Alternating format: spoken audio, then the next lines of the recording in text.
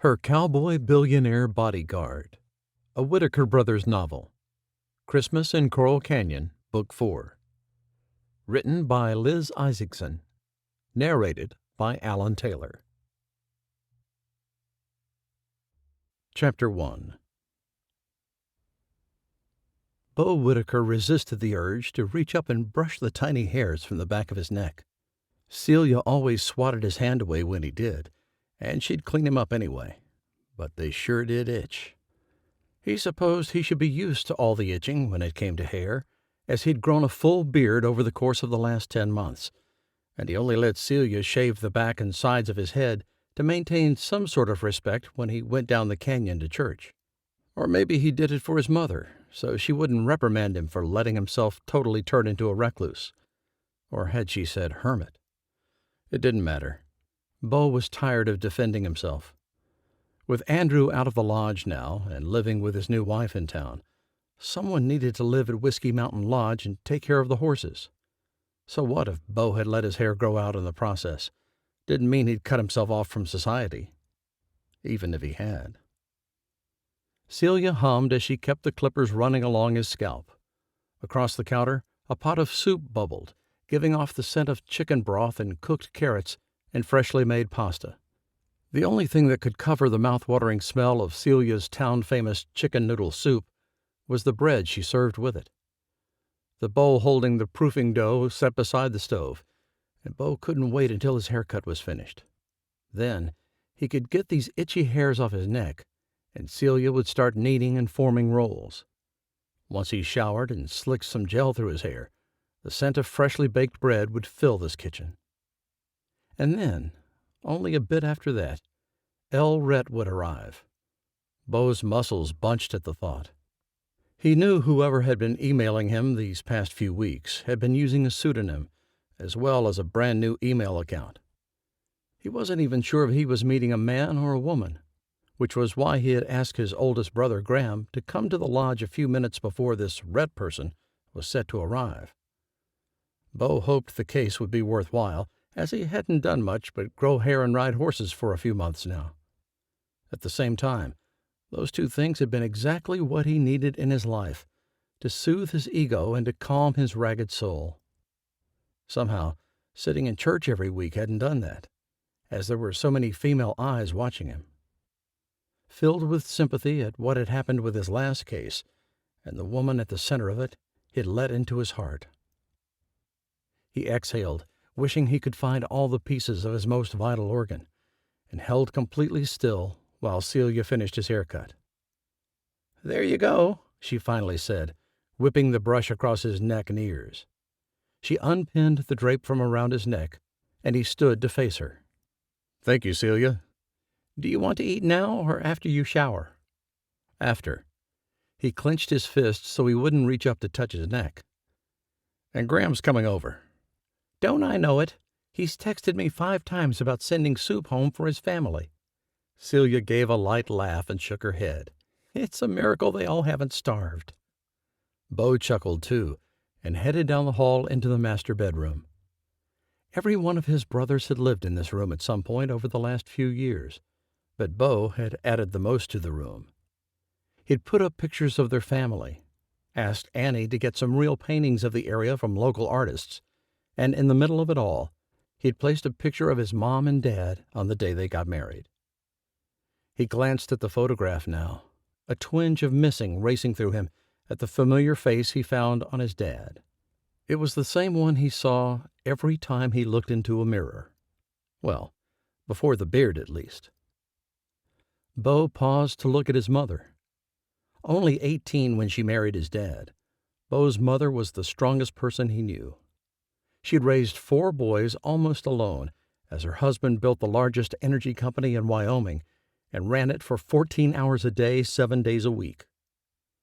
He was the only brother who'd never left Coral Canyon, except for a few years to finish law school, and he was the only one who was here the day his dad died. He ran his fingers along the top of the metal picture frame and sighed, wondering if this meeting was a good idea or not. Beau thought himself a good judge of character, even when the only communication he'd had was through email. and whoever had been conversing with him was in a desperate state. "Desperate people do desperate things," he muttered to himself as he went to shower. When he returned to the kitchen, complete with his cowboy hat and boots, Graham sat at the counter, along with a bowl of soup and 3 buttered rolls. "You're early," Beau said, settling onto a bar stool beside his brother. Graham said, his mouth full of food and rendering him unable to talk. But when Celia put a steaming bowl of soup and a plate of rolls in front of Beau, he decided talking was quite overrated too, especially when there was eating to be done.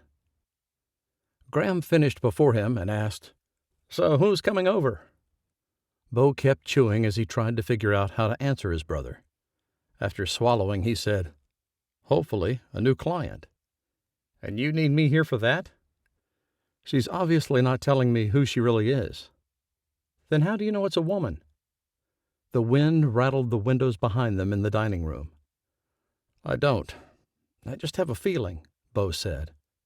"She wouldn't show me her case, but insisted that we meet to go over things." He glanced at the blue numbers on the microwave. "She should be here soon." Graham shook his head and reached for his 4th roll. "If you think it's a woman, what am I doing here?" "Getting dinner for your family." Beau elbowed him slightly and dunked a piece of his bread in his soup. "And taking Daisy for a couple of days, remember?" "Oh, right." He glanced around for Beau's Rottweiler. She perked up from her dog bed in the corner of the kitchen. "I guess Bailey needs to draw her for art." He sounded less than thrilled to have a second dog, even for a few days. "I'm not sure why Bear isn't good enough." "Too old," Bear joked. "How are Lainey and the kids?" "Just fine," Graham said. Beau saw them all the time anyway, especially now that he lived out at the lodge. Jealousy touched Beau for just a moment. There, then gone. He wanted a house full of kids, like the one he'd grown up in. His mother kept telling him he had plenty of time, but he was almost twice her age when she'd gotten married, and he couldn't even entice a scared woman to stay in town and give their relationship a chance. Oh no, Deidre had chosen her old life down in Colorado over Beau. His chest pinched, and he took an enormous bite of his roll, hoping to quell it. He finished eating, and he and Graham put their dishes in the dishwasher. He just stepped into the living room and switched on the fireplace when knocking sounded on the front door. Graham, who just sank into the couch, stood again and met Beau's eyes. "I guess that's her." Beau ran his hands over his beard and straightened his shoulders. He'd met hundreds of clients over the years, but for some reason, this one felt different. He didn't get a lot of anonymity in Coral Canyon, as everyone knew everyone else's business. But this person wasn't from Coral Canyon. He knew that much. After all, Graham was a tech genius, and he'd tracked the email address to an IP server out of Jackson Hole. Only an hour away, Jackson was at least 4 times as big as Coral Canyon, with plenty of tourists to gossip about. He strode over to the door and opened it, Graham right beside him. Together they stood shoulder to shoulder, filling the doorway and creating a very physical barrier to whoever stood on the stoop. Sure enough, a woman stood there, haloed in the porch light. Beau stared as he drank in her long, almost white hair, slight frame, and fair features. She sucked in a breath, her blue eyes turning cold at the same time she deftly reached into her purse and pulled out a canister. She expertly positioned her finger on the top and said, "Who are you?" Beau couldn't speak, and he wasn't even sure why. His muscles had cinched at the sight of the pepper spray, but really, it was this woman's beauty that had rendered him mute and still. "You rang our doorbell," Graham said easily, leaning his shoulder into the doorframe on his side. Beau still couldn't so much as move, or even blink. "Which one of you is Beau Whittaker?" Graham hooked his thumb at Beau. "That'd be him." Beau lifted his arm, but he didn't have any conscious thought about it. Why couldn't he get his voice to work? He had never been tongue-tied in all of his 34 years, but this woman had stolen his very words from him. The woman glanced over her shoulder and apparently decided that nothing was going to jump out and attack her as her fingers slipped off the nozzle of the canister. Graham elbowed Beau in the ribs, which made him go oof and curl into himself protectively. He glared at his brother, and Graham lifted his eyebrows and chin nodded toward the beautiful woman still standing on their doorstep. Beau's face heated, and he managed to take a step backward. "I'm Beau Whittaker," he said, extending his hand for the woman to shake. His skin tingled in anticipation of touching her, and he promptly commanded himself to calm down. "You must be Rhett?" Her eyes flew to his, and he realized in that moment that she had forgotten the fake name she had used in her correspondence with him. Didn't matter. Beau would be getting this woman's real name and phone number, and his prayers that he'd get this new case shifted to an entirely different level for an entirely different reason. Chapter 2. Lily Everett had taken her finger off the nozzle of her pepper spray, but she hadn't committed to putting it fully away. Unsure as to why, she reached out with her other hand and shook Beau's. He was a big bear of a man, just like his email had said. If bears wore big black cowboy hats, that was, which he did, and he looked pretty amazing doing it. Problem was, the other man standing next to him also wore a cowboy hat and stood easily as wide, equally as bear-like. She pumped Beau's hand a couple of times, glad her father had taught her how to give a proper handshake before flying across the ocean to the Middle East, where he conducted business with his oil company. "This is my brother Graham," Beau said. "He just came up for a quick bite to eat." Beau turned to Graham. "I'm sure Celia has your food ready to take down to your family." Lily didn't miss the hidden message beneath Beau's words, and she released his hand and looked at his brother simultaneously. "Nice to meet you," Graham said, as if he hadn't gotten the hint that Beau wanted him to leave. "And you are?" Both brothers stood there, watching her, but Lily really didn't want to give her name. "They've already stared you down," she thought, and they hadn't exclaimed or sucked in their breath as they recognized her. Nothing. "Lily Everett," she finally said, shifting her feet back as if expecting to be hit with their realizations. "Well, come on in," Beau said, stepping back. "We're not going to talk on the porch." Lily had no sooner stepped into the huge lodge before a woman appeared in the doorway. "I'm headed out, boys. Graham, your food is on the counter." Her eyes landed on Lily, and she smiled for 2 moments before recognition lit in her eyes. "Oh, hello. Sorry I didn't see you there." Lily's heart thumped in her chest, sounding like a bass drum in her ears, while she waited for the woman to exclaim over who she was and which song was her favorite. Then the questions came. "How do you come up with the lyrics for the songs? Are your sisters as beautiful as you? Who taught you to play the piano?" But the woman just smiled and said, "I'm Celia, but I'm also leaving," as she slipped past the 2 brothers and past Lily before pulling the front door closed behind her. "You can put that pepper spray away," Beau said. "I'm not going to bite, and my brother's leaving." "Oh, right." Graham sprang toward the doorway Celia had come through, leaving Lily alone with Beau. She had met thousands of people in her life, and she couldn't sense a single ounce of danger surrounding him. So he was a great big teddy bear of a man, and Lily couldn't help the way her heart started thumping again. This time, it wasn't over fear of being discovered for who she was. It was because he stirred something in her that had been dormant for many years, something Lily had never expected to be so much as disturbed again. "And it's not now," she told herself. "Don't be ridiculous."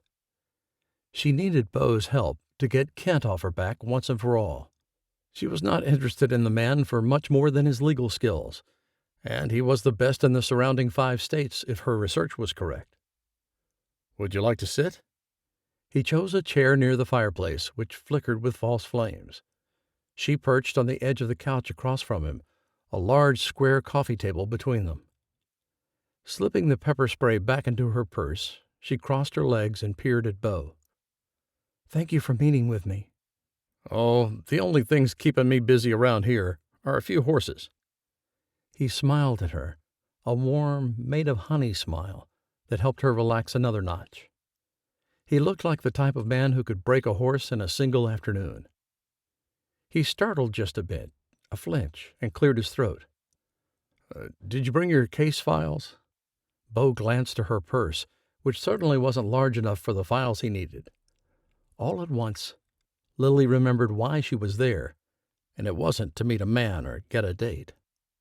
It was to get her dirty, no-good, cheating ex-husband out of her life for good. I just wanted to meet, she said, finding her voice. If I decide to hire you, then you'll have full access to my files. All right, he said easily, as if he had conversations like this every evening. Maybe he did, but Lily certainly didn't, and though this was probably one of the most expensive couches she had ever sat on, she shifted and couldn't find a comfortable spot. Clearly, this Beau Whittaker had some money of his own. The thought actually appealed to Lily quite a lot, as she had had her fair share of suitors who were only interested in her to get closer to her bank account. Like Kent. So, what do you need to know, Miss Lily? Beau relaxed further into his chair, almost like he was fixing to take a nap. With the way the house smelled like warm bread and chicken broth, Lily could see why. I'm wondering if you can tell me a little bit about yourself, she said, putting a wall between her and everything else. She had perfected such things over the years, as she needed to appear to love her fans, but also keep them at arm's distance. She had to seem like she adored being on stage, even when her heart was broken, or she had a terrible head cold, or hadn't slept in days. Oh yes, Lily Everett could perform and pretend better than almost anyone. And she could ignore those twittering feelings in her stomach and focus on the real reason she'd come all the way to Coral Canyon and then up another canyon to meet this man, this lawyer. And weren't all lawyers sharks? Kent certainly had been. Let's see, Beau said. I'm the youngest of 4 brothers. Graham, he's the oldest.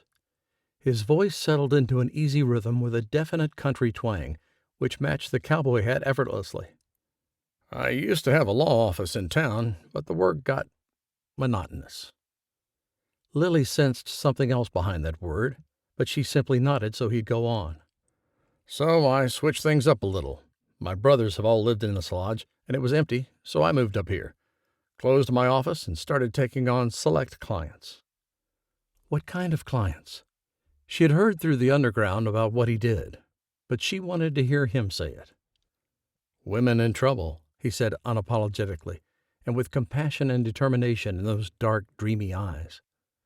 Lyrics sprang to her head, something she normally embraced, slowed down her life so she could take notes. With eyes as dark as his, a woman has no choice but to fall. Lily shook herself. She would not fall into another pair of brown eyes, no matter how chocolatey and delicious they seemed. She pushed the lyrics away, determined not to write a song inspired by this man in front of her. Women who need somewhere safe to stay while we work on their case, he continued. The lodge provides an out-of-the-way place for protection, and I still have all the resources I need here. Do you ever go to court, or do you usually settle? Beau leaned forward, a flame in his expression now that matched the fireplace he sat beside. I aim to settle, he said, and I usually do, according to my terms, in about 99% of the cases I take. How long have you been doing this? She asked. You'd be my 5th client, he said, under this type of arrangement. What credentials do you have to be a bodyguard? He blinked and leaned back into his chair, most of his face getting swallowed by the shadows cast from the brim of his hat. I've never claimed to be a bodyguard. Well, that's what they call you out there. Cocking his head, he asked, Out where? She gestured in the general direction of the front door. Out where I heard about you. Beau let several beats of silence flow between them. Lily couldn't be sure, but he seemed to be sizing her up far too easily. Or maybe he was working through some zinging, troubling feelings of his own. Let's be clear, he said slowly, the rumbly quality of his voice soothing and terrifying at the same time. If I take you on as a client, yes, you'd live here in the lodge with me. The remote location offers protection, and I suppose I managed to do so as well. We'll work on your case and get you the relief you need. Relief. Lily wanted relief so badly, she almost sagged into the soft couch behind her. "What's the fee?" she asked, keeping her back straight. "To live here, or to hire me?" "Both," she said. He obviously didn't recognize her, and she didn't need him to know she could probably buy this lodge and employ him. "The room and board is free," he said. "You have to treat Celia, Annie, and Bree kindly, and it wouldn't kill you to help out around the house or with the horses, but it's not required." She nodded, hoping it seemed like she actually knew how to help with horses. Her grandparents had one, but he stayed in the pasture most of the time, and no one rode him. "My fee comes when we win," he finished. She noticed that he didn't say what it would be, and her heart thumped in a strange way, increasing when he said, "So, Miss Lily, tell me about yourself." Chapter 3. Beau could see his request made the beautiful Lily Everett squirm. She didn't physically move, but the distaste for talking about herself showed plainly in those blue eyes. She tossed her hair over her shoulder and met his eye again. He liked that. She didn't back down from a challenge, making her vastly different from the other 4 women he'd helped over the past couple of years. They'd come to him with doe-like eyes and fear in every move and constant checks over their shoulders. "I'm Lily Everett," she said again, like that should mean something to him. "I have 2 sisters, Rose and Violet. We're singers." Beau simply blinked, wondering what kind of music she sang. When she didn't continue, he said, "That's nice." She sighed like he was being difficult on purpose, and said, "I write most of the songs, and I'm the lead singer." She shifted now, edging closer to him, or maybe toward jumping to her feet and leaving. "We've put out 9 albums, and they've all gone platinum." Beau realized what she was telling him. "Oh, I see." So she was a celebrity, famous, and obviously in hiding, as she couldn't even email him from her normal account, or with her real name. "What kind of music?" he asked, though he wasn't sure why he cared. If it wasn't in the realm of Garth Brooks or Chris Ledoux, he wouldn't know it. "Mostly pop with some banjo," she said. "Violet plays." "And you sing?" "Mm-hmm." Lily crossed her legs as an uncomfortable look paraded across her face. "You ever been married?" Beau asked. Lily's eyes flew to his, and he had his answer. "He's the problem, I'm guessing." Beau wasn't guessing, but he did need Lily to feel as comfortable as possible. He wanted to help her for some inexplicable reason. Maybe the way his heart was fluttering around in his chest, like it had grown wings and wanted to be set free. Lily swallowed and cleared her throat. "He is." "Well," Beau groaned as he stood, his muscles aching for some unknown reason. He hadn't done much that day that he didn't normally do. Exhaustion swept over him, and he reached for the mantel to steady himself, though it was only 7:30. He shouldn't be so tired so early in the evening. Maybe it was because the sun was setting earlier and earlier, and with the onset of darkness by 6, he was ready for bed too. "Well," he said again, "if you let me know what else you'd like to know, I can send you with some things. Then you can make your decision." Lily got to her feet too, and he noticed that she was well prepared for the weather here. It made sense, as she had obviously been living in Jackson Hole for at least a few weeks now. "What would you send me with?" she asked, shrugging into her coat. "References," he said. "Past clients." Not Deidre, but Lily didn't need to know that. He followed her to the door, getting a nice noseful of her floral scent. His pulse flapped in his neck for several reasons. Number 1, he could recognize attraction when he felt it. And number 2, he absolutely was not interested in getting involved with another client. No siree, he was not. So maybe she wouldn't hire him. He had her fake email address. Maybe they could stay in touch through that, and he could ask her to dinner when she wasn't recording or traveling. Number 3, when she opened the door, they were met with falling snow. Lily froze, the word "oh" dropping from her mouth. "You better hurry," he said, "or you'll be stuck here for the night." He eyed the skiff of snow that had already started to accumulate on the sidewalk. She faced him, that determination making a reappearance. "Can I stay here for the night?" Beau fell back a step. "Why?" "I didn't get a hotel in town. I was going to drive back to Jackson." He exhaled, thinking of the long drive down the canyon in weather like this just to get to Coral Canyon, and on to Jackson. She wouldn't make it if the snow kept falling at this pace. "I can pay for a room." He scoffed and stepped back inside. "That won't be necessary. Come on back in. Let me see what rooms are available." Beau honestly had no idea. Bree managed the lodge part of Whiskey Mountain Lodge, including the cooking and cleaning that came with it. Since he'd moved in a few months ago, he'd taken several guests on horseback adventures, but there wasn't anyone at the lodge on this Wednesday night. Still, he didn't know if the rooms had been made up and were fit for a guest or not. "The guest rooms are upstairs," he said, putting his foot on the first one. "You don't have a bag or anything?" "I can just sleep in my clothes and slip out in the morning." "Sure, if we're not snowed in." Beau didn't turn to look at her. The odds of getting snowed in this early in October were slim, but Mother Nature had been known to dump feet of snow in these mountains whenever she dang well pleased.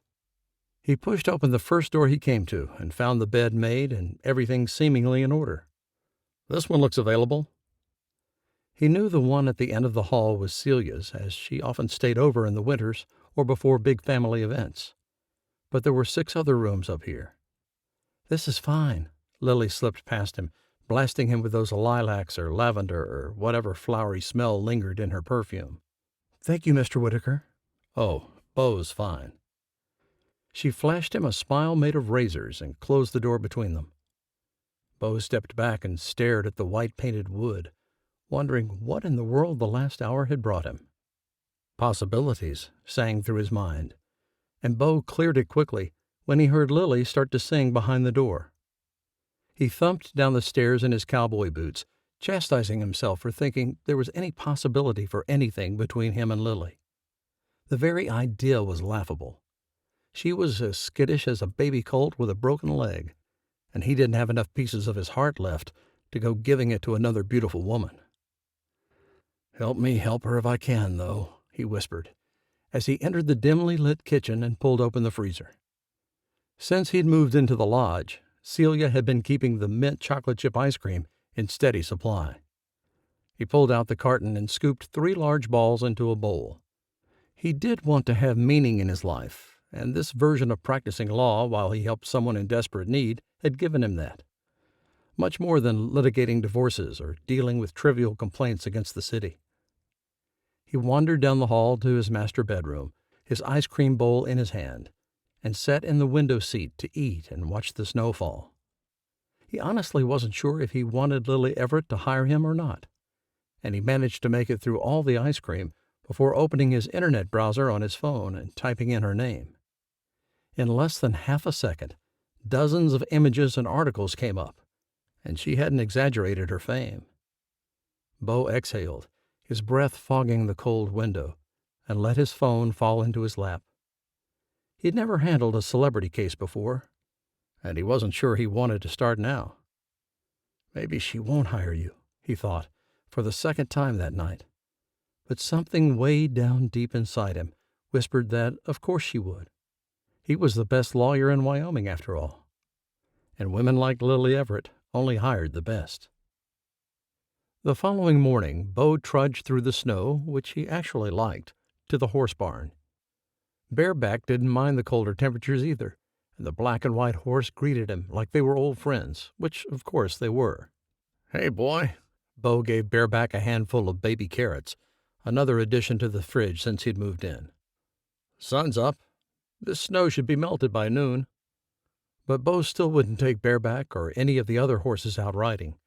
The ground would thaw into a muddy mess, and they could stay in the stables for a day or 2 until things dried out. Beau only hoped his soul wouldn't wither in that time frame. The horse continued snacking on his vegetables, not caring about Lily Everett up at the house. But Beau, it seemed, could not think about anything else. It had taken him an extraordinary amount of time to fall asleep, and even then, His dreams had been marred with dinner at a bad restaurant, with even worse music coming from the speakers. Behind him, black powder puffed out his breath onto Beau's hand, and he turned. "Hey!" He didn't offer this horse any carrots, because he didn't tolerate anything outside of a regular horse diet. "No riding today. I was just telling Bareback." Black powder nudged Beau's sternum in a playful gesture. Beau chuckled and ran both hands up the horse's nose to his ears. "You'll be fine. It's warm in here, and you have plenty to eat and drink." He took a few steps away from the horses, saying, "I'll be back later, okay?" He'd need to feed them their morning rations, but he wanted to make sure Lily got out of the lodge okay. He whistled a childhood tune as he walked back up the sidewalk toward the back door of the lodge. The sky was bright blue this morning, the storm having blown itself out sometime during the night. The sun hurt, it was so glinting and bright against the snow, and already the sidewalk had cleared patches as everything melted. Beau squinted against the glare and ducked inside to stomp the snow off his boots and hang his coat on the pegs in the mudroom. He took an extra moment to breathe deeply and center himself, throw up a prayer, and run his hand through his beard in an attempt to tame it before he faced the rest of the house.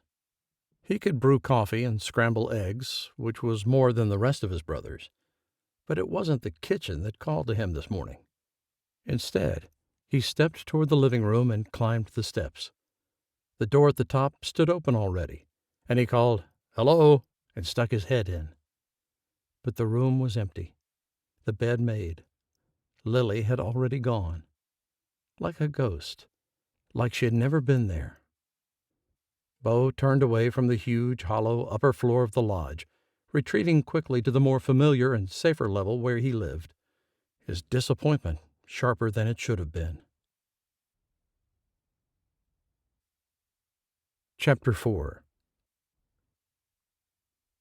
Lily sat in her car, her heart thumping at her, to go back in and thank Beau for his time, for the accommodations she'd enjoyed last night, and for everything else he was about to do for her. But she couldn't get herself out of the luxury SUV driver's seat for some reason. She'd scampered out the front door with her purse in tow when she'd heard whistling coming from the back of the house. As if she were a thief, someone who shouldn't be there. Beau obviously rose early, as the clock hadn't even ticked to 7:30 yet. And while it hadn't been her plan to up and leave without thanking him, her feet had acted of their own accord. "You can't just leave," she said to her partial reflection in the rearview mirror. "You don't even have his number." "But I can email him," the other half of her argued. Lily frowned at herself. This back and forth new and uncomfortable for her. She'd always known what to do and what her life would be like. Her mother had moved with her to Nashville a year before high school graduation, and she'd sent in her song to every producer and recording studio the next week. Everything had been sort of a whirlwind since then, with 5 studios wanting to sign the girls, and getting the family moved, and making sure Rose and Violet finished school. Once all the girls were adults, her parents had stepped back, and now the Everett sisters had a manager who took care of everything for them. Sean was the one steady person in her life, besides her sisters, and Lily often wondered how different her life would have been had she married him instead of Kent. "It doesn't matter," she said to the windshield, her own voice sounding foreign in her ears. Because she hadn't married Sean when she'd had the chance, and he'd moved on, found a cute woman named Barb, and they had 3 tow-headed little girls now. And she had an ex-husband who had already gotten more than he deserved, more stress than she knew how to deal with, and almost a new lawyer to help with all of it. She glanced at the door and heaved a sigh before getting out of the car. Imagining the doorbell to be Kent's eyeball, she pressed it hard and listened as the chimes sounded inside before lifting her finger. Several seconds passed before Beau opened the door, and then he said, "Oh, there you are." "Yeah," she said, a half-dozen excuses for why she was outside springing to her mind. But she didn't say any of them, because none of them were true. And she didn't want to lie to this man. "I just wanted to say thank you before I head out." "You're welcome," he said easily, looking just as dashing and cowboy country this morning as he had last night. Everything about Beau Whittaker indicated that he'd be easy to work with, easy to talk to, and easy to like. In fact, she already liked him. Too much, she thought, her feet itching to flee. "Did you want my references?" he asked. "I don't think I need them," she said, backing up a step. "But I was wondering if I could get your phone number. Then I can check with my manager, and maybe we can set up another meeting." Beau pulled his phone from his back pocket. "Give me your number and I'll text you." She recited her number as he tapped, and a moment later her phone buzzed from inside her purse. She checked it needlessly to see he had texted, "This is Beau." She looked into his handsome face and found him already smiling. She felt her own mouth curling up, too, maybe for her first genuine grin in a long time. "Thanks. I'll be in touch." "I'll be here." Lily lifted her hand in a wave and got the heck off his porch. Relief filled her as she positioned herself behind the steering wheel again. With the sun out and the snow not that thick, she got down the canyon easily and pointed her SUV back toward Jackson Hole. Her grandmother had understood why she hadn't made the drive last night, but Lily knew she'd still have plenty of talking to do once she arrived. But for now, just as she had the previous evening, she enjoyed the silence. She liked the way it helped her thoughts straighten, brought new lyrics to her mind, helped her discover who she really was and what she really wanted. And as the miles went by under her tires, she learned she wanted to hire Beau Whittaker to help her with her current legal troubles. And maybe, just maybe, she wanted to get to know him a little better as well. "Grandma, I'm back." Lily entered her grandparents' house, where she had been living for the past 1 year and 4 days. It wasn't like she needed to number the days because they were bad. But it wasn't her ideal living conditions, and everyone involved knew it, including Kent. Though he didn't know where she was. Yet. That thought had her pulling her phone out to call Beau immediately. She couldn't put her grandparents in danger. She wouldn't. And she felt the circle on Kent's noose closing in on her location. The only two people who knew where she was for certain, both sat in their living room, the TV on in front of them, and both of them fast asleep, though the clock hadn't chimed 9 times yet. She shook her head, knowing they'd gotten up hours and hours ago and definitely needed this mid-morning nap. So she left them snoozing in their recliners and went up the stairs to the 2 bedrooms on the second floor that only she'd set foot in over the past of the last decade. Lily went through the door on the right and looked out the window. The snow hadn't hit as hard in Jackson, though there was still about a half a foot in the backyard. Much like last night, she thought through what it would be like to live at the lodge full-time. Maybe the chef there could teach her how to cook. Maybe Beau would like a stained-glass window over the front door. Maybe she could get on a horse and learn to ride.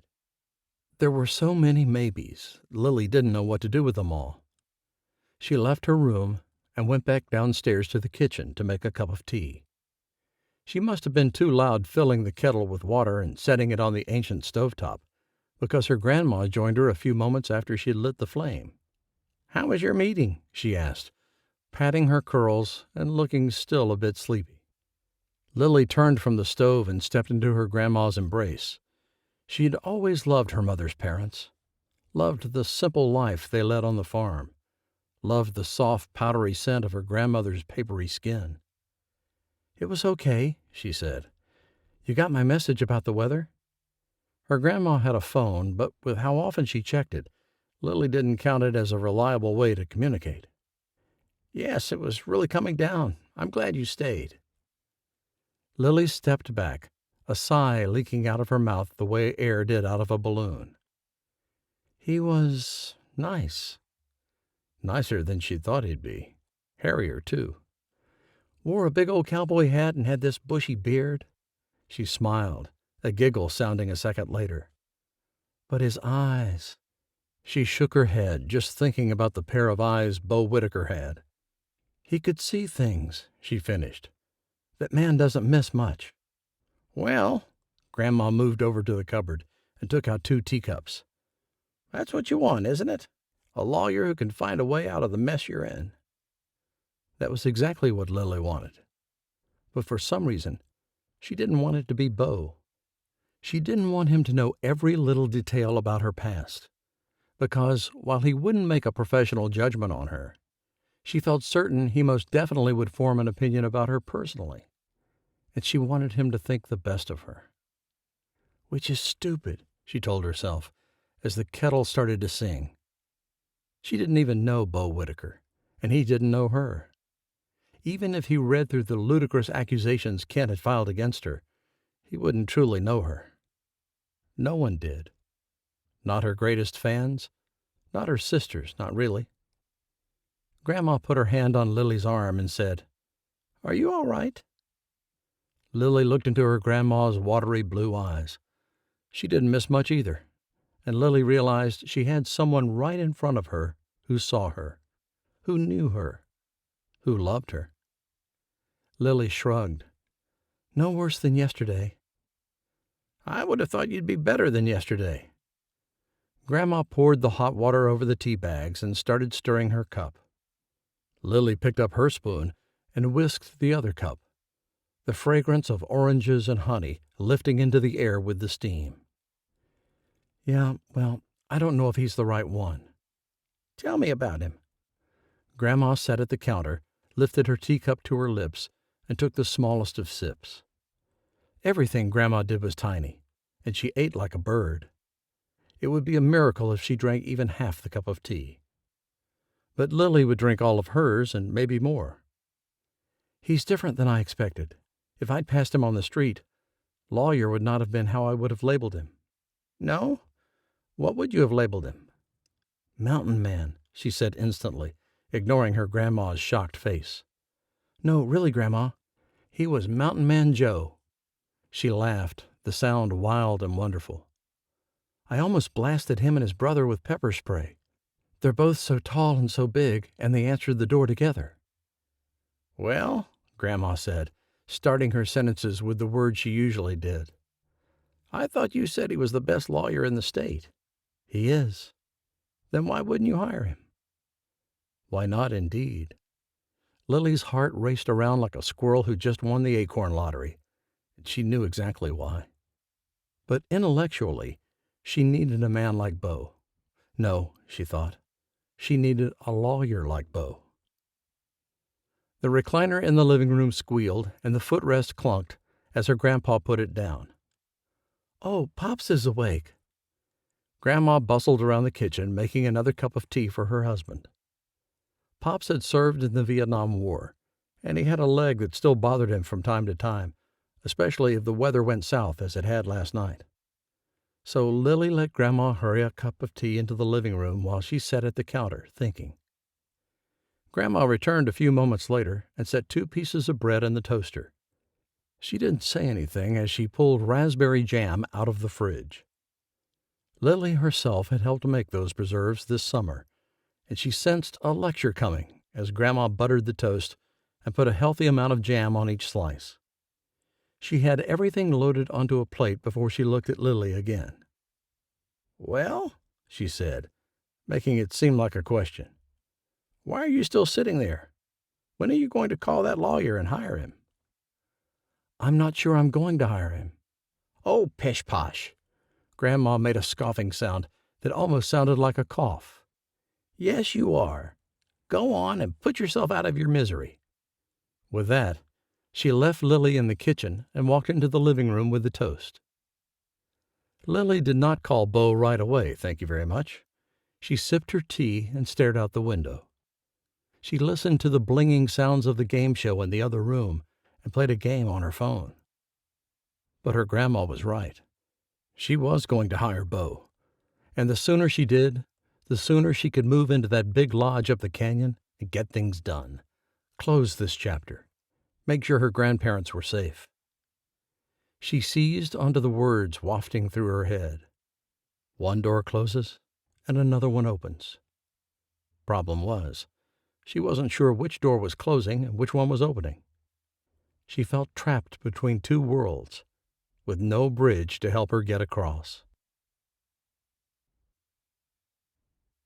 Chapter 5. Beau's phone didn't sound on Thursday. Maybe that was because he had put it on silent, as his mother had texted and called a couple of times. They set up a lunch date for the next day, and he fixed a rain gutter on the house that had become clogged with leaves during the storm, causing problems with how the water from the melting snow could drain. But Lily didn't call, and for some reason, that bothered Beau.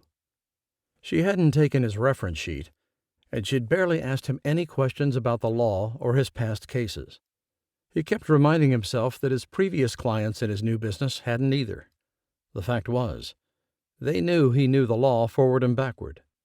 What they wanted to know was if they could stomach living under the same roof as him, large as it was.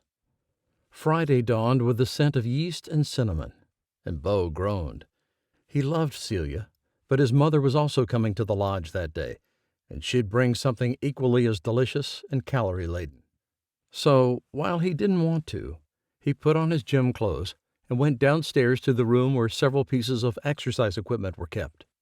Bree had insisted that guests liked seeing there was a gym at the places they stayed, but Beau had literally never seen a guest get up while on vacation and work out. He barely wanted to do it on non-vacation days. But now that he wasn't running 10 miles a minute in his law office, the beard wasn't the only thing that had changed about Beau. So he sweated through an episode of his favorite science fiction drama and went upstairs to eat the sticky monkey bread Celia was practically famous for. "There you are," she said. "How did you sneak past me?" She set a small pitcher on the counter, and Beau peered into it. It looked somewhat like cream, but when he poked the tip of his pinky finger in it, he found it was frosting. Happiness filled him with the simplest of things: cinnamon monkey bread and frosting this morning, apparently. "I don't know," he said. "Maybe I've finally perfected my ninja skills."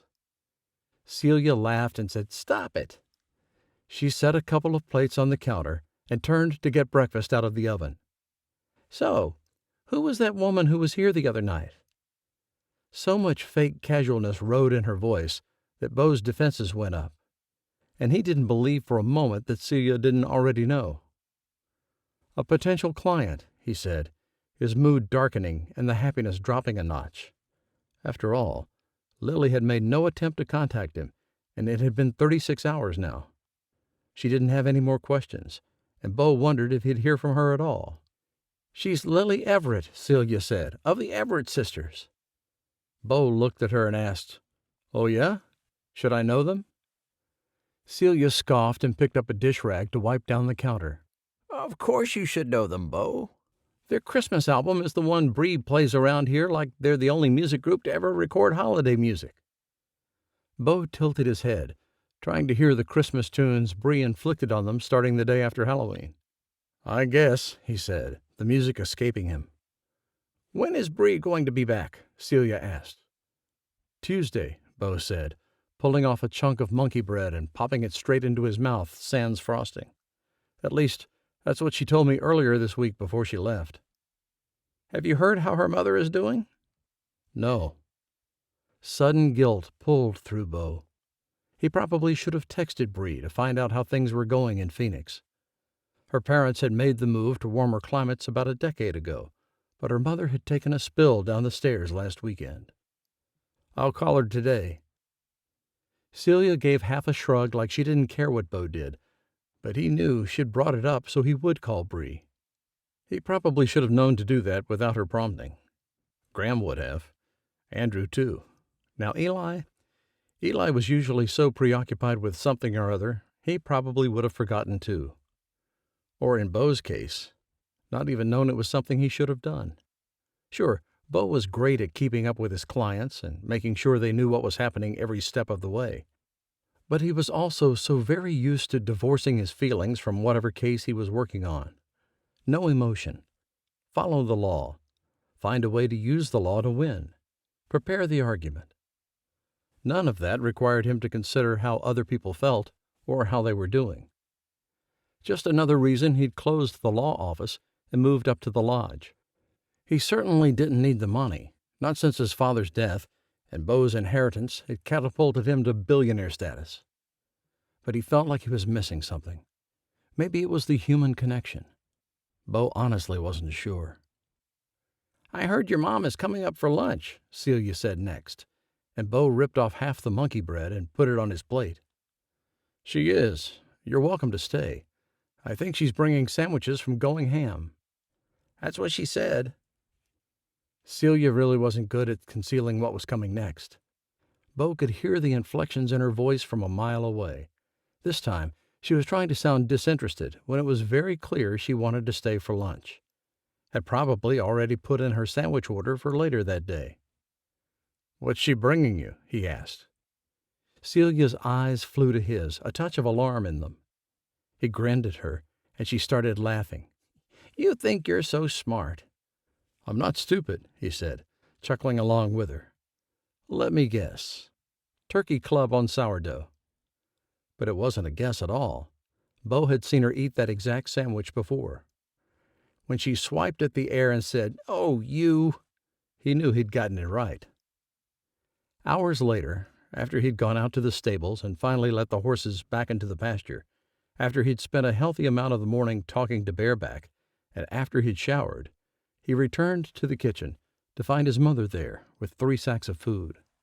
"Ma," he said, sweeping one arm around her and pulling her in for a hug. Oh, how he loved his mother. No matter what was going on in Beau's life, she had been there, supported him, and loved him back. After the disaster with Deidre, she hadn't chastised him for getting involved with a client. She didn't comment about his move up the canyon other than to show up and help him clean his house in town. She ran her fingers down the side of his face now, a look of love and adoration on her face. "How's my sweet son?" she asked with a smile. "Doing fine." He hadn't told her about the meeting with Lily, but he knew the whole story would be pouring from him before he finished his roast beef sandwich. "How's Tate?" "Oh, he's fine."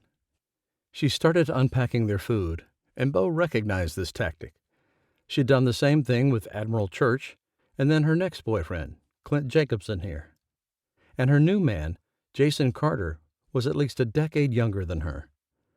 Beau understood the dating pool in Coral Canyon wasn't all that big, and he just wanted his mother to be happy. Since her husband's death almost 4 years ago, everything had changed. All of his brothers had come home, at least for a while. They all found someone to love and start families with. And somehow, Beau and his mother hadn't. He wasn't sure if she was really ready to move on, but he admired her for trying. As for Beau, well, he just wasn't sure how to pick the right woman, as all of his past relationships would suggest he was a great judge of character when it came to the courtroom, but absolutely dismal when it came to matters of the heart. "I heard you had an exciting visitor this week," she said, shooting him a quick look. "Not really," he said, instant annoyance springing up inside him. "I mean, a potential client came out to the lodge. I haven't heard anything more from her, though." And dang, if those words didn't practically burn his throat. At the same time, he wasn't entirely disappointed. Perhaps if she hired someone else to take care of her legal troubles, he could still be her shoulder of support through whatever lay ahead of her. He had her number. He could call her and ask her to dinner.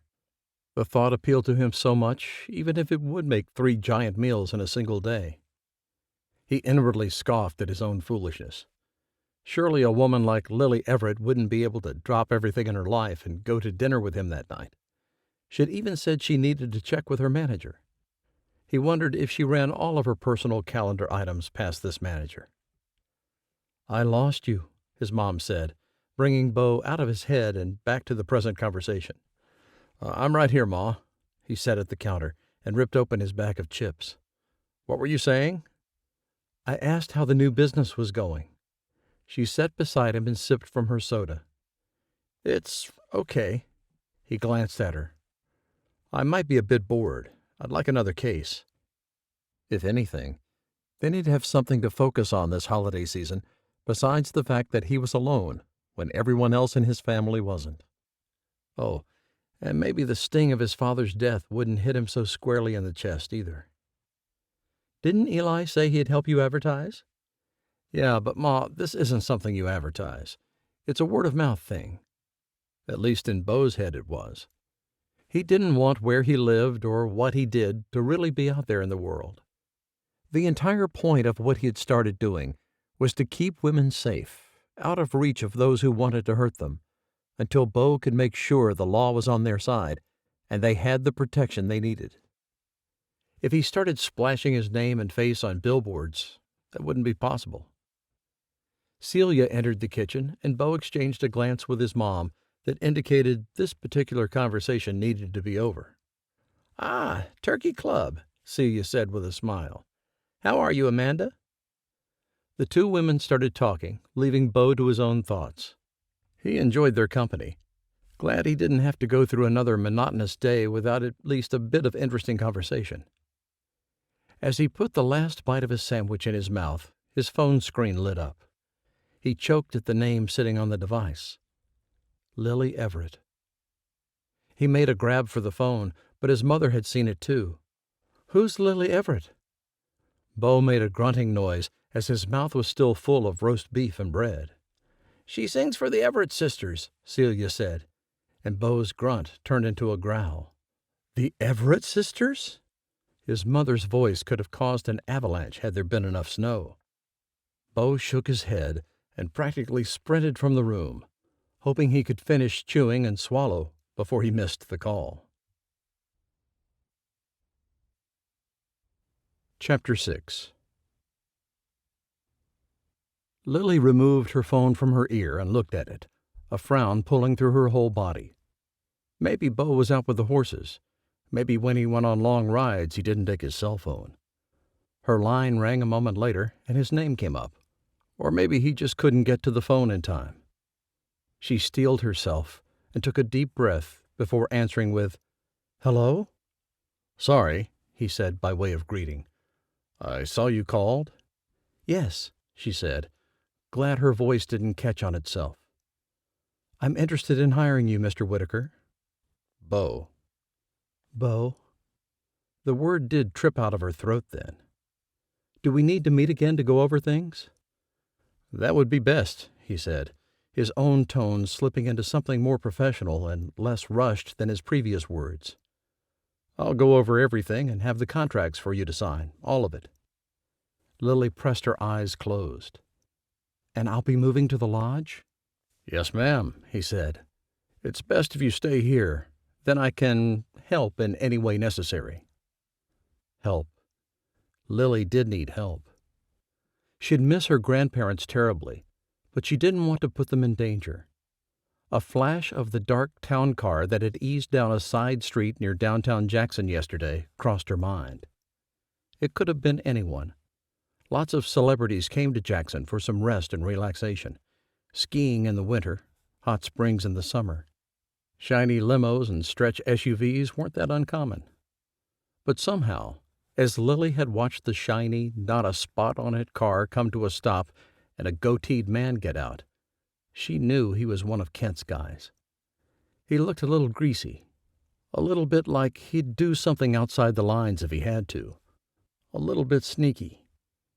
And while she'd been waiting to call Beau and make everything official, seeing that man in that car so close to her grandparents had been what tipped her over the edge and got her fingers dialing his number. "When's good for you?" he asked, and Lily got the distinct impression it wasn't the first time. "Oh, anytime. What works for you?" A low chuckle came through the line, and darn if it didn't warm her chest and make her heart purr, just a little. "Remember how I said I don't do much but ride horses? Still true. You come on out to the lodge whenever you're ready, and I'll have everything we need." He seemed completely unruffled by her. And why wouldn't he be? So he'd stared a little when she'd first shown up on his doorstep. That was probably from the pepper spray pointed at his eyes. Lily pressed her eyes closed and wished she could go back in time and undo a million little things. "I'll be there in the morning if that's okay." "Perfectly fine." She said goodbye and the call ended. Lily pressed the warm device to her chest, wondering if she'd ever truly feel safe again. Truly be able to relax and stop checking over her shoulder. She had never told Kent about her grandparents in Wyoming, but he'd somehow sniffed her out. So the best thing to do would be to disappear again, run to the state farthest from Wyoming. Instead, she'd go an hour to Coral Canyon and then up to the lodge. Maybe hiding right under Kent's nose was the way to go. Lily breathed, a sense of calm coming down on her like a freshly dried blanket. And she knew her move to Coral Canyon and Whiskey Mountain Lodge was an answer to a lot of prayers. The next morning, she drove up the narrow road toward the lodge. Her to-go cup of coffee was brand new and scalding hot from the only drive-through coffee bar in the small town of Coral Canyon. Still, it was delicious, and she was glad the options for hot caffeinated beverages didn't disappoint just because the population wasn't very large. Dark blue and gray clouds filled the sky, and lightning flickered up ahead, seemingly against the Teton Mountains. Lily leaned forward and peered out her window, trying to judge how close the storm was. Too close. At least it didn't look like snow today. Big, fat raindrops hit her windshield in the next moment, and the sound of them hit like they were made of rock instead of water. She flipped on her windshield wipers and marveled at how quickly the storm had struck. She slowed as water began to pool on the road in front of her. So much so fast apparently caused flash floods, even up here. She was used to such things in California and Arizona, 2 of the nearly 15 states she'd lived in over the course of her life. With the windshield wipers going full speed and the rain striking the car with the beat of drums, Lily continued up and up and up the mountain. Finally, the bright yellow lights of the lodge came into view, and she pulled into the parking lot. She parked as close as she could to the overhang, but it would still be quite the dash through the deluge of water to reach safety. The temperature indicator said it was only 52 degrees outside, and Lily didn't want to leave the warm, dry comfort of her car. Thinking maybe the storm would drop its water quickly and the rain would ease up, she waited. Nothing seemed to stir from behind the windows of the lodge. No other cars were parked in the lot. For a few terrible moments, Lily felt like the only human left on Earth after some sort of cataclysmic event. Now she'd have to figure out how to survive. Now she was truly on her own. In a lot of ways, Lily had been feeling exactly like that for much of the past 12 months, and she was ready to join the land of the living again, live her life instead of hiding behind closed curtains and fake email addresses. The rain did ease up, and Lily jumped from her car while she had the chance. Her purse swung against her side as she rounded the front of the car and hurried under the protection of the roof. She slowed, her heart pounding in her chest, and wiped the water from her forehead. She pressed the doorbell and listened to the fancy chimes. Nothing moved beyond the door. She tried knocking next, but her fist fell against the huge door with little sound. Turning back to her car, she wondered what she should do. Beau knew she was coming. Wait in the car? Call him? The rain began pounding again, the drops actually splashing in the puddles just beyond the overhang. She was not going back to her car. She pulled her phone from her purse and dialed Beau, hoping she wasn't being too big of a nuisance. She didn't think it too early for the cowboy, as last time she'd been here, he had already been out to see the horses before she'd tried to sneak away. And it was almost 10:30 after her long drive from Jackson and the crawl up the canyon in the rain.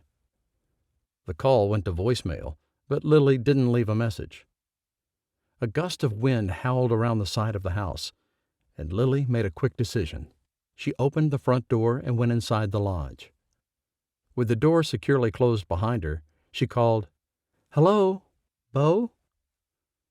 There were no chicken broth smells this morning, no freshly baked bread, not even a whiff of air freshener. But the lodge felt homey and lived in, something none of her other residences had ever been. Lily took in a deep breath, glad she felt comfortable here. After all, she was going to be living here for a while, and she didn't want to live each day with negative or awkward feelings. She bypassed the couch where she'd sat before and went into the dining room. Beyond it stretched a massive kitchen, but there was no evidence that Beau was here or had even been here that morning. No coffee in the pot, no cereal bowl in the sink. Dialing him again, she stood at one of the windows that looked out into the backyard, a prayer for his well-being playing through her mind. Somewhere deeper in the house, she heard a tinny song playing. It sounded very much like someone's ringtone, and she deduced that Beau had left his phone somewhere here. But was he okay? Maybe he'd fallen and hit his head. Lily took a step toward the kitchen as if she'd explore this huge lodge until she found him. Sure, she wanted to feel comfortable here, but she didn't think traipsing around the place would help. But what if he was hurt? Torn in two directions, Lily didn't move. She didn't know what to do. And she hated feeling this way, as it was a stuck-in-place feeling she had experienced a lot since her divorce 5 years earlier. Just as she was about to start exploring, she couldn't leave the man lying in his own home unconscious. The back door opened, and a man said, "Thank you, Lord." The wind whistled, and Beau grunted, and the door slammed closed before Lily could even take a step. She was still standing like a freaking statue when he came limping around the corner, soaked from head to toe, cradling one arm against his side in a protective way. "Hey," she said loudly, and he skidded to a stop. "You didn't answer the door," she said, her voice wobbling a little bit. He was clearly hurt, and yet the attraction between them zipped and swooped with the power of arcing electricity. "And it was pouring buckets, so I just came in. I called you twice, but you didn't answer." Pain crossed his face, and he continued to a bar stool only a few feet from her. "It's fine. I'm glad you came in." "What's wrong?" she asked. "You're hurt." Her hand lifted as if she'd reach out and touch him, as if such things were allowed or welcome. "I was helping my brother round up his cattle." That wasn't a proper explanation, but Lily didn't press for more. "Do you mind?" She stepped closer to him and managed to put her palm flat against his shoulder. Even sitting, he was almost as tall as her, and their eyes met. "I know some therapeutic touch," she said. "Therapeutic touch?" he repeated. "What does that mean?" "It's a bit new age," she said, shifting her palm to the back of his shoulder and placing her other one on the front. "Oh, yeah. There it is." "It?" "You hurt this shoulder recently. The energy is pulsing in it."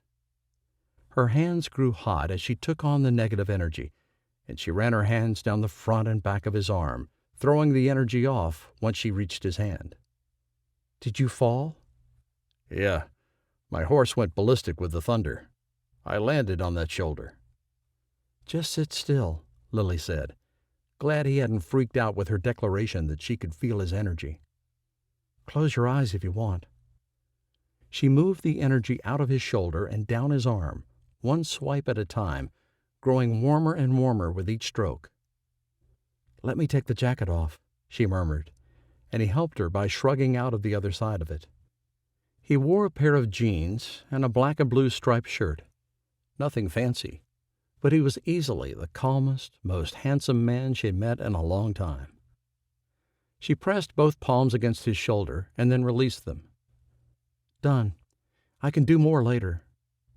She felt a breath away from passing out, so she dropped onto the bar stool next to him and wiped her forehead again. This time she had sweat and not rain lining her brow. "Where'd you learn to do that?" he asked. "Oh, it's just something I picked up somewhere," she said. "You learn a lot when you live 300 days on the road." He gave her a curious look and said, "We're going to have to be honest with each other." "I know." "You'll give me all your cases, not hold anything back, even if you're embarrassed." Lily swallowed and nodded, said, "I know," again. Beau's rugged features softened, and he stood with a groan. "Okay, let me get some coffee started. Then we can get down to business." Chapter 7. The lightning beyond the window caught Beau's eyes as he spooned the coffee grounds into the machine. He normally loved storms, as long as he was somewhere safe and protected. But Graham and Laney were in the final day of getting their cattle back to the ranch for the winter, and when his brother had called, Beau had gone. No questions asked. That was what the Whittaker brothers did for each other. Now, if Bareback had just managed to hold on a little longer, Beau's shoulder wouldn't be aching, and his pride wouldn't have taken a hit to have the beautiful Lily see him in such a state. His jeans clung to his legs in the most uncomfortable way, and as soon as he had the coffee set to start brewing, he said, "I'm going to go change into something dry. Make yourself at home," and disappeared down the hall to his master bedroom. He jumped in the shower and got warmed up, put on dry clothes, and returned to the kitchen, which now smelled like a more heavenly version of the lodge, with coffee. Lily had gotten out sugar and found the cream, and she sipped from a mug that used to belong to his father. Beau stopped and stared at her, something squeezing tight in his chest and then letting go. "Are you okay?" she asked. He blinked and got his feet moving to the cabinet where the mugs were. "Sure, yeah, fine." "You said I could make myself comfortable," she said. "It wasn't hard to find things in here." "It's not that." He kept his eyes away from hers as he poured his own cup of coffee. He added 2 spoonfuls of sugar and took a sip. Ah, yes, that was delicious. Then what? He might as well tell her. He had said they wouldn't keep secrets from one another. He just assumed it would be her that needed to reveal all, not him. He nodded to the mug she held in both of her hands. "That was my father's." Lily looked at the mug and set it down. "I'm sorry. Does he not want others to use it?" "He passed away almost 4 years ago." Beau smiled so she wouldn't be upset. "So I doubt he cares. He's probably glad someone's using it, honestly." Because no one did. Why Graham had moved it here and kept it here, Beau didn't know.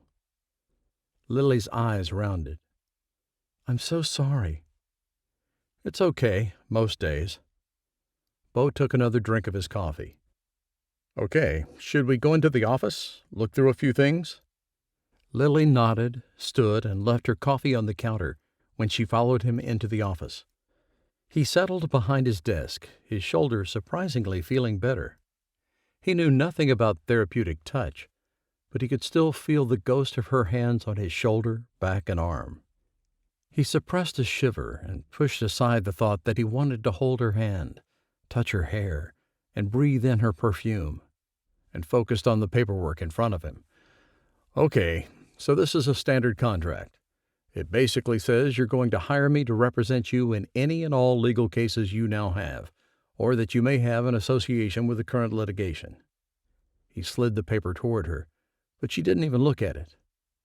"I think you just spoke English," she said, those blue eyes twinkling with mischief. "But maybe you better do it like you would for a 5-year-old." Beau tipped his head back and laughed. "Fair enough," he said through the chuckles. "This means I'm going to be your lawyer for all the cases you have against you now, or any new ones that come up, if they're related to the open ones. Once we clear those, if you get sued again, you can hire someone else." "See, now I get that. You're going to be my lawyer." She picked up a pen and signed her name on the bottom line. "How many cases or lawsuits are you currently facing?" he asked, slipping the paper into a folder he had already labeled with her name. 5, she said, "I think." "Criminal or civil?" "Civil." "The ex-husband? He is an ex, right?" He didn't want to assume anything, though he had already checked for a diamond ring on her left hand, and Lily didn't wear one. She didn't have an indentation, nor a tan line either. "Ex-husband, yes," she said evenly, and Beau nodded. He could deal with ex-husbands. Had dealt with a lot of them, actually. "This gives me permission to look at your case files," he said, placing one paper near her right hand. "And this one gives me permission to look at any confidential information about you in any court system or police system." Lily didn't hesitate as she signed her name on both papers. He gathered them up and put another one in front of her. "This one I need you to fill out. It's all your personal stuff, so I can start to gather all the facts and build our case." She filled it out, and he continued with the legal jargon until the entire packet was finished. All in all, it only took about 15 minutes, but he felt wrung out, and it wasn't even noon yet. "Okay," he sighed as he stood. So, when would you like to move in? She had signed the paperwork that said she could stay at the lodge rent-free as long as their cases were in court or unsettled, and as long as she didn't disclose her location. Is tomorrow too soon? Beau turned back from the doorway. Tomorrow? He cocked his head. Lily, are you safe for tonight? His heart ached for her, for the worry that rode in her eyes, for the way she drew her shoulders up as if she were preparing for a fight. I'm living with my grandparents in Jackson Hole, she said, but I have reason to believe my ex is looking for me and is closing in. I don't want anything to happen to them. Beau returned to his desk and with clumsy fingers, because he was in such a rush, tore off a piece of notebook paper. Write their names and address here, and I'll send the sheriff over to make sure they're okay. Lily looked at him with surprise. You can do that? Of course I can. He tapped the paper. Names and address. She wrote down the info he needed, and he picked up the paper and his phone. Be back in a minute. You don't have to wait in here. We're done. He put in the call to Harper Sewing, the sheriff's secretary, and explained the situation. He found Lily in the living room, curled into the recliner near the fireplace. She said they'd do surveillance of the house for a week, he said. Perhaps when you talk to your grandparents tonight, you can tell them to call the police if they see any suspicious activity or anyone tries to talk to them. Lily tore her eyes away from the flames in the grate and nodded. Okay. I can come help you pack if you need it. He had a feeling he'd do almost anything for Lily, and the thought terrified him to the core. He'd felt these same soft feelings for Deidre, too, and she'd taken his heart right from his chest and spit it out. Funny thing was, he hadn't felt anything romantic for any of his first 3 clients. So why Deidre? And why Lily now? I think I can handle it, she said. I don't have much. No? He thought someone like her would have a mansion stuffed to the gills with things. No, I just brought what I could pack in the middle of the night. Beau held her gaze. How long have you been living with your grandparents? Just over a year. Where's home? I have a house in California, she said, and one in Nashville. I haven't been to either one of them in a while. Beau nodded, wishing he could fix everything for Lily overnight. But he knew better than most how long things took. Deidre's cases had taken up 9 months of his life, and while the relationship hadn't ended the way he'd wanted, he was grateful he had been able to help her. And he'd be grateful for the opportunity to help Lily, too. Okay, so you'll be back in the morning. Did you like the room you were in last night? I think we should move you farther from the stairs. Or there's the basement, too. He hadn't explained all the logistics of the lodge to her yet, and Beau felt a pounding headache coming on. Lily still hadn't said anything about her room when he blurted, Lunch. Maybe we could talk about all of this over lunch. I could eat lunch. Great. Beau practically shot to his feet and retrieved his keys from a hook near the garage door. We'll take my truck. He went into the garage and she followed, whistling when she saw his vehicle. Wow, this is nice. This is yours? Beau had bought the behemoth for his birthday a couple of months ago, only a week after Deidre had left. Yep, he said. You must be one of those lawyers who won a couple of big cases. Beau clicked open the locks and tapped the garage door opener.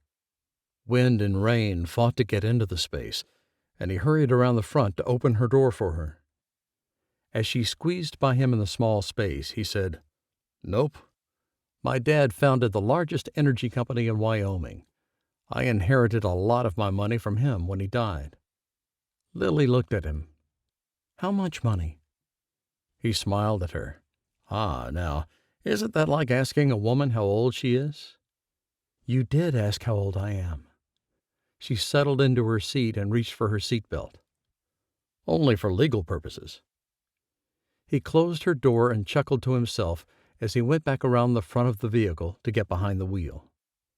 Besides, he said, as if they hadn't had a small break in their conversation, you surely have plenty of money, too. I suppose. She focused her attention out the passenger window, and Beau mourned the loss of their quick back and forth.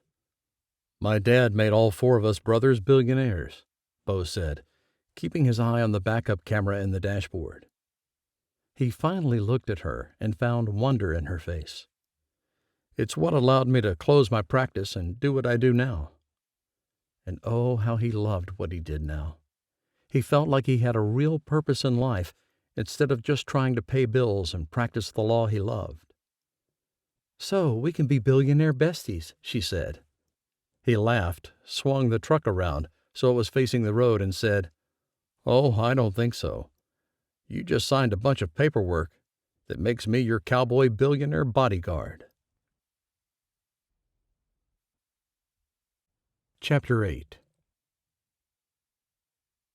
Cowboy Billionaire Bodyguard. Lily had no idea what to do with those words, but she sure did like that he was hers. He chattered about the species of trees in the forest as they went down the canyon, then asked her if she felt like more of a bar atmosphere or more of a steakhouse vibe. Steakhouse, she said, not wanting to experience the Saturday lunch crowd at the only bar and grill in Coral Canyon. The steakhouse would be quieter, and she could get a booth in the corner and face away from the door. Not that anyone here would recognize her. They might, she thought. After all, his housekeeper had.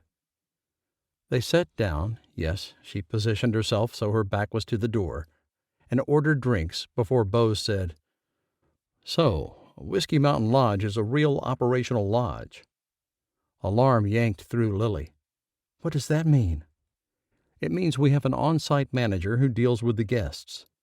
Guests? Lily couldn't believe she didn't know this already, and all the paperwork had been signed. They won't bother you, he said. She leaned over the table, feeling fire practically sprouting from her eyes. I don't want anyone to recognize me, Beau. And they won't. They won't even know you're there. Settling against the back of the booth, she folded her arms. How do you know that? They come and go all the time. No one spends much time at the lodge. There's nothing to do there. They stay when they go skiing, or they go horseback riding, or they drive down to the Tetons or up to Yellowstone. She couldn't believe how casual he was being about this. Where do they stay? On the 2nd floor. Sometimes we have movie night in the basement. Then I can't stay on the 2nd floor or in the basement. Beau looked up at the waitress as their drinks arrived. He grinned at her like they were old pals, and for all Lily knew, they were. After they had ordered their food and she'd left, Lily said, Is there anywhere else to stay at the lodge? Desperation clawed its way up her throat. My ex is very resourceful. I don't trust a guest not to see me and say something. 7 degrees of separation and all that. It could get back to him easily. Well, there's another bedroom in the family section, he said. I live in the master bedroom, and Bree, she's our on-site manager, lives down that hall too. There's the office where we signed all the papers, and around the corner there's another bedroom. Away from the public. Yes, ma'am. So maybe he'd grasped the seriousness of the situation. I don't like that there's an on-site manager either, she said, just so he would know. I really can't risk Kent finding me. She hadn't said his name out loud for so long, and it felt strange and slightly acidic against her tongue. To get rid of the unpleasant taste, she lifted her soda to her mouth and drank greedily. Bree is aware of the discreet nature of my job, Beau said, with a bit of bite in his tone. She signed non-disclosure papers as well. That fact made Lily feel slightly better. I'll need the bedroom away from the public, she said. I value my privacy above almost anything else. I understand. She didn't think he did, but she let the subject drop. She needed somewhere safe to stay, somewhere to let her heart ache and heal and become hers again. Lily swiped to open her phone and quickly typed in the lyrics swimming through her head, especially liking the bit about how her heart could become hers again. Her life could become hers again if Beau could win these cases. She hadn't realized how much she'd been giving up when she'd said, "I do." "What are you doing there?" Beau asked, and Lily almost slammed the phone face down on the table. "Nothing." Beau didn't believe her if his dubious expression said anything about how he was feeling. "All right, but no one can know where you're staying." "I know," she said. "No one does. Even my sisters don't know where I've been this past year." "Really?" Beau took another drink of his lemonade. "Tell me about your sisters." The very idea of opening up to him had her stomach in knots, but she also realized that he was the safest person to talk to, and she really wanted to talk to him, maybe share part of herself with another human and see how it turned out. "First," she said, "I need to know if there are any more surprises." "Surprises?" "You know, secret entrances to the house, pets I don't know about, that kind of thing." "Well, I do have a Rottweiler." Lily sucked in a breath. Rottweilers were big dogs. "Oh?" she said, her voice on the squeaky side of normal. "Boy or girl?" "Girl. Her name is Daisy. My brother took her the night you came so his daughter could draw the dog for art class." "Daisy," Lily repeated, wondering if everything about Beau's life would fit with hers. "My sisters' names are Violet and Rose." Beau made the floral connection immediately, as evidenced by the smile on his face. "Lily, Violet, and Rose. Seems about right." "Rose is the youngest," she said. "She does all the arranging of our songs, as well as a large part of the instrumentals." "What kind of instrumentals?" Lily leaned back as her salad arrived. "You really don't know?" "How would I know?" He shook pepper over his soup without even tasting it first. "Well, I guess I assumed you'd look me up on the internet." "Ah, yes." Beau smiled and stirred crackers into his soup next. "Yeah, I don't do that." He met her eye and scooped up a bite of soup. "I prefer learning about a person right from their own mouth." Lily watched him slide his lips around the spoon, and she'd never been jealous of an inanimate object before. Her whole body heated, and she focused on the lettuce, tomatoes, and cucumbers in front of her. He hadn't looked her up. He had plenty of his own money. He was devastatingly gorgeous. He came across as concerned and kind. Good. He was good. Oh, yeah. She was in some serious trouble with this cowboy billionaire. As their dinner progressed and she told him about her parents overseas and how Rose designed the album covers and played tambourine, Lily realized she wanted to be in trouble with this man. And that was a feeling she hadn't had in a very, very long time. It took Lily 45 minutes to pack and load her 3 suitcases into the back of her car. Then all she had to do was say goodbye to her grandparents. She faced their house and tucked her hands in her pockets. This living arrangement hadn't been easy for them either, but they'd welcomed her with open arms and quick smiles and more hugs than Lily knew she needed. But she had needed them. Every day she needed them. She climbed the steps and went back in through the front door. "I think that's it." Grandma set her cross-stitch aside and stood up, an anxious look on her face. "You're ready to go?" Lily nodded, her eyes already filling with tears. She started reciting some of the Everett sisters' most popular lyrics, even going so far as to spell them out in her mind, so she could focus on something besides the emotions of this moment. She let herself melt into her grandma's embrace, and then she straightened. "I'm ready. I have to do something." She'd told her grandpa about the black town car and the call to the sheriff's office. He'd said he'd watch out for anything and let the authorities know. "I'll let you know my new number," she said. "Okay?" She stepped over to Pops and hugged him too. "Not for a week or so, okay?" "Stay safe, Princess," he said, his voice warm and loving. "We'll be fine here." He nodded at her, and she gave Grandma one more hug before walking out of the house. She wanted to crush her phone in her bare hand and drive out of Jackson Hole without a single attachment to it. But she'd always be attached to this place, to her grandparents. And she wasn't stupid, which meant she wouldn't make an hour-long drive with a threatening sky above her without a cell phone. She could destroy the device in Coral Canyon and get a new one at the small electronics store in town before heading up the canyon to the lodge. Lily had done some hard things in her life before, but getting behind the wheel of her car and driving away from the two people who had supported her the most this past year was one of the hardest. By the time she reached the town where she'd be making her new home, she'd cried all the tears she had and shored up her store of bravery.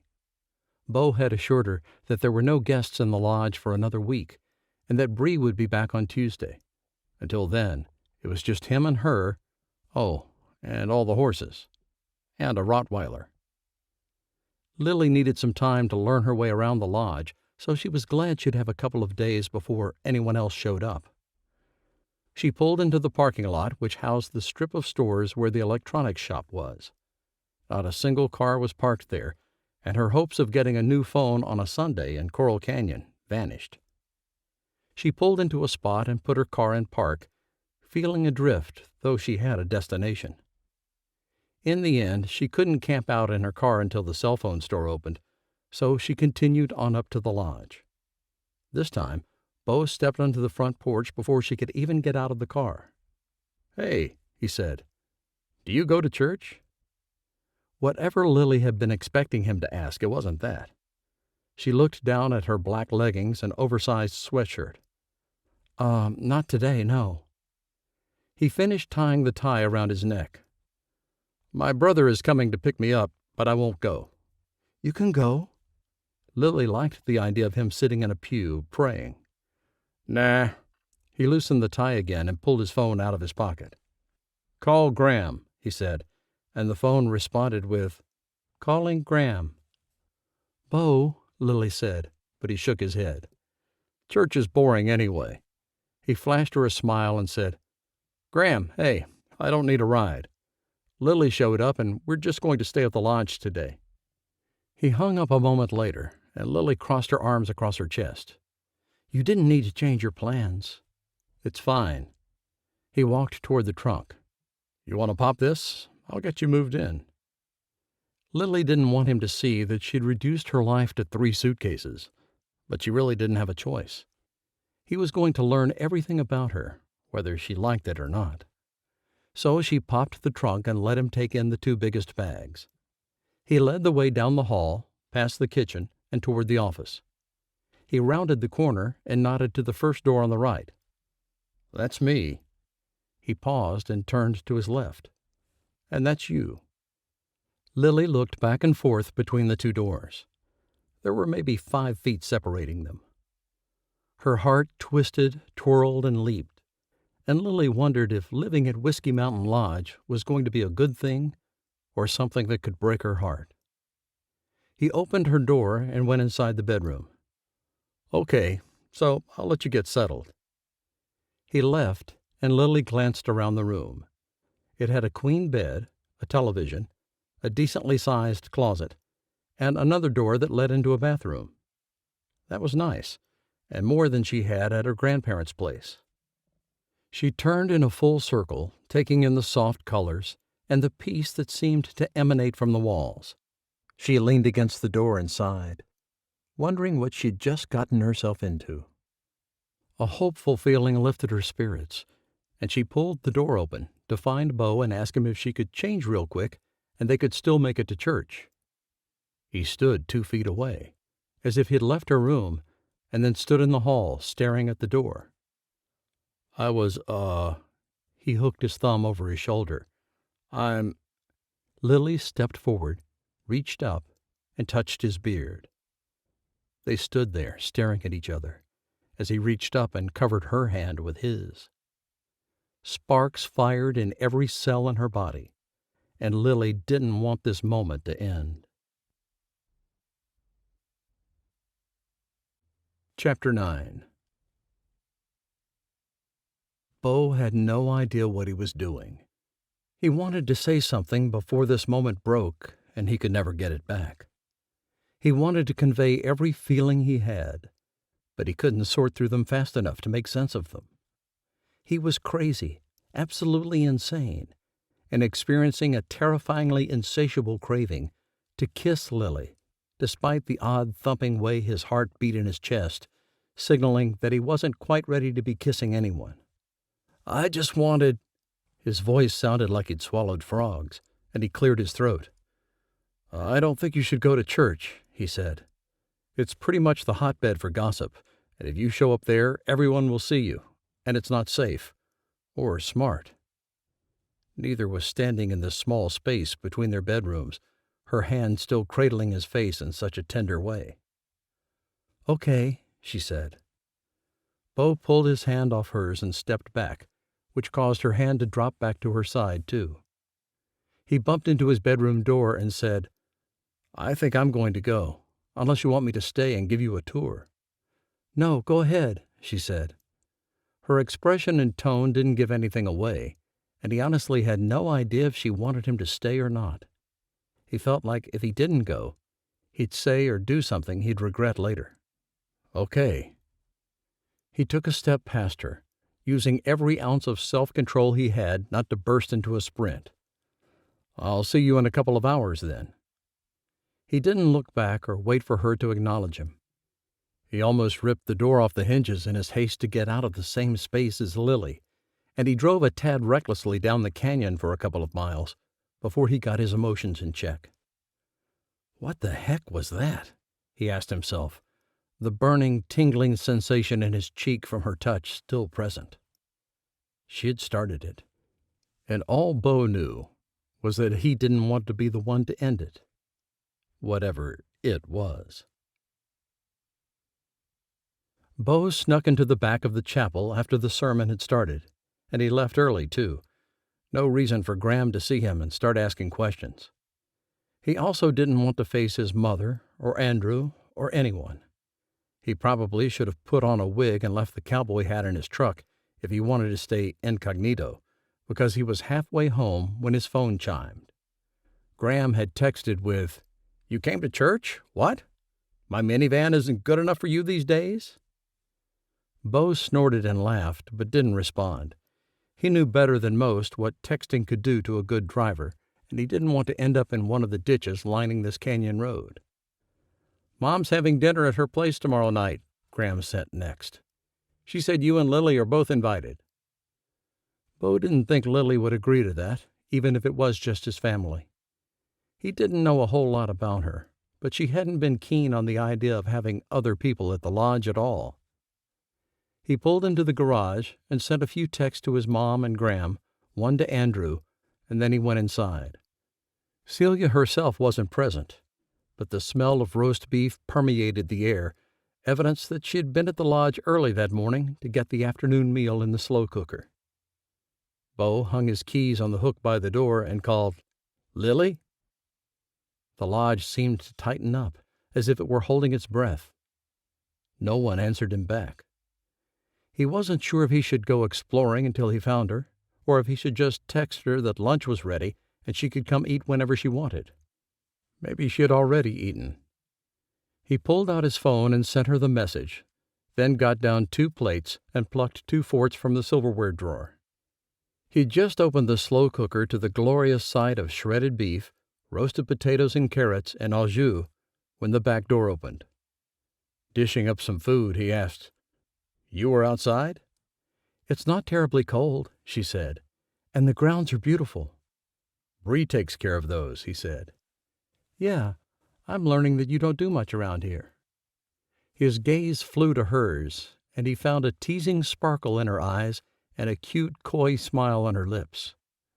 I'm busy with the horses. And work. You gave me something like 1,500 pages to read, I'll have you know." He set his plate on the counter and reached for hers. "Do you like cooked carrots?" "Absolutely not." Beau chuckled and fished around the carrots for only potatoes and meat. He added 3 extra baby carrots to his plate just for good measure. "My mom used to make them with brown sugar and butter," he said, as he nudged her plate closer to her and came around the counter to sit beside her. "Then my brothers and I would put tons of salt and pepper on them, since they were already so sweet." Lily picked up her fork. "How was church?" It was all right, he said. He didn't want to admit he had barely heard 2 words the pastor had said. Instead, he had replayed the drama in the hallway, wondering if he should have just leaned down and kissed her, gotten it out of the way. Such an action certainly would have told her how he was feeling, and then he'd know if this current between them ran both ways. She'd touched him. He smiled as he forked up a bite of potato, carrot, and beef. Did you go out to the stable? Yes, I saw it. Did you go in? No. Why not? I wasn't sure if I'd get trampled or not. She glared at him for a moment, the look softening almost instantly. But it has a great big roof on it. You should put a stained glass window in it. Beau almost choked on his food. A stained glass window? He got up and grabbed a roll of paper towels from the counter. He used one to wipe his face and beard as he tried to figure out if Lily was joking or not. She didn't seem to be. Why would I put a stained glass window in a stable? It would be pretty, she said. Beau smiled and shook his head. Just because I have money to spare doesn't mean I'm stupid. Lily laughed, and Beau was glad he hadn't hurt her feelings with his statement. I could do it, you know. What? Put in the stained glass window? Yeah. I took a class on glass art, and we made them. Oh, well, let's rip down half the barn then, and you can put one in. Stop it. She elbowed him, still laughing, and Beau caught a glimpse of what his life could be like with this woman in it permanently. They both sobered and ate for a few minutes. Then Beau said, We have a big window over the front door. Maybe you could do something with that while you're here. Yeah? She looked at him with such hope. Beau realized she was worried she'd be bored in the lodge.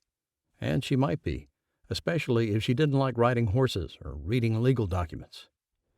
Yeah, sure. She pushed herself off her stool. I want to see it. Go right ahead.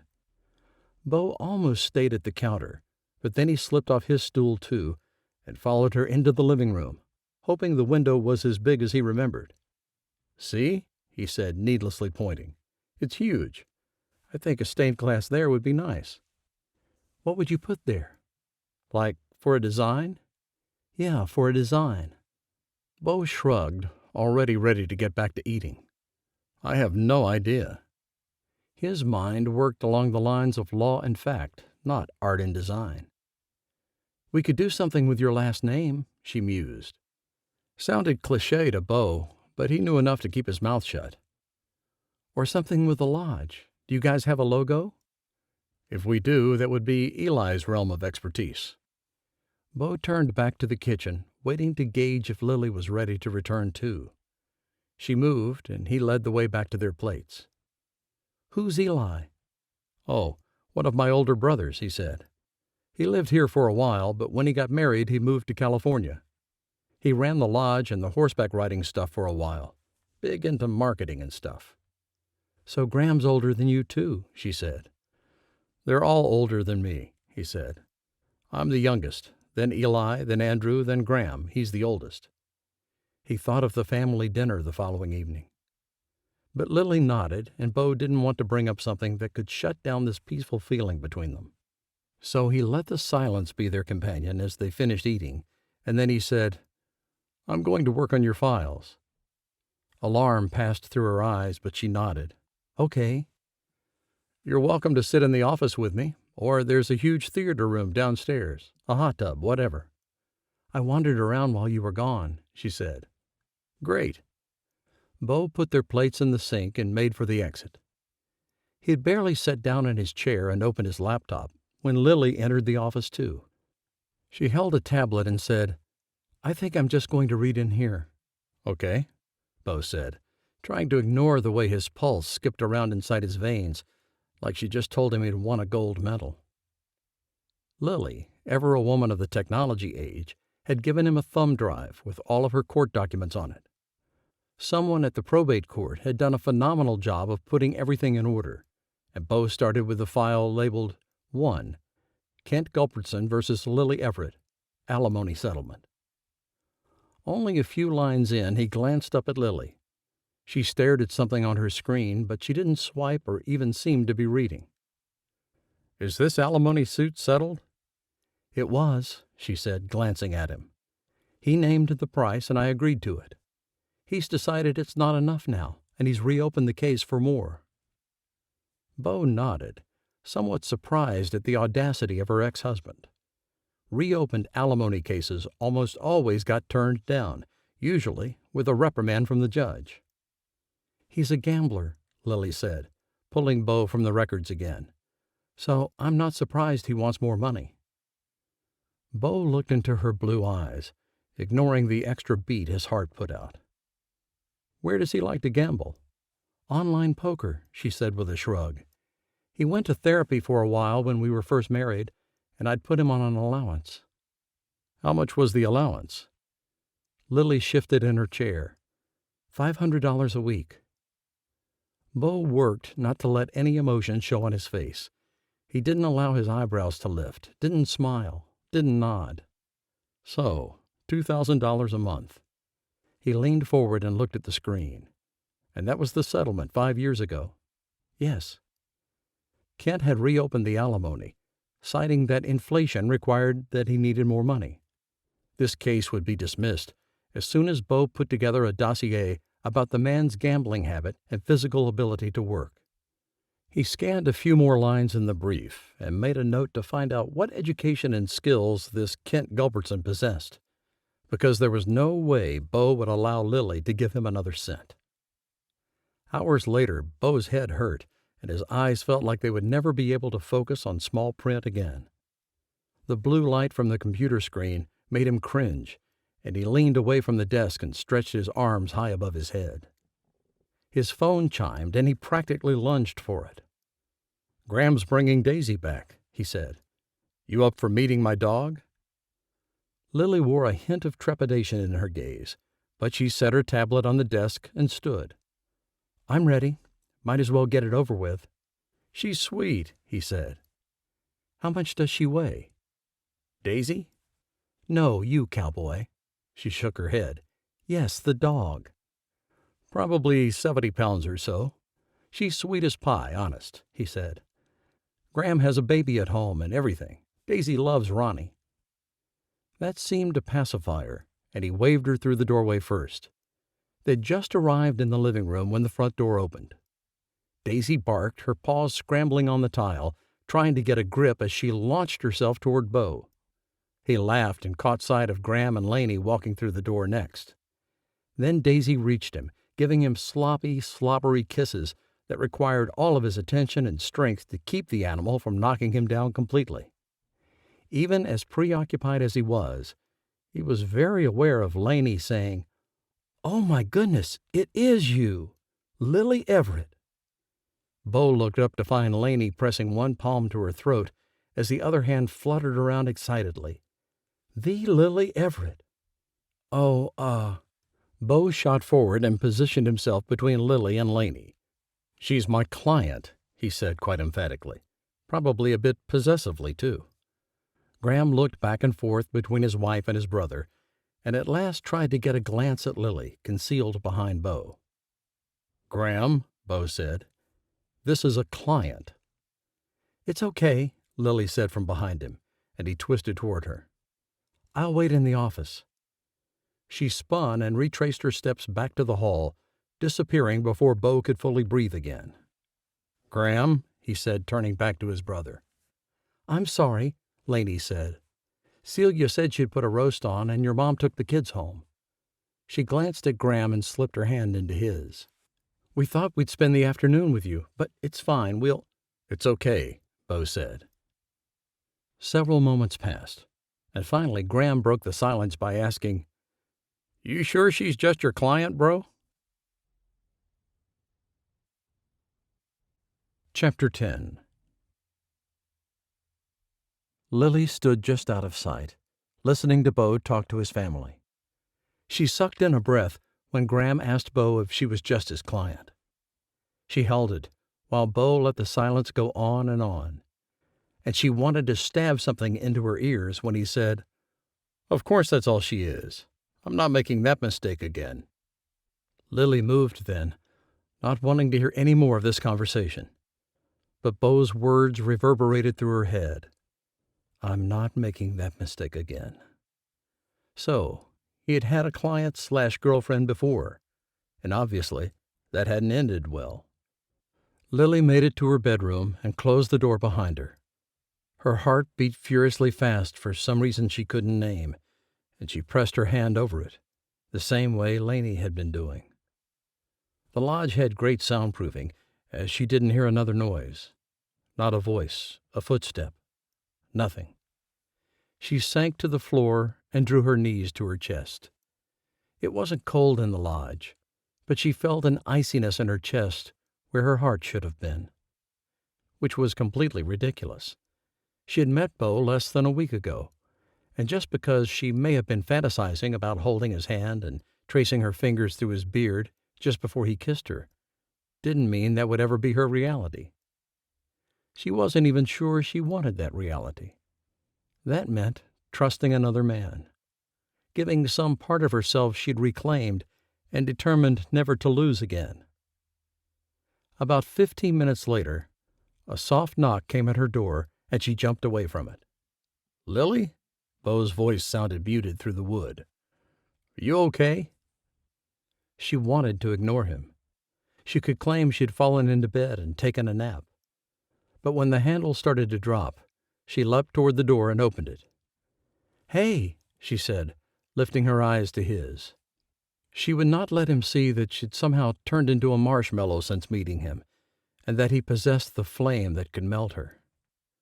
"Sorry about that." He looked nervous, like he'd been caught eating cookies before dinner. "They're gone." "They could have stayed," she said. "They're your family." Her throat closed after the last word, and she thought about the last time she'd seen her sisters. 14 months ago, and they'd both told her to take the time she needed to sort things out. Rose had said the music would still be there once Lily was ready, and Vi had insisted she could keep their producers happy with her solo album in the meantime. That album still hadn't come out, but Vi kept Lily up to date through regular emails. "Doesn't matter," he said. "My obligation is to you, and yeah." Lily crossed her arms, her hip automatically cocking too. "So that's what I am, an obligation." She practically spat the last word from between her lips. Beau blinked, her animosity obviously punching him in the face. Who was the client you dated?" she asked, feeling reckless and out of control. He backed up a step. "Excuse me?" "I heard you tell your brother I was just a client, and that you didn't want to make the mistake of dating a client again." She heaved in a breath, but the air in the lodge had run out of oxygen. "Well, I Beau sputtered. He finally found his words and said, "Did you want to be my client?" "Yes." He studied her, those eyes that missed nothing looking and finding what he wanted to know. "And did you want to—" The touch of hope in his expression, spurring Lily down this path of crazy she had started on. She couldn't get the words to line up, so she just reached out and slipped her hand into his. He squeezed, and all the tension between them faded away. "You want to go see the horses?" he asked. All Lily could do was nod. The next week passed in a repetition of days. She always found Beau in the office in the morning, reading on the computer and making notes in that notebook she really wanted to take a peek at. She'd pad down the hall to make coffee and then join him in the office. About mid-morning, they went out to the stables. He fed the horses while instructing her in small jobs she could do, like cutting twine on bales of hay and moving the hose from one trough to another. The weather turned nasty, and guests showed up at the lodge for the weekend, and Lily met Bree.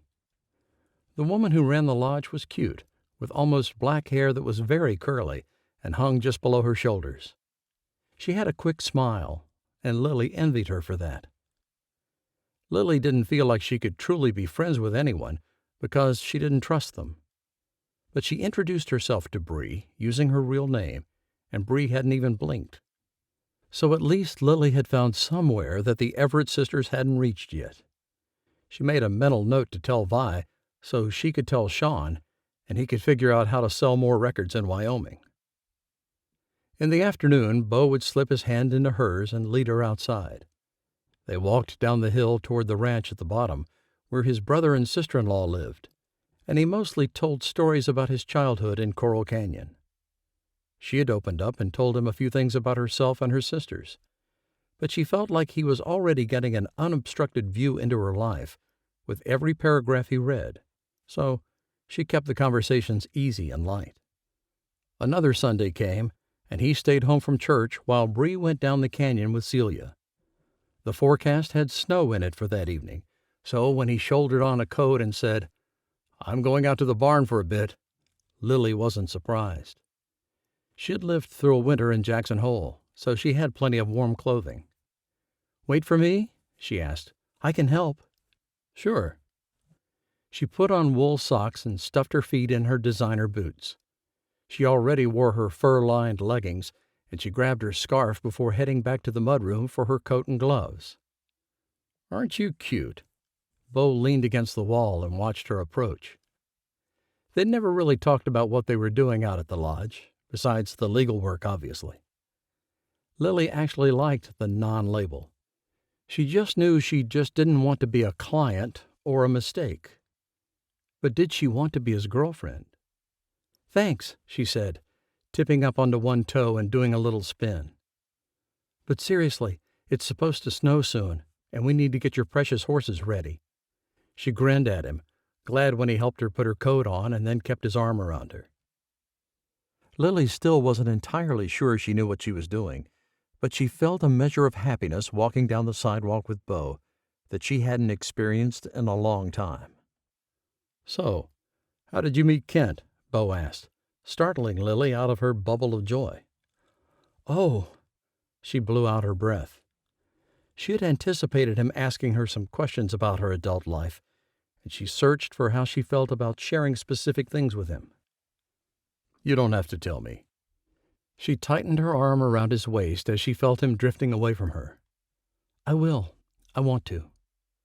But she took several steps before she said, "Kent was a very charming man. He was a bartender when I met him." "Oh," Beau said, his voice full of surprise. "I wasn't expecting that." "Yeah, he worked in a sports bar in Las Vegas, and he could bet on the games while he served drinks." Lily gave a mirthless laugh and shook her head. "Apparently, I thought that was charming."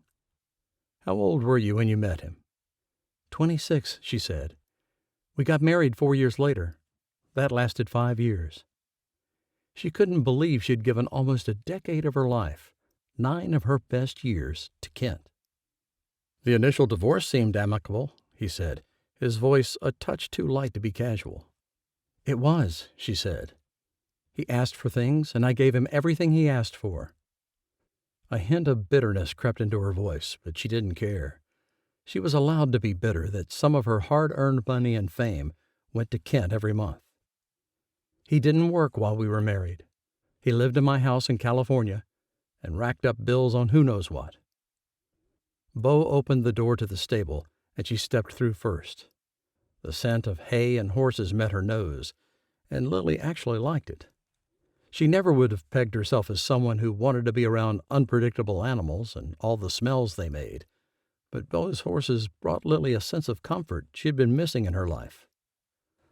"I think I probably know," Beau said, bringing the door closed behind him and making the light dimmer. "But what happened?" "It was the infidelity that finally pushed me over the edge," she said, turning to face him, "and his complete unwillingness to stop or go to counseling." She shrugged, though the reason for her divorce still stung pretty deeply. "I want to say that I tried, you know?" Beau nodded and reached up to cradle her face. "Yeah, I know." "Have you ever been married?" "No, ma'am." "Oh, don't start with the ma'am stuff." She swatted at him, and the tender moment between them evaporated. "Just because I'm 6 years older than you doesn't mean I'm ancient." Beau laughed, the sound booming and wonderful and filling the rafters of the barn. Lily joined him, leaning into him until he put his arms around her. They sobered together, and he brushed her hair off the side of her face again. "I like you," he said, his voice dipping into the husky range. A bolt of fear hit her, but she managed to stay still and in his arms. "I like you too, Beau." She smiled up at him, and he leaned down and pressed his lips to her forehead. A wonderful spray of stars spread from where his mouth had been, and she kept smiling as he wrapped his arms all the way around her and held her close to his heartbeat. Daisy woke Lily the next day, but she stayed in bed and listened to the dog bark and bark and bark. Beau's voice joined the fray, and he didn't sound happy about the early morning wake-up call. But Lily didn't mind. She had lived most of her life backward, with late nights and waking afternoon. But in the years she'd taken off from her music career, she had learned about the simple things, like watching the sunrise and lying in bed for a few moments while the night gave way to day. She loved soft moments like these, and she took several minutes to enjoy them. Then she reached over to her nightstand and picked up her phone. She had been using a new email address every week to contact her sisters and let them know she was okay. She hadn't given them any details about where she was, and she kept her messages short and with generic happenings like shopping or eating lunch with a friend that could happen in any city in any country. So she hadn't told them about the horses or Daisy, and definitely not about Beau. But this morning, as she thumbed out a new email for her sisters, she felt the loss of them way down in her soul. The three of them had spent so much time together over the years, and Lily hated that Kent had taken Vi and Rose from her too. But all of that was about to change. She had a lawyer now, and he was going to help her get rid of Kent forever. She told all of that to her sisters and paused, wondering if she should mention that she'd started dating a man. Too soon, she thought, and sent the email without any indication that her life had changed all that much. As she let the phone fall to her chest, she acknowledged that it had changed a lot. New place to live, new lawyer, new boyfriend. A smile curved her mouth, and Lily closed her eyes and fantasized about what it would be like to kiss a man like Beau Whittaker. Sudden trepidation ran through her, because she hadn't kissed a man in a very, very long time. And Beau was the kind of man who was the best at everything he did. Chapter 11. Beau said, "Thank you, Charlie," and hung up the phone. He burst into a standing position, a huge smile on his face, but Lily wasn't in the office to celebrate with him. They'd settled into a routine fairly early, and Beau knew he'd find her in the kitchen with Celia. Lily had been at the lodge for about 3 weeks now, and she'd started getting cooking lessons from Celia every day that the older woman worked at the lodge. She'd settled down around Graham and Laney, and had even met their kids without a problem. He often found her and Bree chatting, curled up in the couch with mugs of hot chocolate, too. He entered the kitchen, his excitement over the news he had just gotten close to exploding out of him. But the scent of sugar and butter and baking pie dough reminded him how Thanksgiving was only a few weeks away. Celia leaned both of her forearms onto the counter and flipped a page in her cookbook. "Yep, here it is," she said. "And yes, we need the buttermilk." Lily straightened from the fridge, a carton of the liquid in her hand. She caught sight of Beau, and he saw the slight fumble in her step. "Great news," he said, his own grin stretching his face so wide he felt like a clown. "Yeah?" Lily set the buttermilk on the counter next to Celia. "What kind of news?" "The judge threw out the alimony suit." Lily squealed and rushed around the counter, laughing as she came. He caught her around the waist and twirled her, but in the tight space, her foot hit one of the legs of the bar stool. "That's great," she said, pure joy on her face. Beau wanted to solve all of her problems, and euphoria filled him as she put both hands on his shoulders and looked up at him. "One down," he said, brushing her hair back, the thought of kissing her pressing forward in his mind until he couldn't think of anything else. Celia cleared her throat, and Beau realized he'd started to lean down toward Lily as if he'd kiss her with an audience present. Foolishness raced through him, and they jumped apart as if Celia was their mother. She wore a fond look on her face, her eyes deep and knowing. Beau ducked his head, wishing he had his cowboy hat on so he could hide his eyes. "Anyway, I'm done for today. I'm going to go riding." "All right." Lily moved back around the counter and joined Celia on the other side. "Celia's teaching me how to make coconut cream pie and pecan pie." "For Thanksgiving," Celia said. "And your mother's coming out to the lodge tonight for dinner, remember?" Beau did remember, and he nodded. "She's bringing Jason?" "Yes, sir." "And what about you?" he asked. Celia turned away from him, her voice straying into the higher range when she asked, "What about me?" Beau leaned against the counter, enjoying himself maybe a little too much. But Celia had teased him plenty over the last few weeks, and she could take some of her own medicine. "Oh, come on, Miss Celia. I heard the ladies at church talking about you going out with someone." Beau had been going to church with Graham, same as always. Lily stayed home to keep the risk of someone knowing about her presence at Whiskey Mountain Lodge as low as possible. He hadn't heard even a whisper about her, and he was satisfied that she had been able to move in and feel comfortable without a single person in Coral Canyon knowing about it. Celia did all the shopping for them, or Bree added a few items Lily needed when she went into town to supply the lodge. Beau had gotten her a new phone and told the clerk it was to keep in the stables. Boy, he'd gotten a puzzled look for that, but in the end, Roy had simply said, "Must be nice to have so much money you can buy a cell phone for a horse." 13 horses, Beau clarified. A smile stuck to his face as he paid and left with the new device. "I have no idea what you're talking about." "Okay, guess I'll ask Agnes Duffin." Celia spun around, her eyes flashing. "You will do no such thing."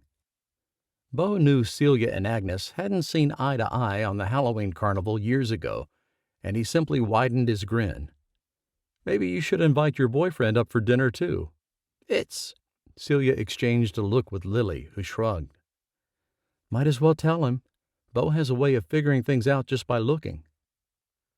Beau stared at her, wondering if that were really true. She thought he didn't have to work to figure things out? Though he felt he could read people decently well, he definitely did some investigative work in order to get the results he wanted.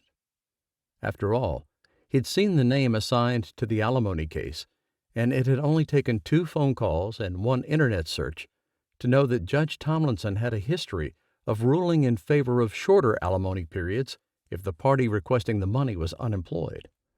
And Kent happened to be unemployed, something Beau put as their first counter against increasing the payments or lengthening the time Lily had to pay. "You know about her boyfriend?" he asked Lily. "Women talk while they cook," Celia said, stepping around the counter and planting her palm against Beau's chest. "You go ride your horses." "What's his name?" Beau fell back a step, though he could have easily resisted the pressure against his chest. "None of your business," she said. "It's not serious enough for me to be talking about him like he's my boyfriend. When it is, I'll let you know." Beau chuckled and shook his head, finally moving toward the mudroom of his own volition. "Fine," he said. "But for the record, I think it's great you're seeing someone." His mother had been back in the dating scene for about a year, too, and Andrew had struggled with it the most. He seemed to have come around now, though, which made family get-togethers less awkward. He ducked out of the house and was greeted by the whipping wind and the threat of rain. He glanced up into the sky and whispered, "Thank you for sending me Lily Everett," as he continued toward the stables. Thanksgiving approached, and Beau worked tirelessly on Lily's cases.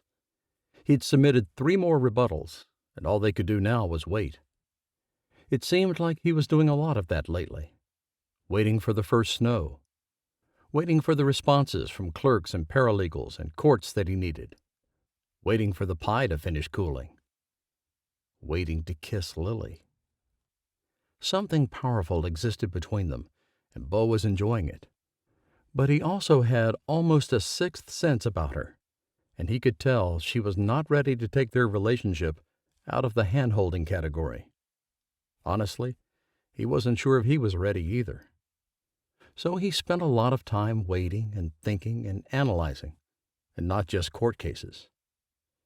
"Movie night," Lily proclaimed one morning when she brought in his cup of coffee. He looked up from his laptop. "What?" He accepted the coffee from her and took a sip. It was too hot and too bitter, but he didn't say anything. He kept sugar packets in his top drawer, and when she wasn't looking, he'd pour in a couple. She had been getting better in the kitchen, but he learned she simply liked her coffee more bitter than he did. "Movie night," she sat across from him, her pale blue eyes watching his. "You said you'd go get pizza and would watch something in the theater room with Andrew and Becca." "Did I?" "Beau," she shook her head, a smile touching her mouth for a moment. "I like all the meats with pineapple on my pizza." "I know," he said. "You've told me like 1,000 times." "I have not." "Yes, you have." He went back to his computer screen. "Movie night on Friday. Remember how you're getting pizza on Friday? I want to watch Out to Sea on Friday." He glanced up and grinned at her. "I haven't forgotten." Lily sighed, her smile fully forming and looking a little soft around the edges. "I guess I'm just excited to see some new people," she said. "You don't like people." Beau leaned back in his chair and studied her. "I like people just fine," she said. "I just don't trust them not to tell their aunt that they met me. And then their aunt puts it on Facebook, and then the next thing I know, Kent is standing on the doorstep." Beau started nodding halfway through her explanation. "I get it. Becca says she has something for you to sign, but that she's willing to say she got the autograph at one of your signings overseas." Lily nodded, her lips pressing into a tight line. "She's texted me a bunch of times. She seems nice." "There's no one nicer than Becca," Beau agreed. And yet, Lily still looked a little nervous. "So I'll get the pizza at 7, and we'll start the movie at 8. "That's the plan." She stood, having stopped hanging out in the office with him while he worked. She might go do something with Bree, or whip up scrambled eggs and bacon for breakfast, and a few times Beau had caught her out in the stables. She still didn't want to ride, but she did seem to like the horses. She had also measured the front window and ordered all the supplies she needed to transform it into a stained glass masterpiece she would not allow him to see. "My metal work will be here tomorrow," she said, as if reading his mind. "And then I can start on the window." "I can't wait to see it." He grinned up at her, and she beamed down at him, and Beau wondered if he could lunge to his feet and kiss her right now. But he didn't want their first kiss to be a quick, fumbling affair. He wanted to take his time with her and not make sudden moves. "There's peach delight for breakfast," she said. Beau's stomach growled and his mouth watered. "I'll be right in. I just need to finish this email." "All right." She let her fingers trail along his, and then she walked out. Beau watched her go, wondering if maybe, just maybe, he could kiss her that night during the movie.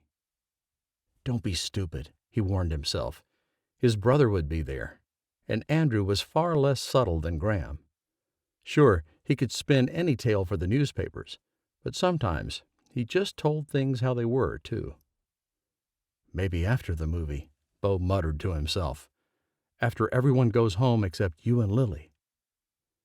With that possibility in his mind, he went back to the boring, monotonous work of trying to find a case where a spouse didn't get half of the assets in a divorce.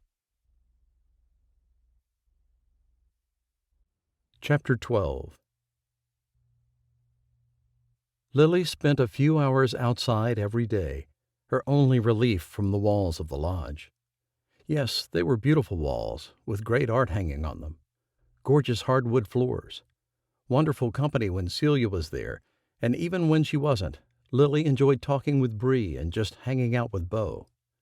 But she had not left the property in almost 5 weeks, and something gnawed at her from the inside out. Beau left often, every week for church and at least once or twice on other days of the week. Tonight he'd get to go get pizza, see that there was a world beyond Whiskey Mountain Lodge, the stables, and the towering Teton Mountains in the distance.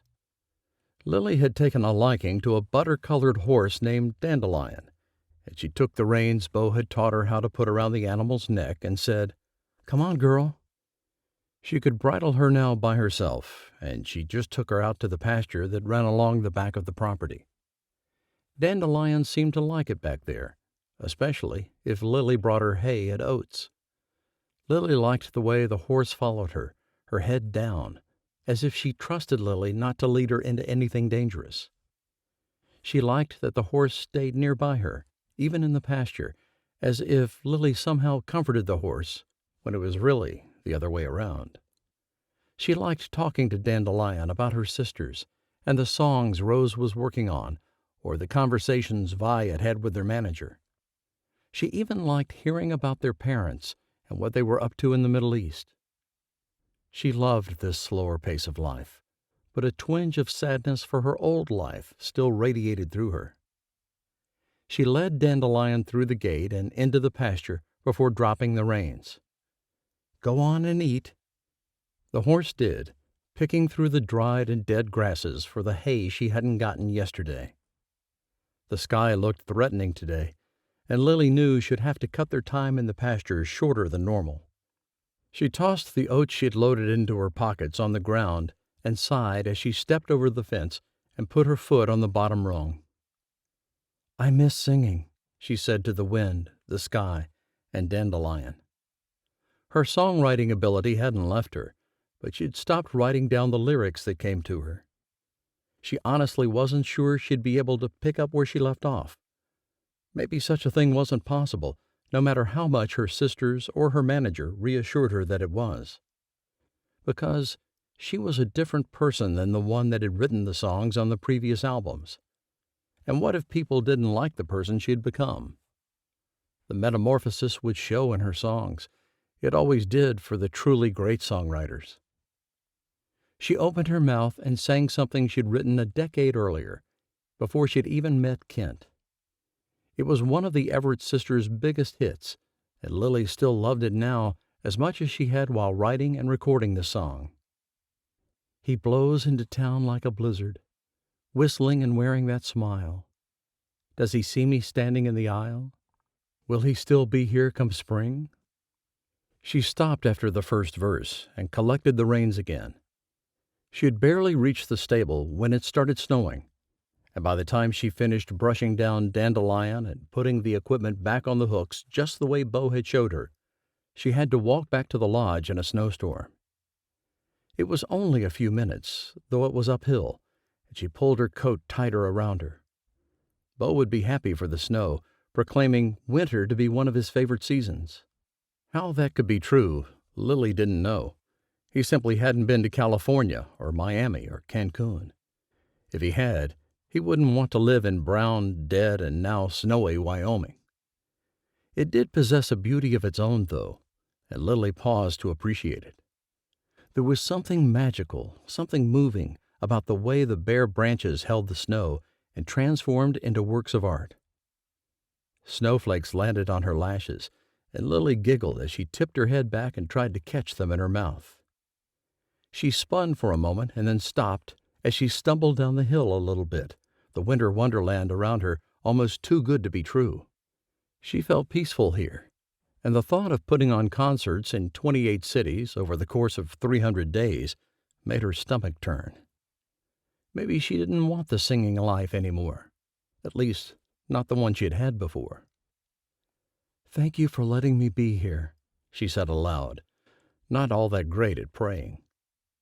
But Beau and Celia and Bree all prayed before every meal, and she'd felt things settle in her life in a way they never had before. Their faith was something quite new to her, but she was learning to lean on it, borrow it a little when she needed to, and develop her own.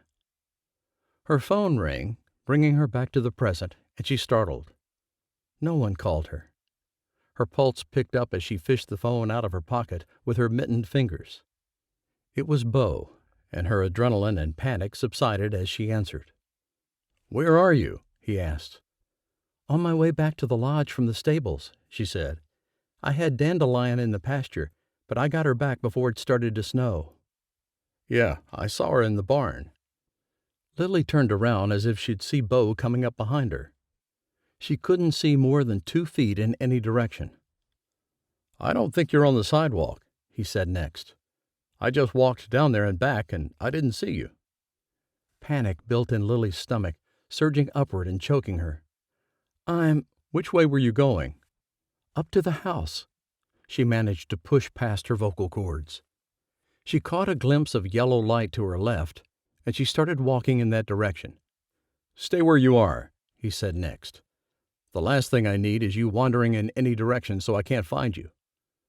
"Beau," she said, her voice tinny and desperate even to her own ears. "You can't have gone that far," he said. "I'm getting the spotlight. Just wait for me." "Don't hang up," she said, as she stopped walking. "Tell me what you see," he said, his voice her only lifeline at the moment. If she were being honest, he had been her anchor, support, and lifeline for a long time now. "I can't see anything," she said. "Did you go past the pool?" "I don't think so. I didn't see it." "Did you see a swing set?" "No." She'd been out to the playground with Bree as they got everything ready for winter one day a couple of weeks ago. It was way past the house, beyond the pool, and almost on the edge of the property. "Were you going uphill or downhill?" Lily tried to remember. "The house is uphill." "But did you go uphill or downhill?" She thought of the spinning and catching the flakes on her tongue. She'd definitely almost fallen down the hill. "Downhill," she said, embarrassment filling her. She'd been walking in the wrong direction. How had that happened? Had she really gotten so turned around from a few snowflakes? They fell fast and furious now, fat flakes that completely obliterated the landscape. "Okay," he said. "I'm going to text Graham, and one of us will find you, okay?" Tears gathered in Lily's eyes. She couldn't even see somewhere to sit down and wait, find shelter. Could they really find her standing out in the middle of nothing? "Lily," Beau barked. "Okay? Don't move." "Okay," she said, hating this weak feeling inside her and hoping that Beau found her before his brother did. "Okay," he said, the tension in his voice still present. "I'm going to turn on all the lights on the outside of the house. Tell me if you can see them." She turned in a slow circle, her desperation growing when she realized how dark it was and that no, she couldn't see any lights. "I'm sorry, Beau," she said, catching the sob before it left her throat. "I can't see them." "Can you turn the flashlight on your phone and hold it up?" "Yes, just a sec." She put the call on speaker so she could still hear him and swiped and tapped until her flashlight came on. She tried to stay in a tight radius as she turned in a slow circle, shining the light out in front of her as she did. Lily had never seen darkness approach so quickly, but it seemed to go from light to dark in a matter of moments. The wind blew the snow sideways, sometimes whipping it right into her face and making her hair heavy with water. "Please find me," she whispered. Each moment felt like it took a week to pass, and surely Beau could move faster than he was. She banished the thoughts and took a deep breath. She was the one who'd gotten herself lost when the walk from the stable to the lodge was a straight shot. "Hey, maybe you can sing," he said through the phone, startling her.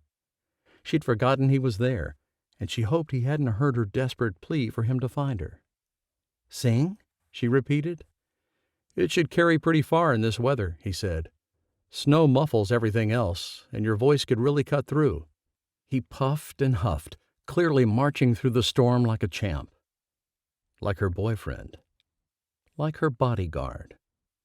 He was going to rescue her, and she hadn't even known she'd need help with this part of her life.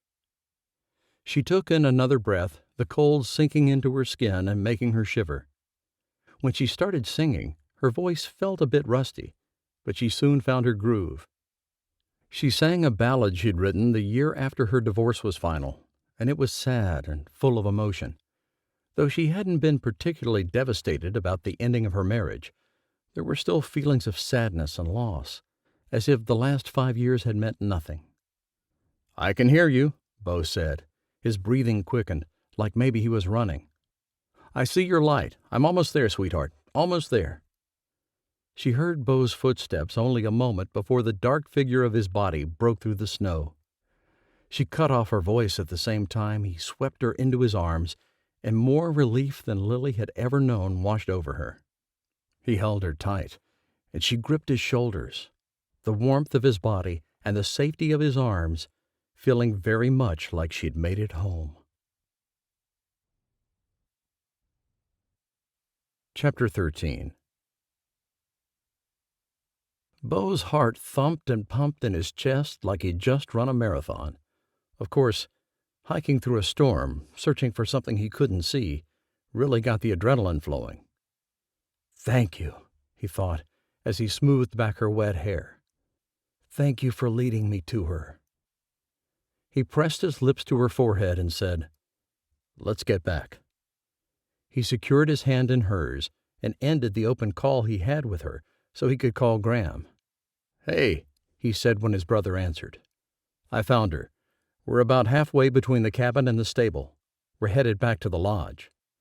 "Good news," Graham said, and he sounded truly relieved. "I'll head in then." "Thank you, Graham." Beau didn't think the words could possibly convey how grateful Beau was that he could call his brother and Graham would rush outside almost immediately. Beau kept his eye on the compass on his phone, and he got them back to the lodge as quickly as possible. Lily was shivering and soaking wet by the time they burst through the back door into the mudroom. "Found her," he called, and Celia and Bree appeared in the doorway, anxiety evident in their expressions.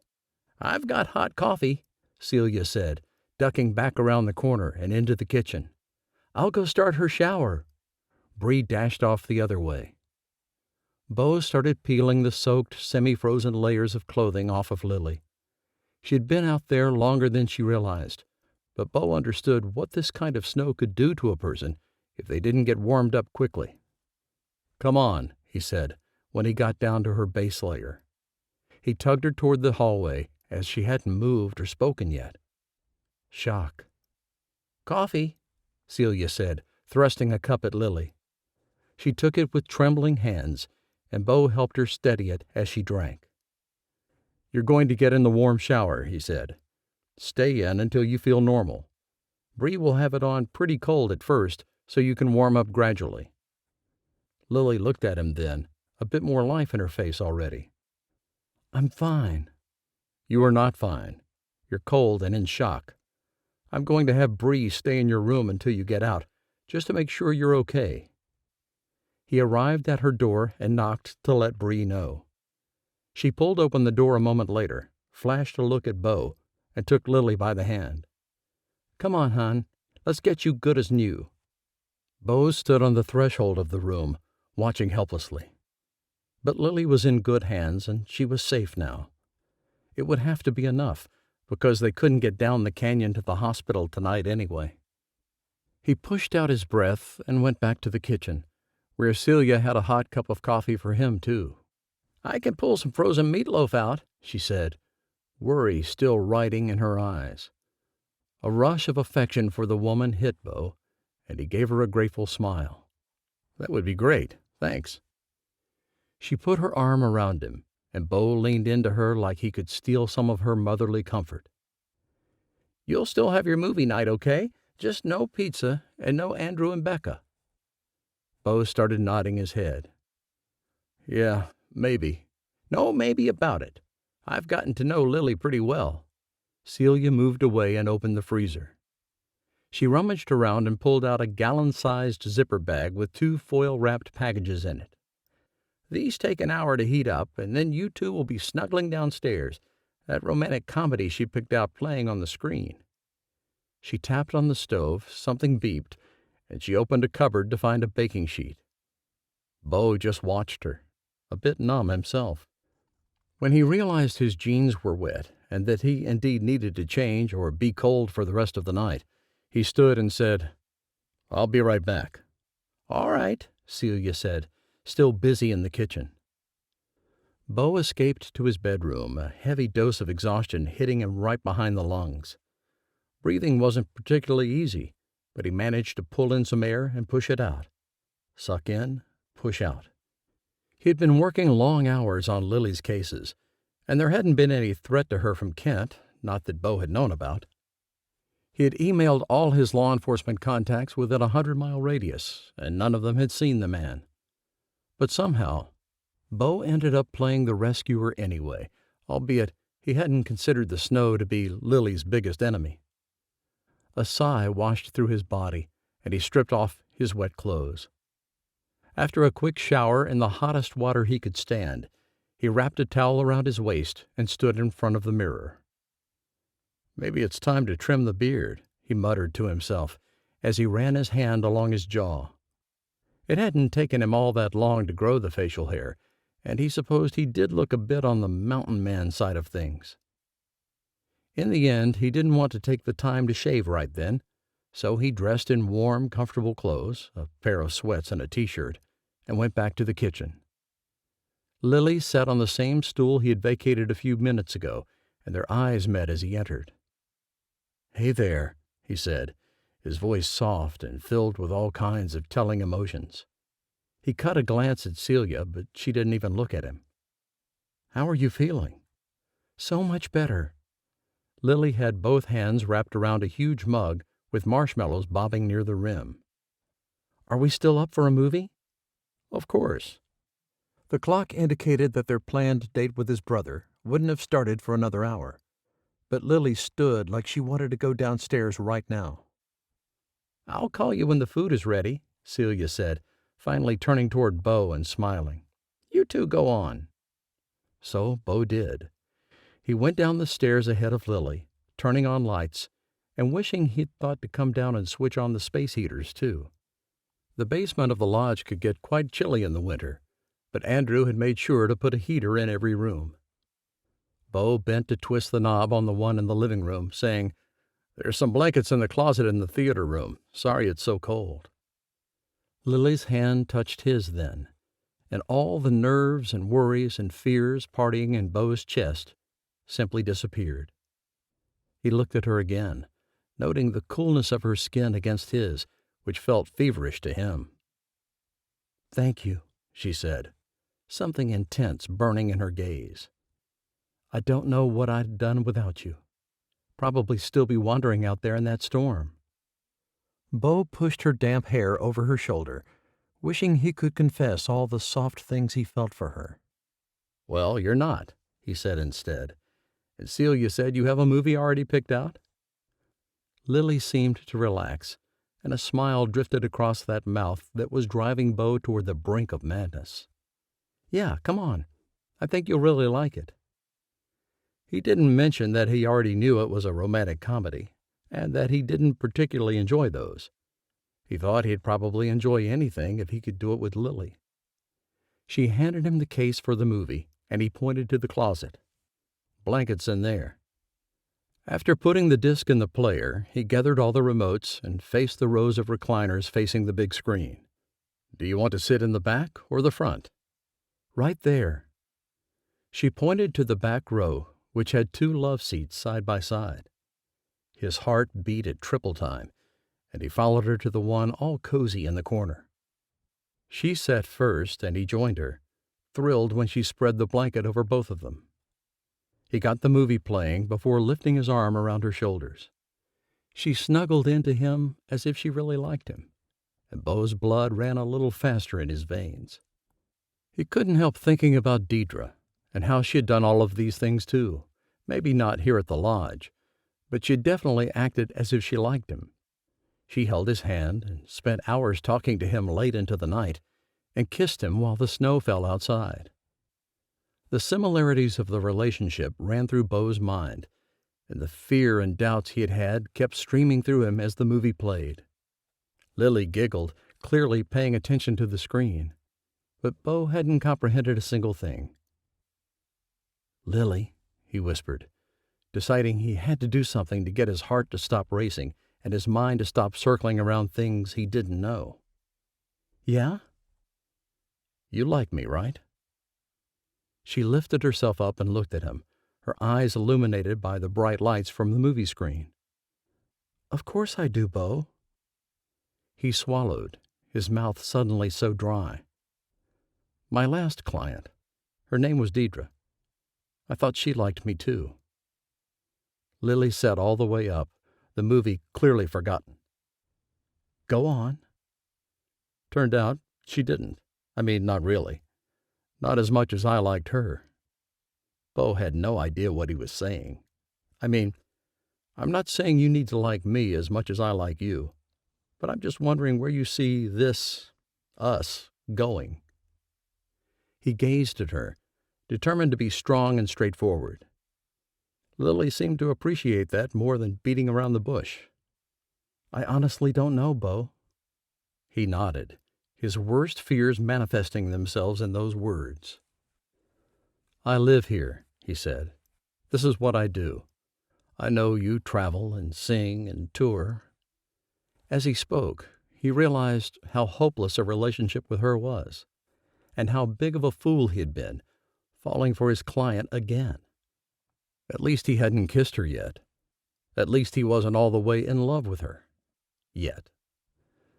Beau looked away, watching what was happening on the screen, though it didn't make sense to him. Not a whole lot did at the moment. "I shouldn't have," he started. But as Lily traced her fingers up his arm to his face, his voice went mute. "If I ever do get married again," she said, her voice soft and absolutely piercing, "I'd want it to be with someone like you." Beau wasn't exactly sure what that meant, but he did know that all of his fears fled with her words. And when she leaned toward him, closing her eyes as she neared, Beau's heart and desire began firing like cannons. The first touch of her mouth against his happened while his eyes were still halfway open, and as he realized that she'd kissed him, he brought his hands to her face and kissed her right on back. And suddenly, things between them did make sense. No, not everything was worked out and planned for and ready to go. But it didn't matter. As he continued to kiss Lily, all the shouting voices in his head were silent. They had nothing to say, and everything felt absolutely right. Chapter 14. Lily wasn't sure what she would do when her cases were settled, when it was time to leave Whiskey Mountain Lodge. Leave Beau. But it didn't matter right then. With the flickering light from the movie playing on the back of her eyelids, and the spicy scent of Beau's cologne in her nose, and the way his face seemed to fit in her hand, she didn't want to be anywhere but with him in this theater room, kissing. He finally pulled away, leaving Lily breathless and wondering if she should have kissed him weeks ago. She sucked in a breath as he gave a low chuckle and said, "Well, I guess we don't have to have everything figured out right now." She tucked herself back into his side and stared at the screen. "No, probably not."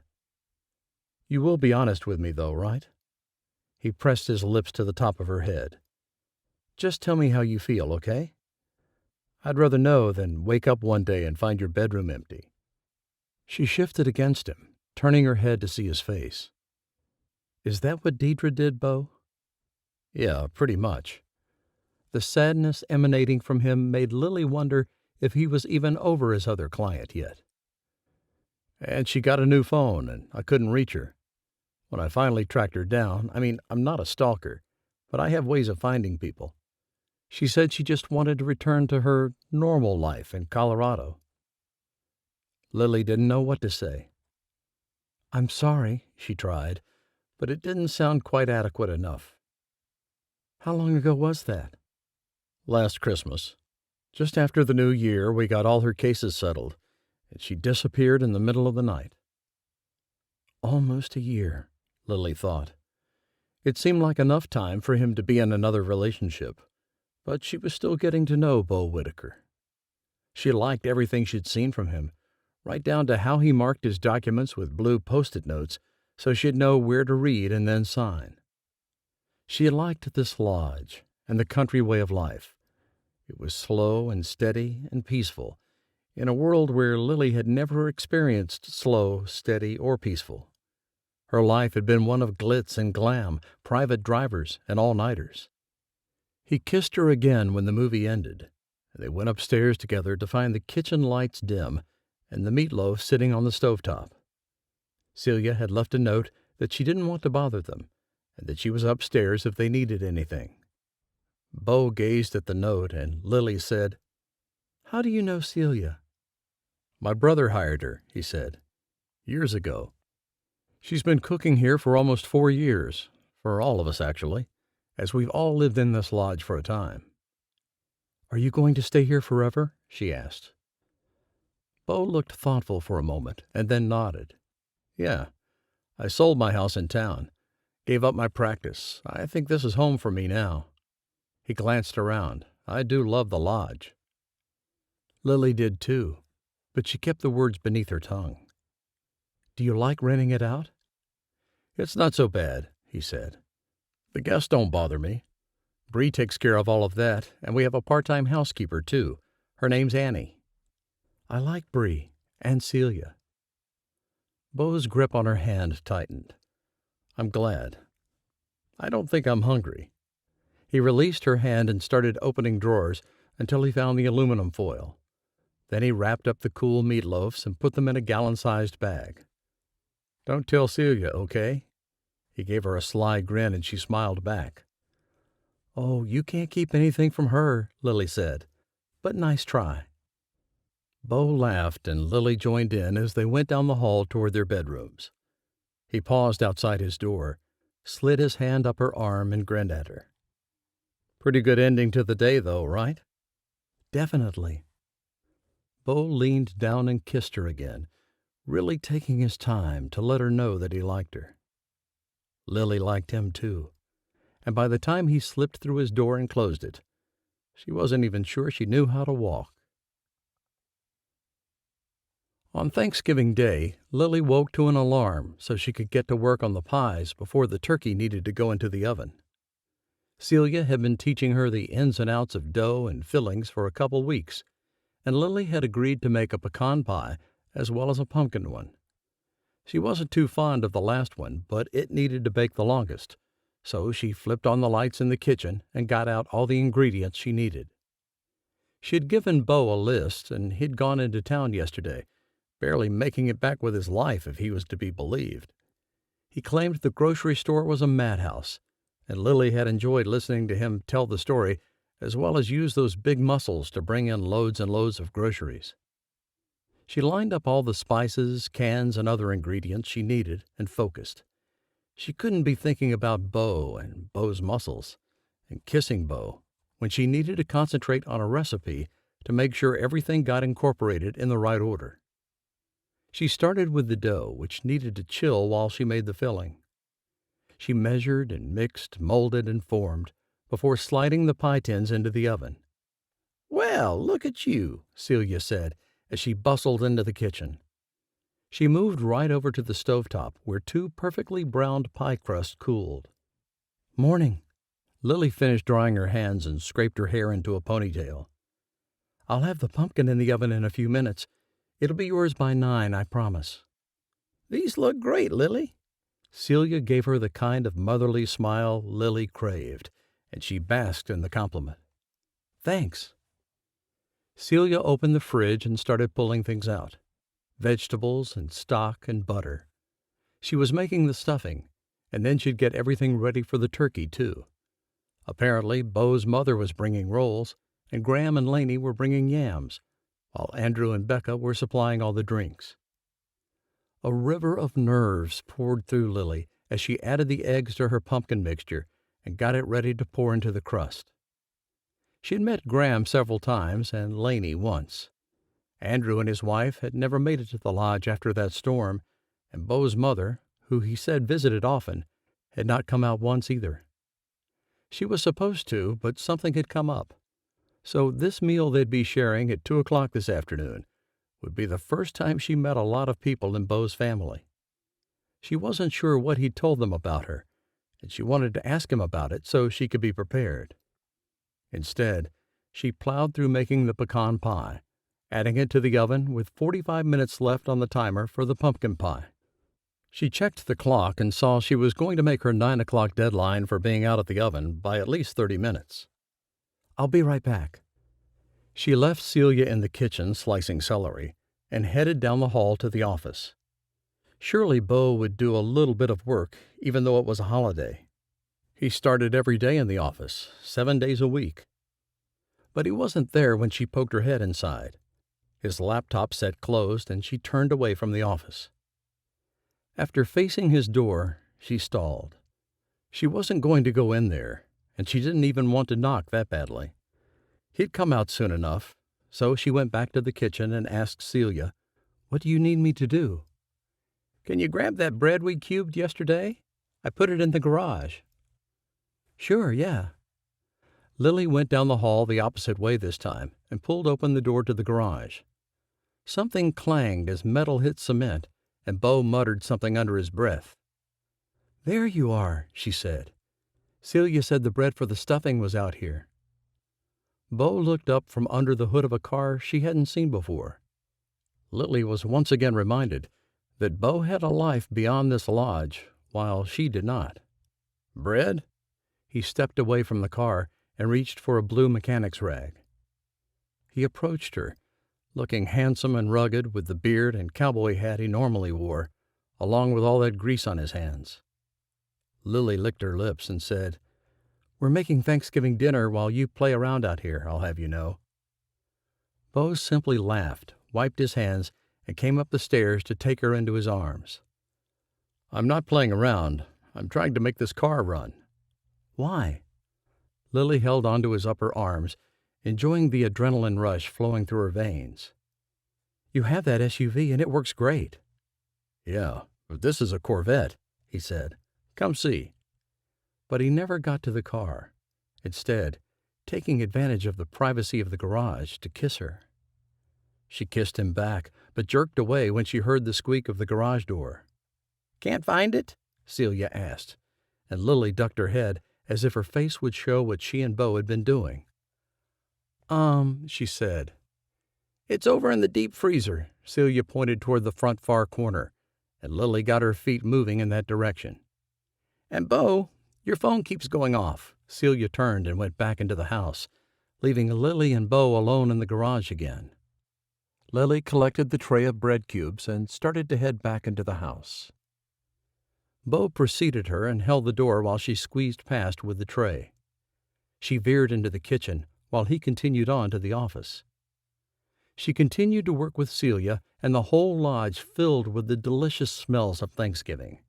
Pumpkin pie, roasted turkey, and butter, as Celia put more of the dairy product in the vat of mashed potatoes she made than Lily had ever seen. She never saw Beau again, and then the front door opened, and a woman called, "Hello," startling Lily. "Who's that?" she hissed, as Celia tossed a towel onto the counter. "That's Beau's mother," she said, "Amanda." In the next moment, a beautiful woman entered the kitchen carrying a few bags of rolls in her hand. A man came behind her, also bringing in more bread. And that was when Lily realized this would not be a simple meal. Chapter 15. Beau stewed in his office, though he knew his mother and her boyfriend had arrived. He couldn't tell Lily about the phone call from the sheriff in Jackson Hole, not on Thanksgiving. He'd seen Kent the previous evening, but by the time he'd gotten home, it was too late to call Beau. Sheriff Glamp hadn't seemed too concerned about Kent, and apparently he had only been in town for a day or two. Perhaps he was visiting the area for the holidays. The sheriff said he'd keep an eye on things and see if he could question Kent to know the true intent of his presence in Jackson Hole. But Beau knew the reason. Kent had somehow tracked Lily to the area, and it was only a matter of time before he came to Coral Canyon. His heart beat heavily beneath his ribs, and Beau turned toward his laptop to try to figure a few things out just as his mother appeared in his doorway. "Hey, baby." "Mom." Beau remembered it was Thanksgiving, and he was about to have a lodge full of company for dinner. Not only that, but Lily would be meeting most of them for the first time. It was not the first time he had had a client at a holiday meal, and his family was great. More noise came down the hall, indicating someone else had arrived. By the sound of things, it was Graham and Laney and their kids. He gave his mother a hug and said, "Did you bring Jason?" "Yes, he's currently sampling the turkey to make sure it's edible." She laughed and pulled away. "I met Lily. She seems nice." "She is nice," he said, wondering if he should treat Lily like the girlfriend she was, or if he should just pretend that they had a purely professional relationship. They hadn't had a chance to discuss any of that, so he went into the kitchen blindly. Sure enough, Graham and Laney were both there, laughing with Celia about something. Lily stood off to the side, a smile stuck to her face in an odd way, and Beau made a beeline for her. "Did you meet everyone?" "Sort of," she said. Beau turned back to the crowd, wondering if he should make a big announcement or just let her meet people more organically. Andrew chose that moment to arrive, so Beau kept his mouth shut. Becca put down several bottles of sparkling cider, and she and Andrew came right over to Beau. "Hey," Andrew said, "we need to reschedule that movie night." He cut a glance at Lily, his public relations smile in place. "I'm Andrew, Beau's brother." Lily shook his hand, her grin becoming a bit more authentic. "Lily Everett. This is my wife, Becca." Andrew slung his arm around Becca, and Beau marveled at how far they'd come in such a short time. He knew Andrew's path to the perfect romance hadn't been easy, but still, he had managed to complete it. Beau couldn't seem to be able to take those final steps with any of the women he'd dated over the years. "All right," Celia said in a loud voice. "It's time to eat." Every eye fell on Beau, and he realized with a start that he was the man of Whiskey Mountain Lodge this year. He stepped away from Lily and said, "Welcome, everyone." He glanced around. "Graham, did Bailey put the place cards on the table?" Graham said. Beau looked at it, somewhat surprised to find it perfectly laid out and ready for the meal. Celia really was a miracle worker. "Right. So we'll say grace, and then you can find your place at the table. Celia will tell us about the food, and Andrew, will you say the prayer?" "Sure thing," his brother said, folding his arms. Beau swiped his cowboy hat from his head, adding his own mental plea to the Lord to keep Ken away from Coral Canyon and Lily until he could figure out what to do, to Andrew's vocalized prayer. "Okay, so food is all here," Celia said, as soon as the group had said amen together. "There's plenty, so don't be shy. Lily made the pies, and we'll serve those with coffee in a couple of hours." All eyes flew to Lily, even Beau's, but she seemed to take the extra attention fairly well. Before he could step away, she sidled up to him and touched his arm lightly. "Can we sit by each other?" "Depends on where the cards are," he said, watching as people walked over to the table, checked the spot, and picked up the plate there. "They can't be moved?" Beau looked at her, realizing she was genuinely concerned about the seating arrangements. "We don't normally move them, no." He wanted to take her hand, squeeze it, comfort her. "But it's a small group. I won't be too far away." She drew in a deep breath and said, "Okay," and walked away from him. He watched her go, the news that Kent was only a short hour away screaming through his mind. "You're not telling her today," he told himself. She deserved a stress-free Thanksgiving. He followed her, and once everyone had loaded their plate with turkey, mashed potatoes, yams, and creamed corn, he said, "All right, time for our gratitude share. Who wants to go first?" "I will," Jason said, surprising Beau. All eyes turned to him, and Beau caught the look of complete terror on Lily's face from where she sat 2 places down from him. He hadn't prepared her for this meal, and regret washed over him. "I'm grateful to be here with your family," Jason said with shining blue eyes. "It's been a while for me since I've had this opportunity." Beau nodded, glad the man hadn't said anything sappy about his mother. From there, the gratitude statements just went around, and when it was Lily's turn, she said, I'm glad to be eating a traditional Thanksgiving dinner this year." Everyone accepted her answer, but it made Beau wonder where she had been last year, and the year before that, or before that. Was she with her sisters or her grandparents, or eating on the road with her crew? All too soon it was Beau's turn to talk, and he hadn't prepared anything. He put his fork down and glanced down the table. "This year, I'm grateful for the lodge, and that it brings us all together." The last couple of people finished, and the eating commenced. He kept an eye on Lily, but she didn't seem to be having a problem talking to his mother or Celia, who had thankfully been seated beside her. He thought he did a pretty great job of hosting the meal, and once everyone had eaten, he went downstairs with his brothers to play pool. "So," Graham said, "you and Lily are getting serious?"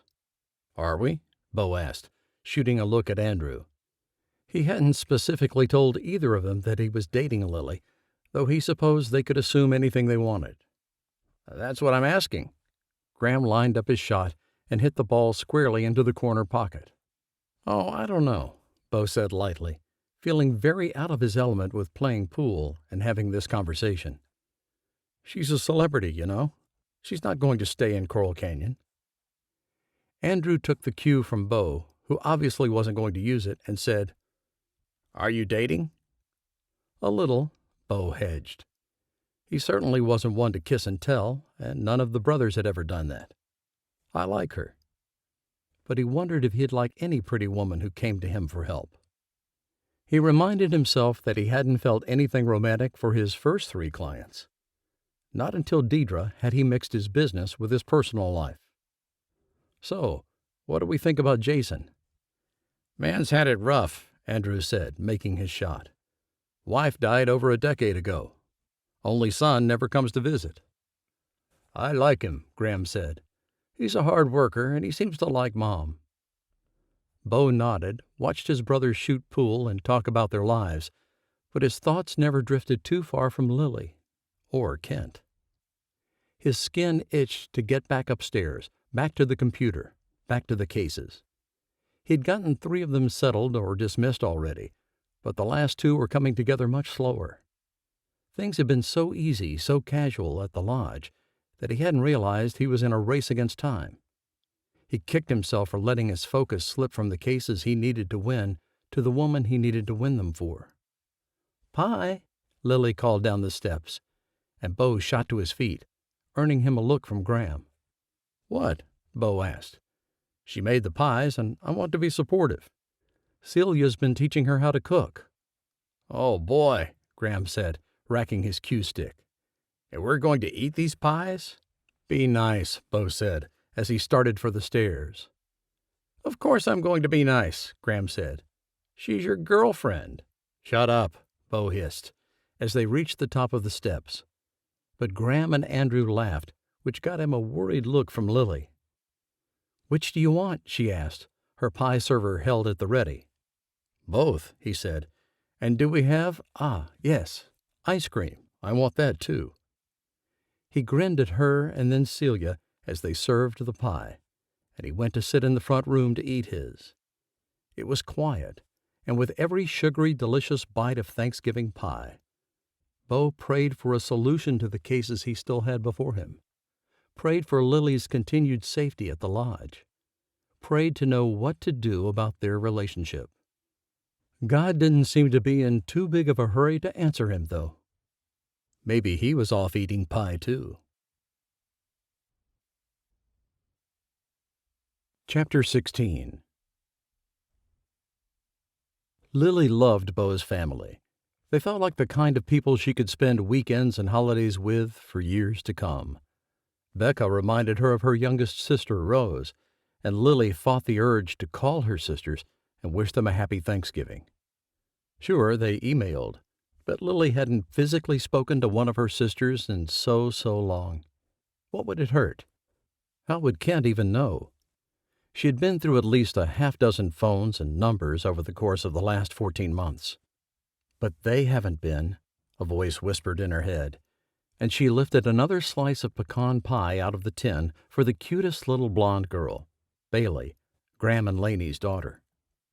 True, Kent could have bugged her sister's phones, but would he still be listening all this time later? It wasn't something she could risk, and she finished serving the pie and stepped back from the counter.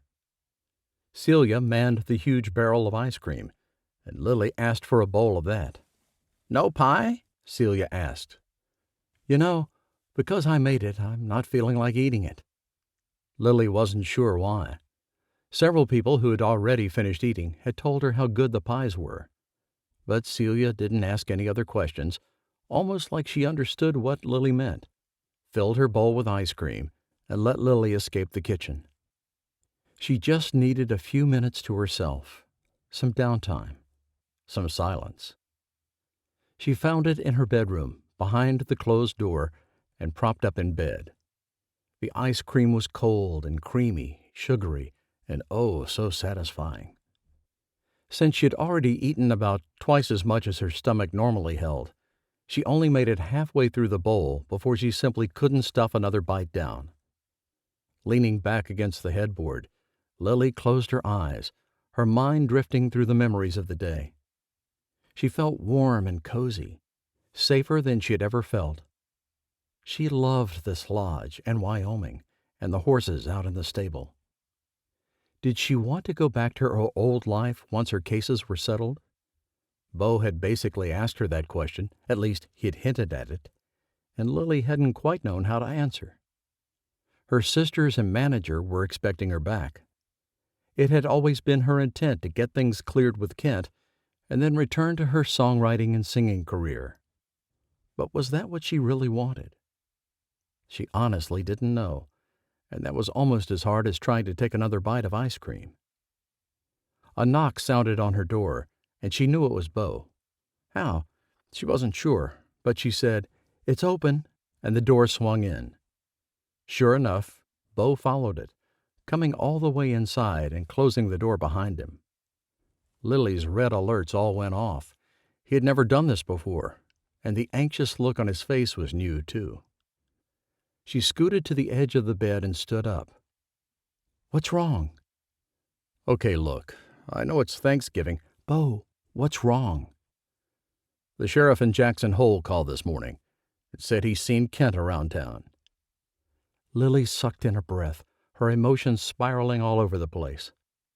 She wanted to say something, but her brain was having a hard time putting together a coherent thought and sending it to her mouth.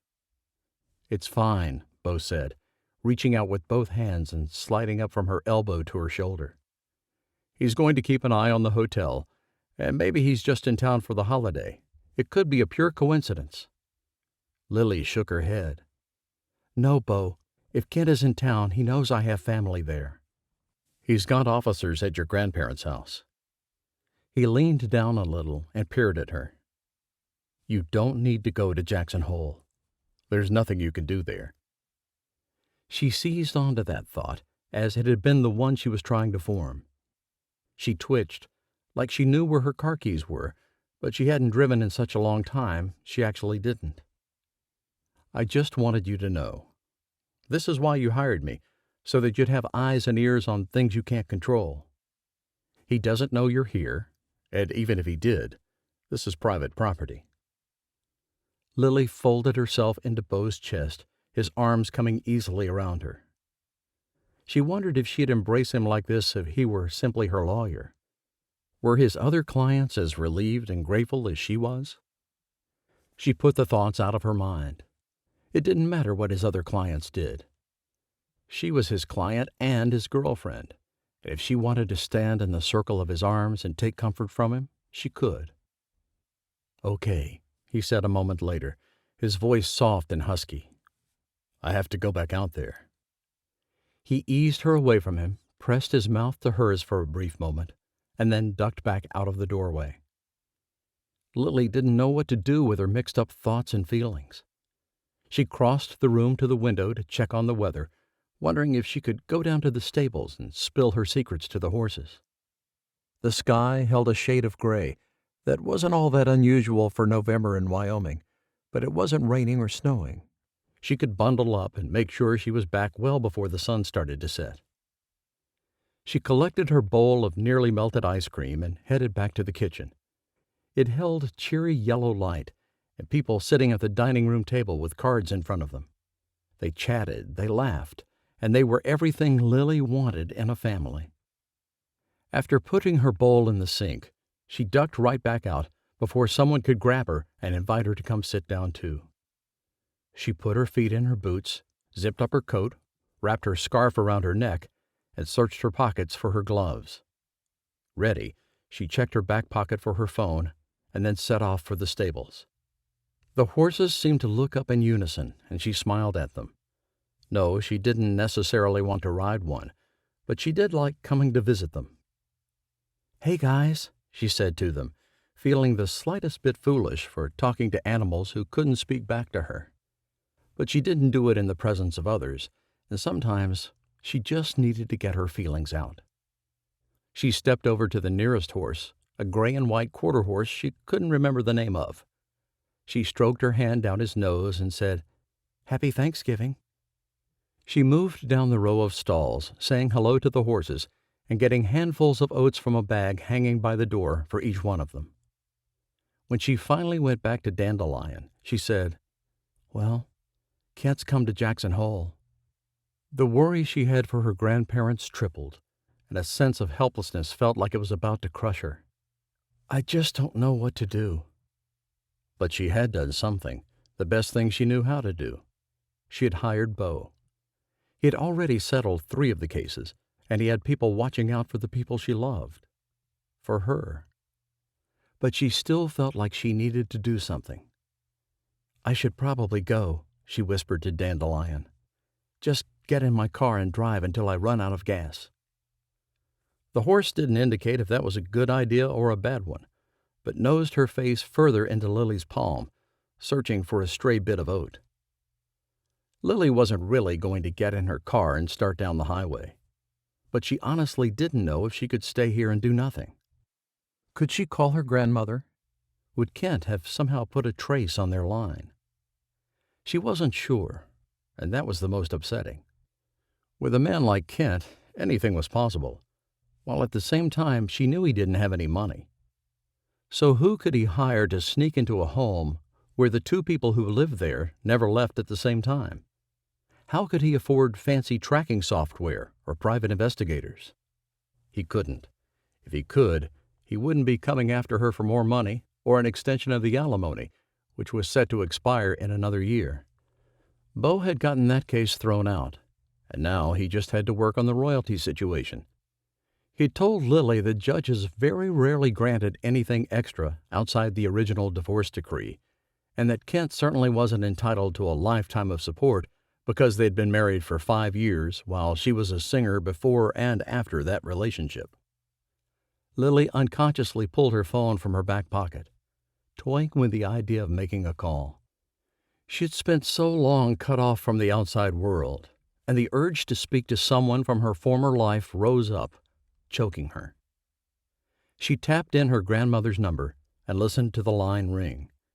It was still a landline, so her number wouldn't show on a screen or anything. It would be a miracle if someone answered. But the line only rang twice before her grandma said, "Hello?" "Grandma," Lily practically breathed. "It's me. Don't say my name," she tacked on to the end. "Oh, hello," Grandma said, her voice full of joy. "Stu, it's Rose." "Rose?" Pops practically yelled. "What's Rose doing calling?" "Happy Thanksgiving," Lily said, tears pricking her eyes. "You guys okay?" "Just fine, dear," Grandma said. "And you? Did you get some turkey?" "Lots of turkey." Lily half sobbed and half laughed. "And mashed potatoes and yams and bread. Wow, this family really knows how to pack away the bread." Lily had eaten a few rolls herself, simply not able to get enough of them. "What about you 2? Did you go to the church dinner?" "Sure did," Pops bellowed, and Lily yanked the phone away from her ear. He must have picked up the line in the kitchen, and while she didn't like talking to both of them at the same time, it was good to hear his voice, too. Neither of them seemed afraid or worried about anything. "We had ham and turkey," Pops continued. "I had both. And then the pastor's wife brought out that layered chocolate cake I like." Lily smiled at the horses, thinking about her grandparents eating with a few others who didn't have family for the holidays, making their own family. "Well, I just wanted to say hello," she said, her voice catching. "Let you know I'm okay." "That's good," Grandma said. "We're so glad you called. We love you." "Yes," Pop said. "Love you, Princess." "Stu," Grandma said sharply, and Lily said, "Okay, I have to go," and hung up. She squeezed the plastic case on her phone as the familiar desperation returned. Pops had just called her Princess. Would Kent know that was his nickname for her, not Rose? Had she just put them in more danger? Chapter 17. Beau noted the moment Lily slipped out the back door. He stayed at the dining room table and kept half of his attention on the game of hearts in front of him. But his laughter died much quicker, and he didn't engage in a few conversations the way he should have. He probably shouldn't have told her about Kent today. She'd been shocked and scared, as Beau had gotten quite good at reading her emotions as they played across her face. He wasn't even sure when he'd decided to tell her, perhaps when he'd returned to the kitchen for more pie, and Celia had told him that Lily had taken a bowl of ice cream down the hall to her room. She did like her private time, and Beau had tried to give it to her whenever she needed it. His soul screamed at him to get out to the stables and make sure Lily was all right. His brain told him to get down the hall and back to work on the 2 cases that still needed his attention. He had to have missed something.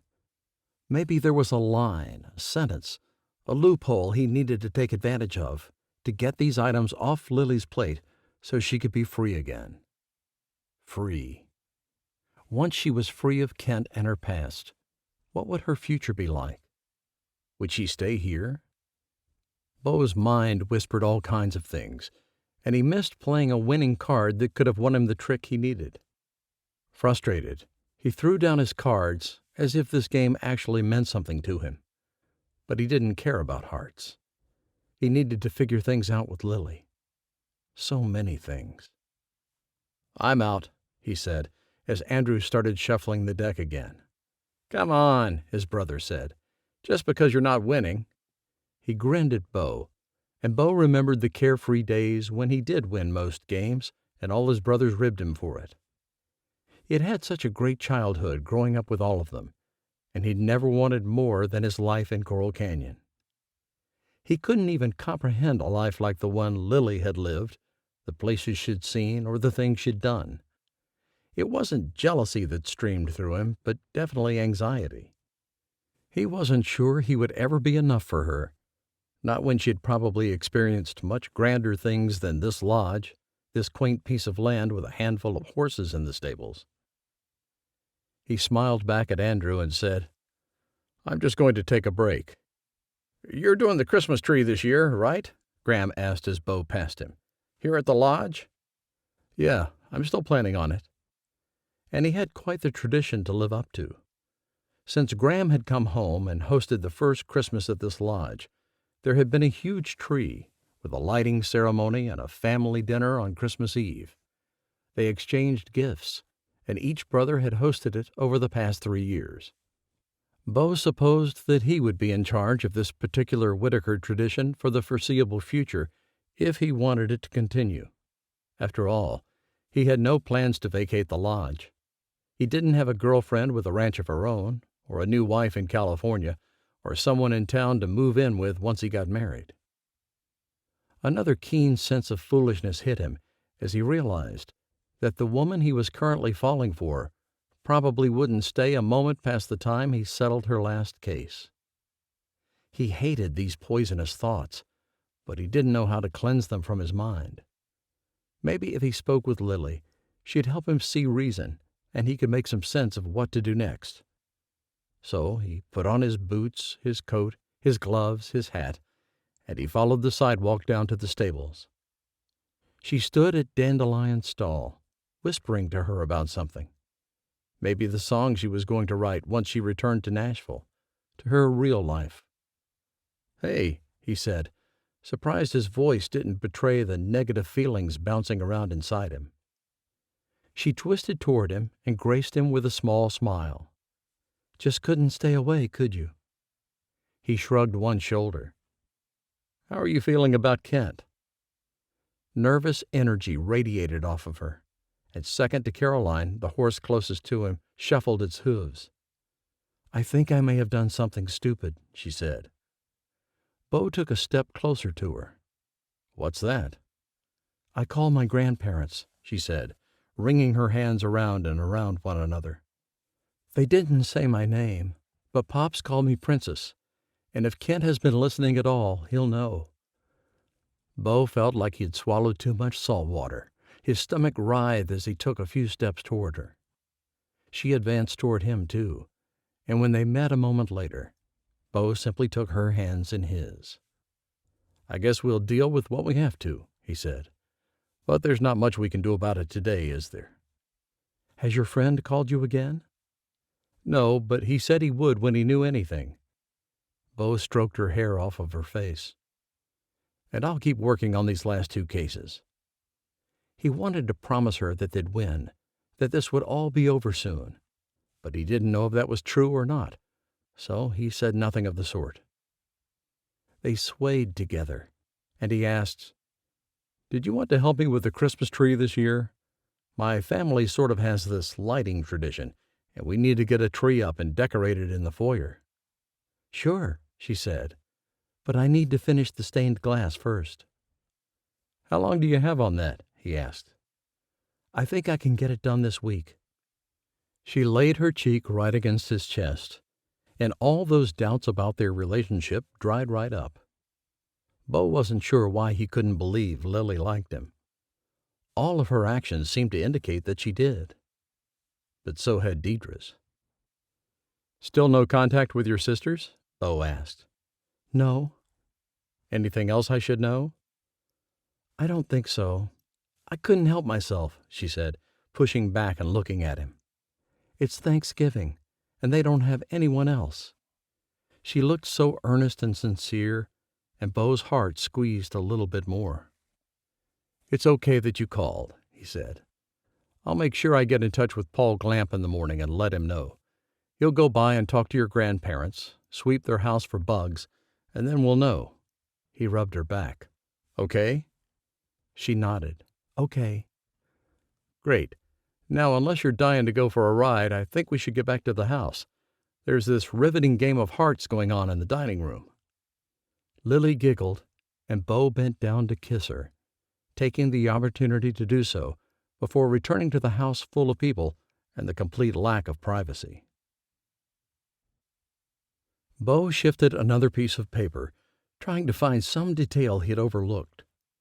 Kent had filed to have lifetime access to a portion of the royalties of the Everett sisters' albums that had been made during the time of his marriage to Lily, claiming that he'd put up with the long hours that Lily worked and all the travel, and that the sacrifices he'd made for those albums should be rewarded.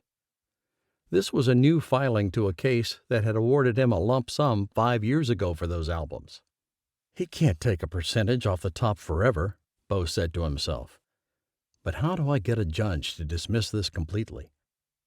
He'd been planning to use some of the same arguments he had for the alimony case, but he wondered now if he needed more than that, something a bit stronger. So he went back to his notebook, scratching out notes and questions he needed to find out about Kent.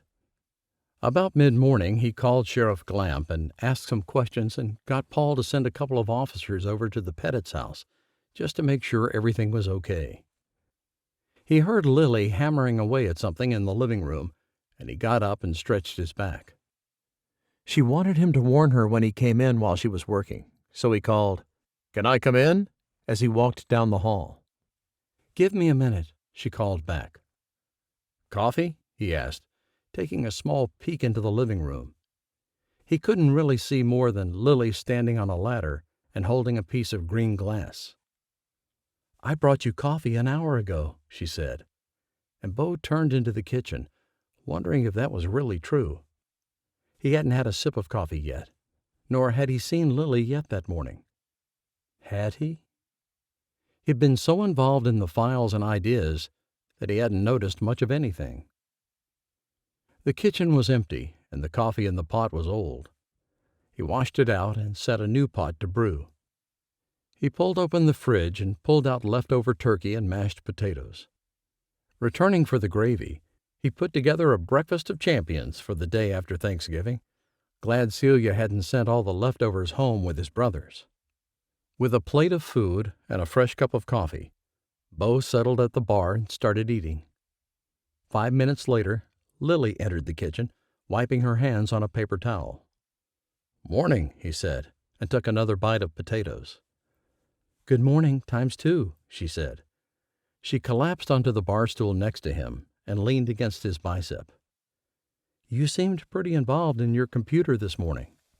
"Yeah," he said, not wanting to admit he hadn't even noticed her when she'd come in. "How's the window coming along?" "Great." She smiled at him and got up and poured herself a cup of coffee. "I think I'm going to go into town this morning," he said. "It's almost lunchtime," she said, "and it's pouring rain. Snow in the forecast." "It would be a quick trip," he said. "Promise you won't peek at the window when you drive up," she said. "It's almost done, and I don't want you to see it." "I won't," he said. She walked by him and swept a kiss along his temple and said, "Okay, I'm going to go shower then." He watched her leave, and then he finished his breakfast/lunch. The drive down the canyon was filled with driving rain, which lessened the further into town he went. He stopped by his mother's place first, a bit dismayed to see a car that wasn't hers in the driveway. He stayed in his SUV and watched the windows, thinking he should call first so he didn't interrupt something that would embarrass either one of them. His phone chimed before he could get the call sent, and it was his mother. "I see you out there. You gonna come in?" "Is Jason here?" he sent back. "I don't want to interrupt anything." "It's the grocery delivery." The door opened, and a young man came bustling out, his hood up over his head. He ran down the sidewalk and practically leapt into his car. Beau copied him in reverse, bursting into the warmth of his mother's house. "Wow, it's raining harder than it looks," he said, shaking the water from his cowboy hat. His mother stood in the kitchen unloading her groceries. "What brings you down to town?" Beau walked into the kitchen and sat at the bar. "Just wanted to see you, Mom." She gave him a narrowed-eyed glance and pulled out a can of beans. "That's not good." "What, I can't come visit my mother?" He grinned at her and reached for the bag of tortilla chips she hadn't put away yet. "How are things with Lily?" "The cases are going okay," he said, not wanting to get into all the details of what he hadn't been able to figure out yet. "I meant your relationship with her." We're not," she rolled her eyes and said, "Oh, come on. Everyone knows you two are dating." "How?" Beau ripped open the chips and took out a handful. "Well, for one, you invited Andrew and Becca up for movie night." "So?" "So that wasn't a date?" "I don't think anyone ever used the word date," Beau said immediately, stuffing his mouth full of chips. "But you are dating her." She turned and put her canned goods in the pantry, right? When she looked him in the eye, Beau couldn't lie to her. "Yes, all right. Yes, we're dating, sort of." His mom shook her head, a loving smile on her face. "Oh, Beau, I'm an idiot, aren't I?" He pushed the chips away. "No," she said, but she didn't add to it. "Her ex is in Jackson," Beau said. "I'm trying to keep her safe and win her cases." "And she's doing a stained glass window for your house, and you're falling for her." "I'm not, Mom." Beau stood up. "Honestly, I'm not." But he wasn't sure if he was or not. He could be, but it was happening quite a bit slower than his fall with Deidre. "She's a big celebrity, and there's no way she's staying somewhere like Coral Canyon." He wished the truthfulness of his words didn't echo quite so loudly in his ears or fill the rafters of the house. "I have to go," he said, heading for the front door. "I have some files at the courthouse I need to look at." Chapter 18 Lily went right back to work on the stained glass window after she showered, though the smell of the solder was giving her a headache. She wanted to get this window done for some reason. Maybe it was because Beau had mentioned a big Christmas tree project, and she wanted to be available for that. Or maybe she knew her time at the lodge was coming to an end, and she didn't want to leave her window unfinished. She cut the blue cathedral glass to fit the triangle she needed for the middle of the E on the name Whittaker. She loved the logo she'd contracted through another email address with an artist. The last name was made of beautiful glass in an array of colors, and she'd finished those first. The horseshoe had come together nicely, as had the rainbow. She just had the finishing touches to complete, and then she needed to go through the cleaning process to make sure when she revealed the design, the sun could truly illuminate each piece. She liked the silence in the house, and she could tell Celia, Bree, and everyone else had gone home last night. When they were in the lodge, it had a different presence. Lily liked them both, but something was still unsettled inside her. Beau hadn't said anything about her grandparents, which Lily had assumed was a good thing, so she hadn't asked. Rose and Violet had both emailed last night, and Lily thought through their messages as she fitted the glass into place and melted a piece of solder in exactly the right place.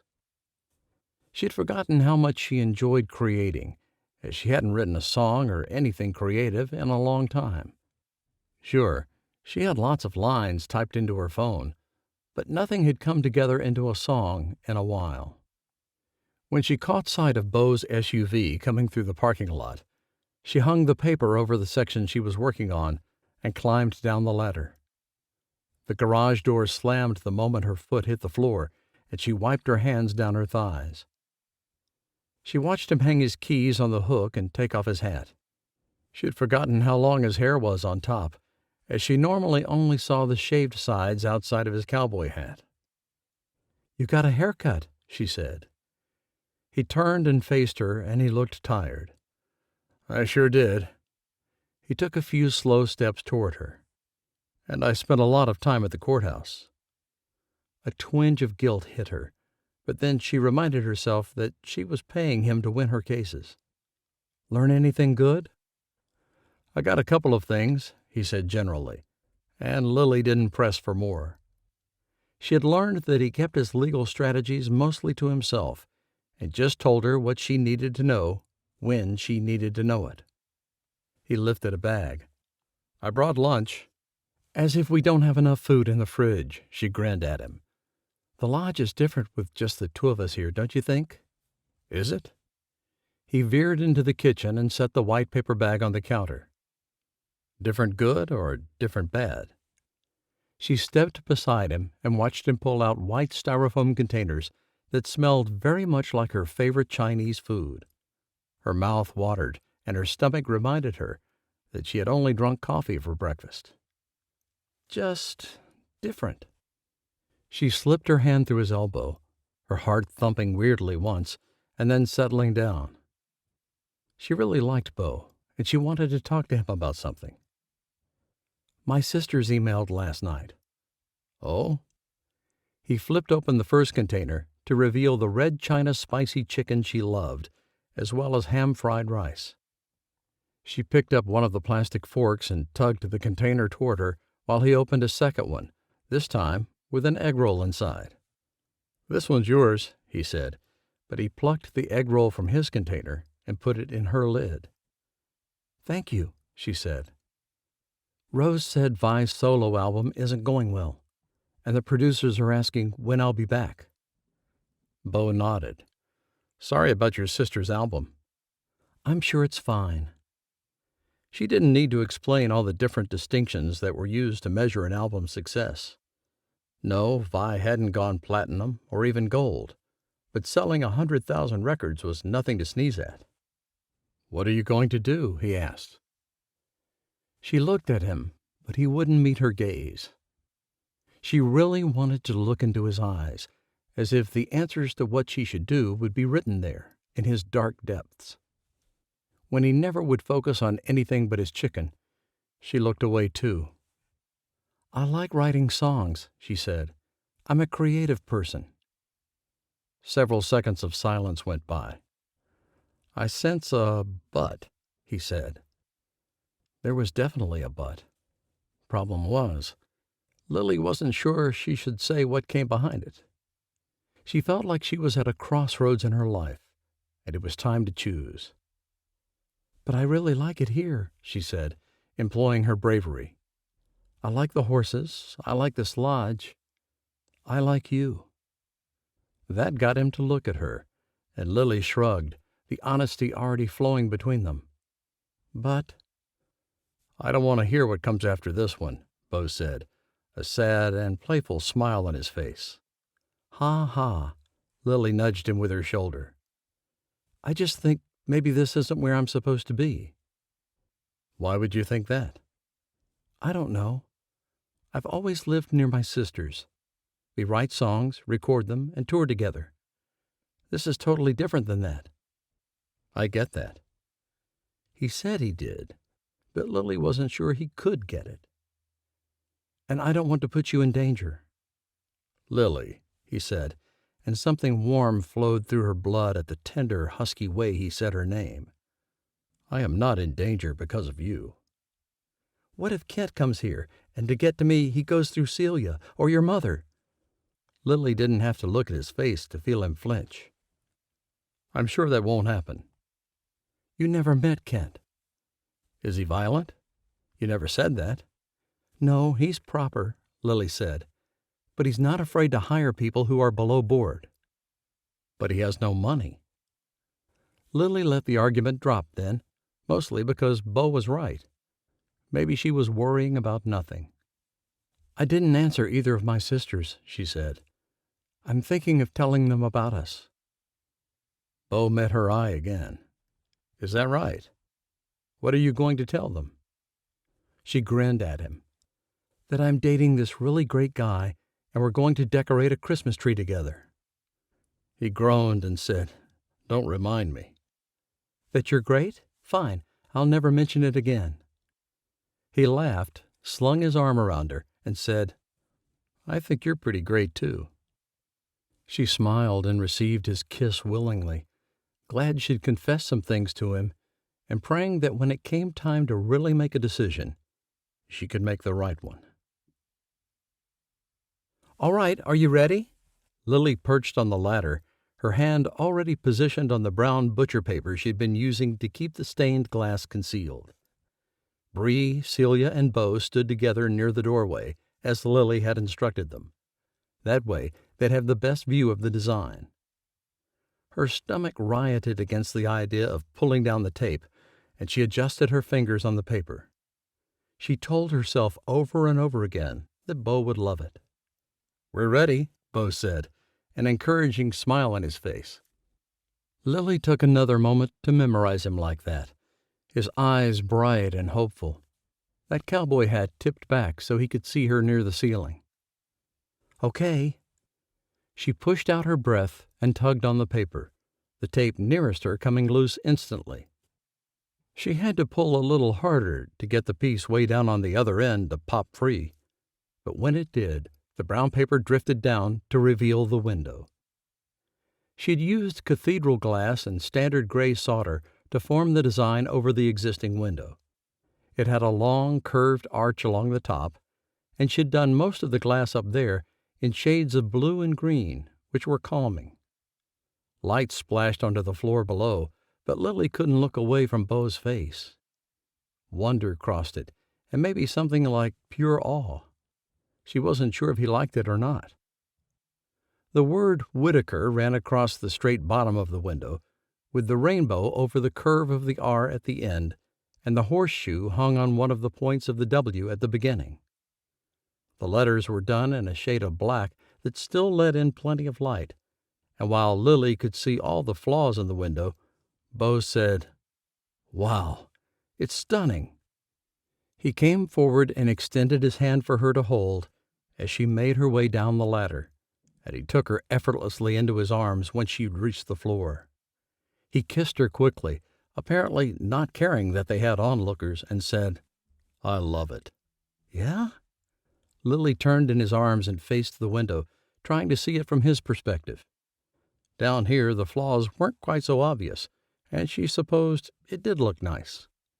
"It's wonderful," Celia said with a sniffle. Before Lily could turn to look at her, the older woman left the room. "It'll be even better in the summer," Lily said, "when the sun is hotter and brighter." "I love it," Bree said with a smile. She touched Lily's arm, and when Lily looked at her, she found kindness in her eyes. "The guest will like it, too." "I went with the last name," Lily explained, "because I figured you Whittaker brothers would keep the lodge. Maybe rename it, but always keep it." "I plan to keep it," Beau said. "I should probably talk to Graham about that. He bought it years ago after our dad died." Lily tightened her arm around him and said, "Let's go see what Celia whipped up for this celebration." She hadn't specifically asked Celia to bake anything, but when they entered the kitchen, she had strawberry shortcake on the counter as she piped perfect star-shaped dollops of whipped cream onto it. Lily ate the delicious dessert and basked in all the compliments from the others. While the wind howled through the Wyoming landscape, she felt warm and secure inside Whiskey Mountain Lodge. With Beau. With this new family she was making. A few days later, she and Beau wandered through the Christmas trees in the parking lot at the hardware store. Lily wore her hair up under one of Beau's ball caps, an oversized jacket, and a pair of sunglasses. No one questioned her on the last accessory, because it had been snowing for days, and the sun had finally broken through, causing a blinding glint to reflect off of everything. "I like this one," she said, pointing to a tree hardly bigger than herself. "It's too small, sweetheart," Beau chuckled, and pointed toward the far side of the lot. "That foyer is huge. We need at least 20 feet.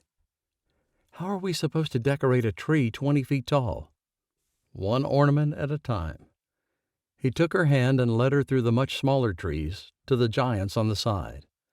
There were only 6 to choose from, as apparently the 20-footers weren't that popular. They all looked the same to her, and she let Beau pick out the one he thought was the most robust. He paid for the tree, and she watched while he and 2 other men hefted it on top of his SUV. Back at the lodge, she had to help him, Bree, and Graham get the tree in the house, but then she stood back and watched as some of the red, blue, and yellow light from the stained glass window danced across the pine needles. "Looks great," she said, noting that the top of the tree barely reached the top of the stairs. They probably could have gotten a 30-foot tree and still been fine. "Do you want to start decorating today?" he asked. "Not really," she said. "We have plenty of time, right?" She admired the bare tree just the way it was, wondering why it needed to be dressed up at all. "Sure, yeah," he said. "I think we need new lights anyway. I can get some this weekend, and then we'll get her done." Lily stayed in the living room while he went down the hall to his office. Celia wasn't at the lodge today, and Bree stopped by to say she was running down to town to get a few things for the guests that would be there the following evening. She had just made herself a cup of hot chocolate and settled next to the tree when someone knocked on the big front door a few feet from her. It sounded like a child's knock, barely loud enough to hear. Glancing toward the hallway, she expected to find Beau standing there, or at least coming. Nervous energy fired through her like fireworks. Was he expecting someone? Should she answer the door? She waited, thinking maybe she had imagined the sound. But it came again, soft yet insistent. She couldn't fathom leaving a child outside with the wind driving the snow to and fro the way it was. She sent a quick text to Beau. "Are you expecting someone at the lodge?" before she got up to open the front door. "Hello?" Her voice turned to glass and shattered when she saw a tall, gangly man with chestnut-brown hair on the porch. He was not a child. He could surely knock harder than he had been. Behind her, she heard Daisy bark, and a flutter of hope entered her chest.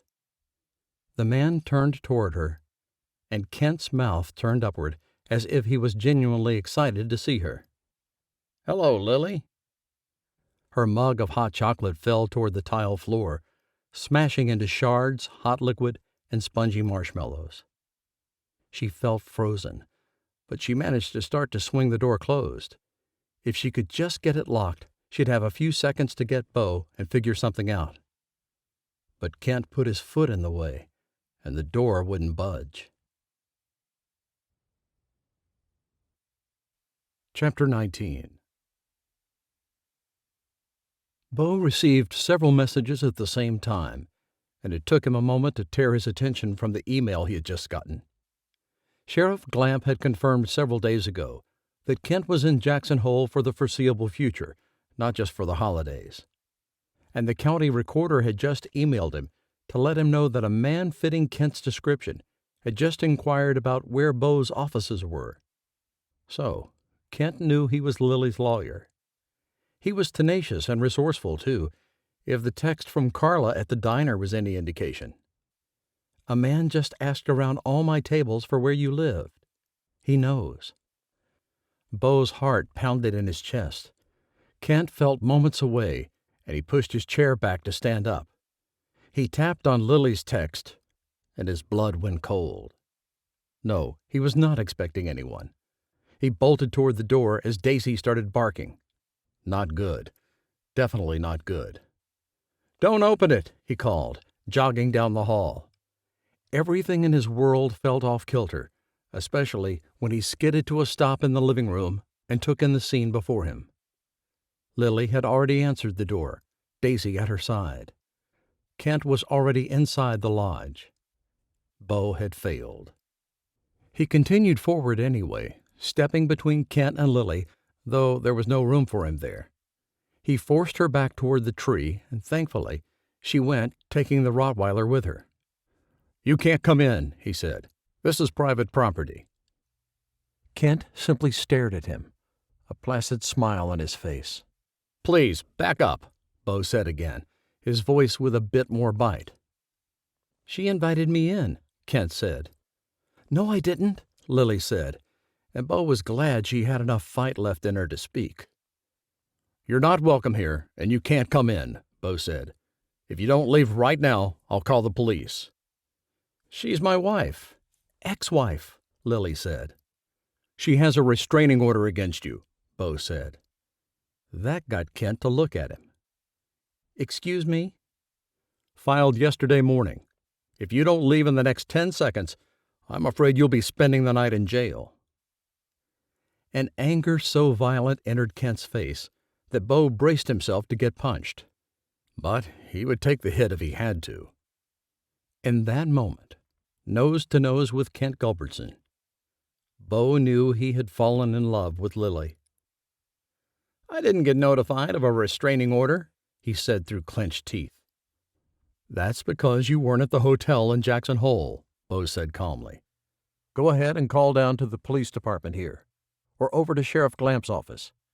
You'll see I'm telling the truth." Kent pulled out his phone as if he'd stand in Beau's warm foyer and make his calls. "Out there," Beau said, nodding toward the door. "All the way to the road, in fact. This is private property to that road, and you can't be within 100 yards of Miss Lily Everett."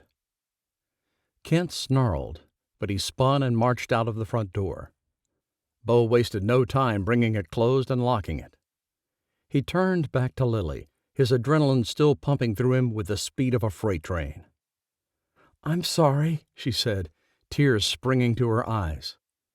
"He knocked so softly, and I thought maybe it was Bailey or another child."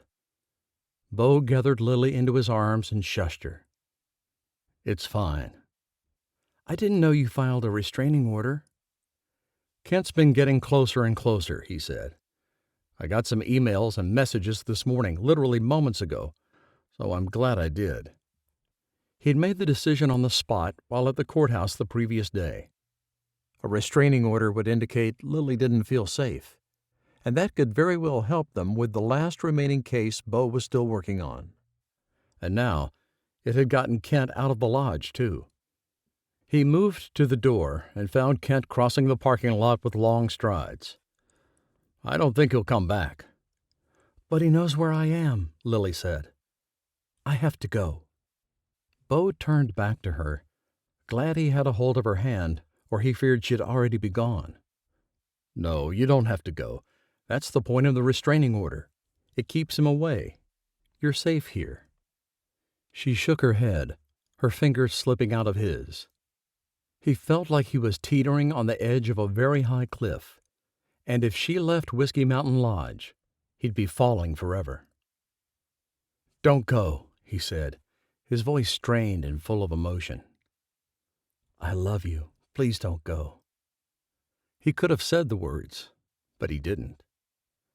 "I have only one more case to finish, and I'm so close. Please stay."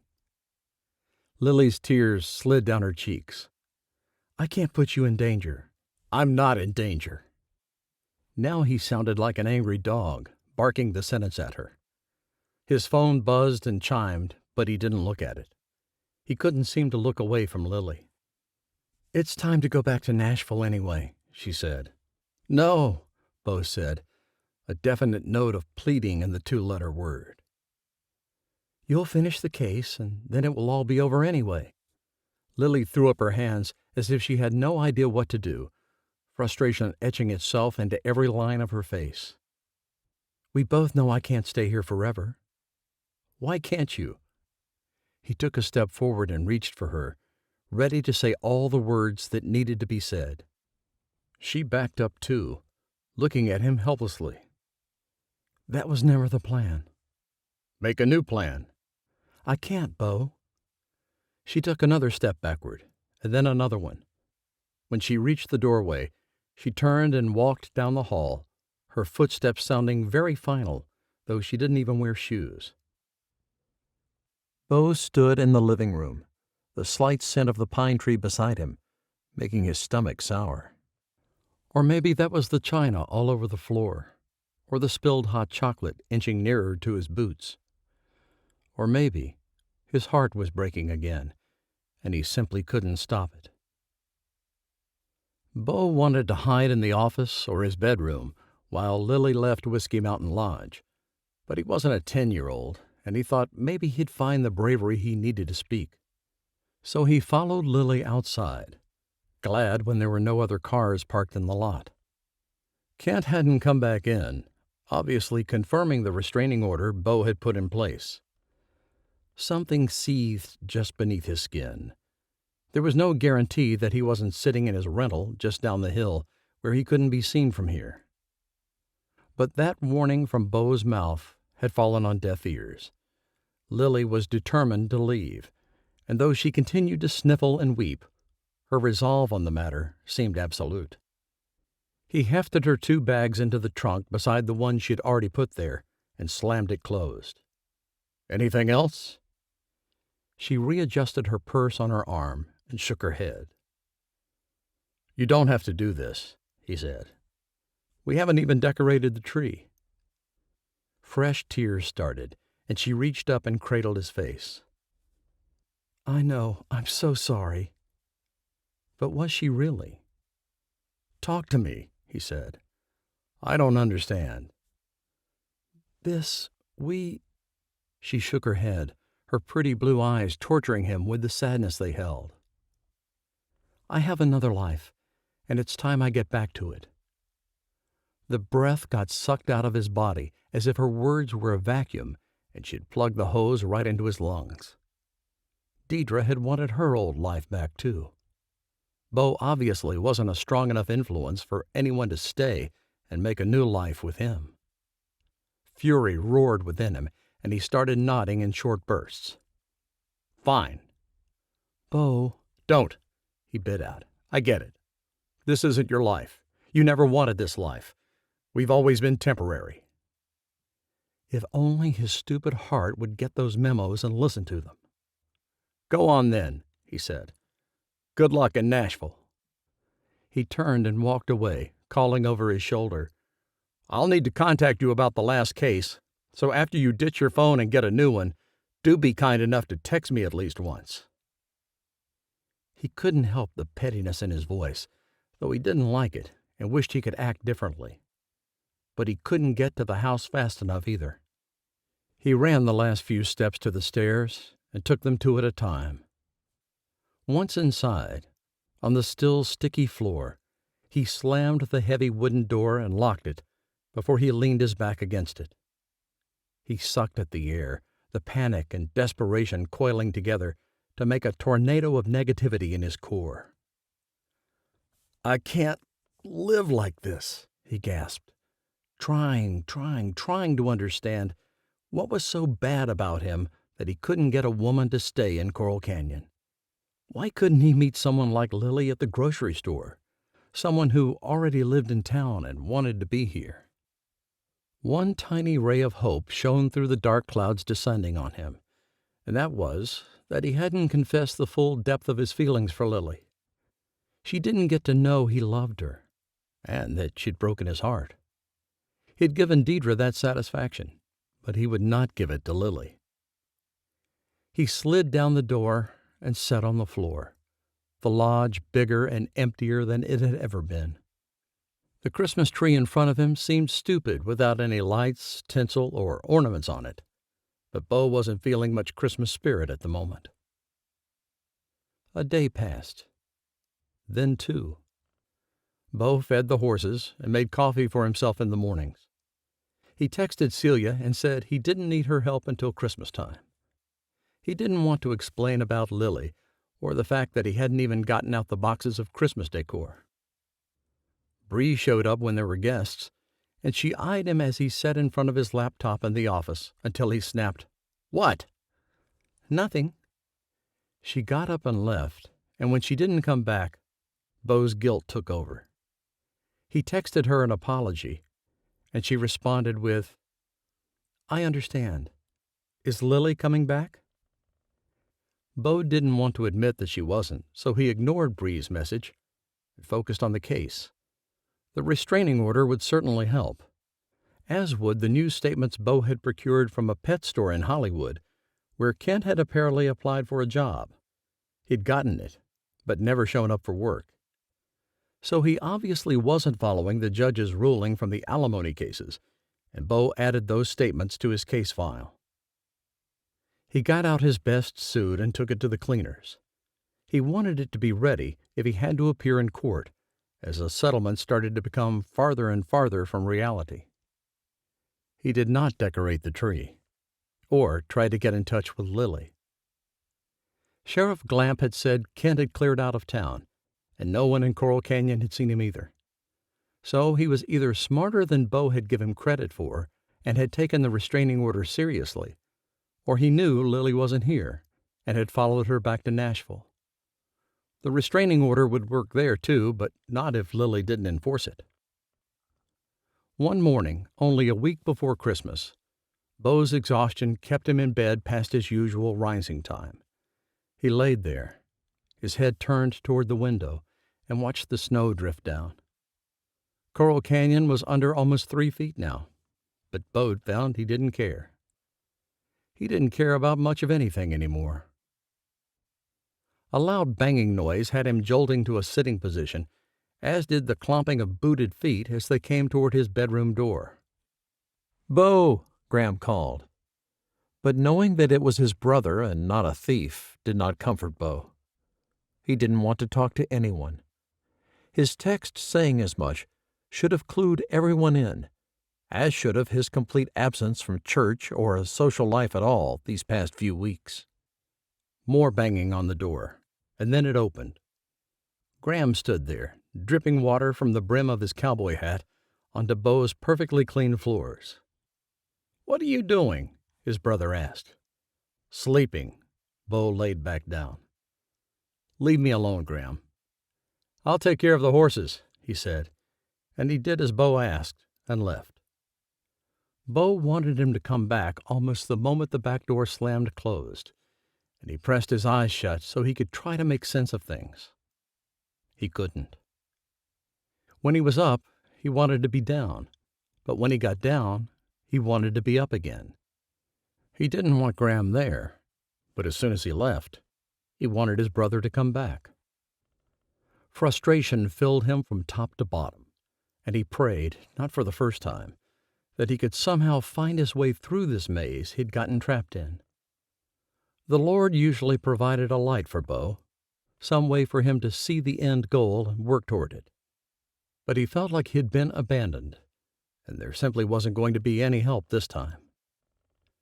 Graham did return a while later, this time with a cup of coffee.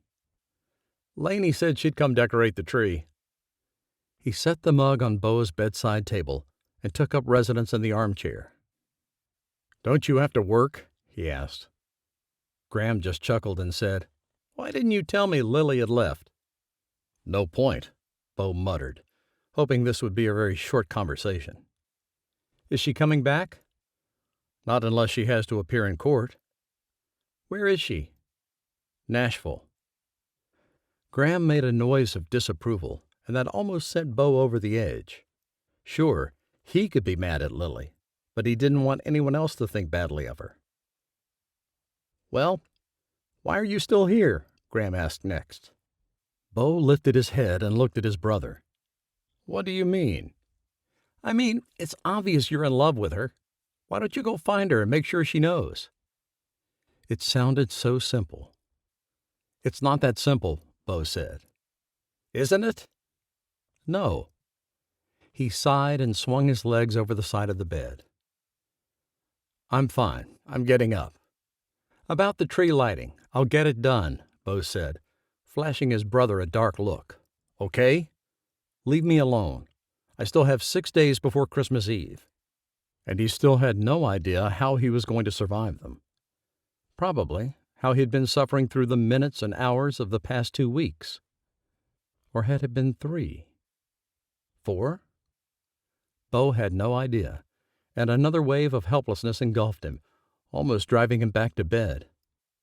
He stood instead, stretched his back, and said, "Now, if you could just point me in the direction of where the Christmas ornaments are stored." Chapter 20. Lily checked out of the hotel where she'd been for less than 12 hours, by leaving her room key on the dresser in the room. Over the course of the last week, she hadn't stayed in the same place for more than one night. She'd kept her hair hidden, unable to bring herself to dye it. Her long, almost white hair was one of the trademarks of the Everett sisters, and she couldn't cut or color it. She actually had a contract not to. So she smoothed it back and tied a scarf over her head, covering that with the hood from her sweatshirt. When she was satisfied that not a wisp of her hair was showing, she stepped out of the room and forced herself to walk calmly to the rental car. She had left hers at the bus station in Jackson Hole, hidden in the bathroom to call her manager about using the business credit card to rent something inconspicuous to drive back to Nashville. "Does this mean you're coming back?" Sean had asked, and Lily had confirmed it. She'd said she'd be in Nashville for the new year, and she still had a couple of weeks to get there. The thought of spending Christmas by herself made her chest cinch. She wanted to turn the car around and head back to Wyoming right now. She could, and if she drove straight through, she could be back by nightfall. Instead, she turned the car toward Kansas City and drove as if she were going into the city to work. She'd spend lunch at some rundown diner or bistro, and then hunt for a hotel in a smaller town a few hundred miles closer to Nashville. She didn't want to go straight there, though if she just got in the car and put the pedal to the metal, she could see her sisters by morning. She was sort of hoping the highway would give her the answers she sought. Problem was, she wasn't even sure she knew the questions to ask, so getting the answers was nigh to impossible. "Help me," she said aloud, glad she could still speak, that her voice worked. She hadn't been using her vocal cords in quite the way she used to, and she began to hum and then sing one of the Everett sisters' most popular ballads. When she finished that one, she went down the set list for their third album, the one that had broken the record for the most amount of tour money earned by a musical group. They'd broken their own record on the next tour, but their fifth album hadn't been as popular. Lily sang through a few more songs, each one calming her, until she felt like she could go 10 more miles. Then 10 more. Before she knew it, she was only an hour outside of St. Louis. She decided to stop there choosing a big city over a small one for tonight. And she'd be in Nashville by tomorrow if Rose didn't email her about Kent. Lily didn't know where he'd gone, and she hadn't seen him. She had had 3 phones since leaving Coral Canyon, and she had emailed Beau with yet another email address that he hadn't yet responded to. So she still had one case pending, and she almost hoped it would drag on, because then she'd have a tie to him, a connection. If he finished her legal work, she'd never have a legitimate reason to contact him. Sure you would, she told herself. You like him. Lily stopped speaking because she really disliked lying to herself out loud. She more than liked Beau Whittaker, and way down deep, she knew it. She didn't want to let that truth up too far, or she might call him and tell him with real words. He'll never forgive you. She sighed and leaned her head against the window. She decided she couldn't drive anymore and got off the freeway when she saw the first hotel sign. She checked in, using cash she'd gotten in Denver, and made it to her assigned room without incident. She hadn't meant to use the exact same reason as his previous girlfriend and client had used to break up with him. But it had worked, no matter how much hurt she'd seen in his eyes, no matter if she hadn't wanted to say it or not, no matter that it wasn't really true. Oh, it's at least partially true, she said to the empty room. Yes, she had loved the lodge and the little of Coral Canyon that she'd seen. She had wanted to stay and decorate that gigantic Christmas tree and experience the tree-lighting ceremony with Beau and his family. She wondered if he'd gone in her bedroom yet, or if he'd let Bree take care of the linens. She had already gotten him a Christmas gift, smuggled into the lodge by Celia after one of her trips to town, and she had left the present on the nightstand in her bedroom. She hoped he hadn't gotten it yet. Not that he had, and had then decided not to email her a thank you. Doesn't matter, she whispered as she dragged her suitcase closer to the bed.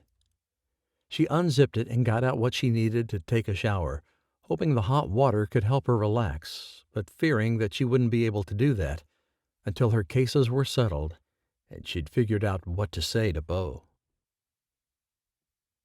She pulled up to the gate where Vi lived, a tremor of anticipation skipping through her system. After rolling down the window, she pressed the button and waited. Vi had a doorman that checked all traffic in and out of the house, and his voice came through the speaker with a distinct English accent. "Who may I say is here?" Rupert always asked the same thing. He was never impolite, even when he had to turn someone away. "It's Lily, Rupert," she said, pulling her shades down slightly so he could see her eyes. "I'm not sure if Vi knew I'd be here today or not." "One moment." Lily sighed and leaned her head against the back of her seat. She felt spent, like she didn't have anything inside of her to give. But when Rupert said, "Please pull forward," in the same voice she had heard him use countless times before, she found the strength to do just that. Move forward. As she eased her rental car down the meticulously landscaped lane and around the bend to the front door, she hoped her reunion would be joyous. Her sisters spilled from the double-wide doors as she put the car in park, and she could see their jubilation plainly on their faces. It was enough to spur her from the car, a shriek riding the back of her throat. "Lily!" Rose laughed as she flew down the stairs ahead of Vi and slammed into Lily, grabbing onto her and giggling like a little girl. "You're home!" Vi engulfed them all in a hug, and Lily put one arm around each of them, her tears instant and hot in her eyes and on her face. Oh, how she'd missed them. There was nowhere as comforting as her sister's arms, and she held them tight, tight, tight. When she pulled away, she wasn't the only one crying, thank goodness. "You've ruined my perfect makeup day," Vi said, wiping her eyes. "My eyeliner was so crisp." She gave a tear-filled laugh, and Lily just beamed at her. "You look great," she told her sister.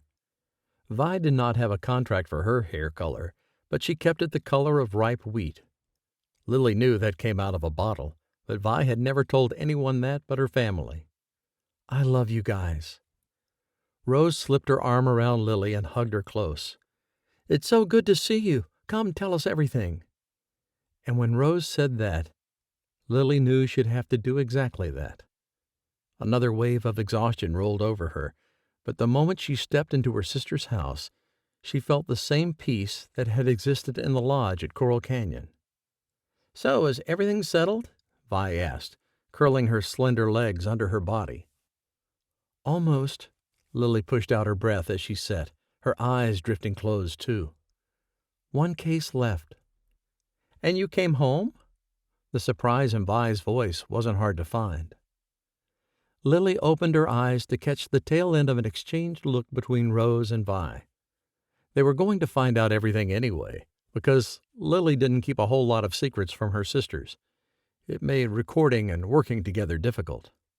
"I hired the best lawyer in Wyoming," she said. "Of course you did," Rose said, an obvious encouragement for Lily to keep talking. "And he also happened to be this rugged, sexy mountain man with a law degree." "Oh, boy," Vi said. "How is it that she gets to meet all the interesting men when she's supposed to be in hiding?" She looked at Rose as if she'd just asked a serious question, then tossed a playful smile at Lily. But Lily couldn't smile back. Her heart hurt too much. "I left him there. Kent showed up and I freaked out, and I left the cowboy lawyer in Wyoming." Several beats of silence passed, broken when Rose said, "Get her guitar, Vi. Let's see what she's been working on." Lily didn't want to tell them. She hadn't been working on anything. The Lily she'd been when she left them here in Nashville was a workaholic, someone always jotting down lyrics or finding new ways to rhyme. Vi got up and left the room, and Lily looked at Rose. "I haven't played a guitar in over a year." Rose just blinked at her, asked, "What?" "I didn't work on any songs while I was gone." Vi returned, Lily's guitar in hand. The veneer on the front gleamed as if they'd had it polished weekly while she had been gone. Guilt gutted her, and she accepted the instrument from her sister. "She says she hasn't played," Rose said. "You haven't written one song?" Lily shook her head, taking a few moments to get the guitar settled in her lap the way she liked it. Playing the guitar felt natural to her, and her fingers found their places on the board easily. She plucked, knowing she'd have some serious pain until her calluses reformed. "I wrote down some lyrics at first," Lily said above the low guitar music. "But nothing serious." Until Beau. Then she'd had all kinds of lyrics come to her. She hadn't organized them into anything resembling a song, though. "Well, it's time to get serious," Vi said. "Lee said he can't wait to see you in the studio in January." Lily glanced at Vi, an internal groan forming in her chest. Instead of letting it out, she said, "I think I might have a song for Beau." "Beau?" Rose asked. "Is he your boyfriend?" "Was," Lily said. "He was my boyfriend." And all at once the lyrics she needed to express her sadness, her frustration, and her depression appeared in her mind. "We should probably write this down," she said, her fingers picking out a tune. "I'm recording," Vi said, holding up her phone. "All right." Lily played through several more notes, then opened her mouth to sing, at home here with her sisters, with this guitar in her lap, with songs streaming from her. She felt comfortable here in Nashville, but she still wanted to be with Beau. "When he was my boyfriend," she started, the words coming out slowly in the middle of her range. "The sky shone the deepest blue. The wind hummed a merry tune. When he was my boyfriend—" "Oh, chicken and biscuits," Vi said, and Lily cut off the next part. She looked at Rose and then Lily, her eyes wide. "What?" Lily and Rose asked in tandem. "She's in love with him." Vi giggled and clapped, her glee almost sending Lily into a rage. "That's not true," she said quickly, glancing at Rose as if her younger sister would be able to tell if Lily loved Beau just by looking at her. Did she love Beau? Of course she did. The guitar thunked on the ground as she let it slip from her grasp. She sucked in a breath, and Rose said, Oh, my heck! You're in love with him!" A fresh set of tears pricked her eyes, but Lily was so sick of crying. "So what if I am? It doesn't change anything." "Oh, honey, of course it does." Vi tapped on her phone a few times, hopefully to stop the recording, and got up. She took the guitar from Lily and set it aside so she could put her arm around Lily's shoulders.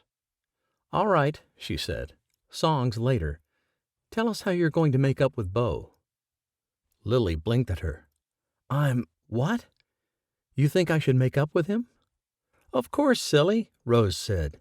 "If you love him, you should be with him." "He lives in Wyoming. You guys know that, right? It's like 2,000 miles from here." "Does he love you too?" Vi asked, which only made Lily's head swim, and then spin, and then sink. "I don't know," she whispered. He'd said a lot of things, but never those 3 words. "I left him there."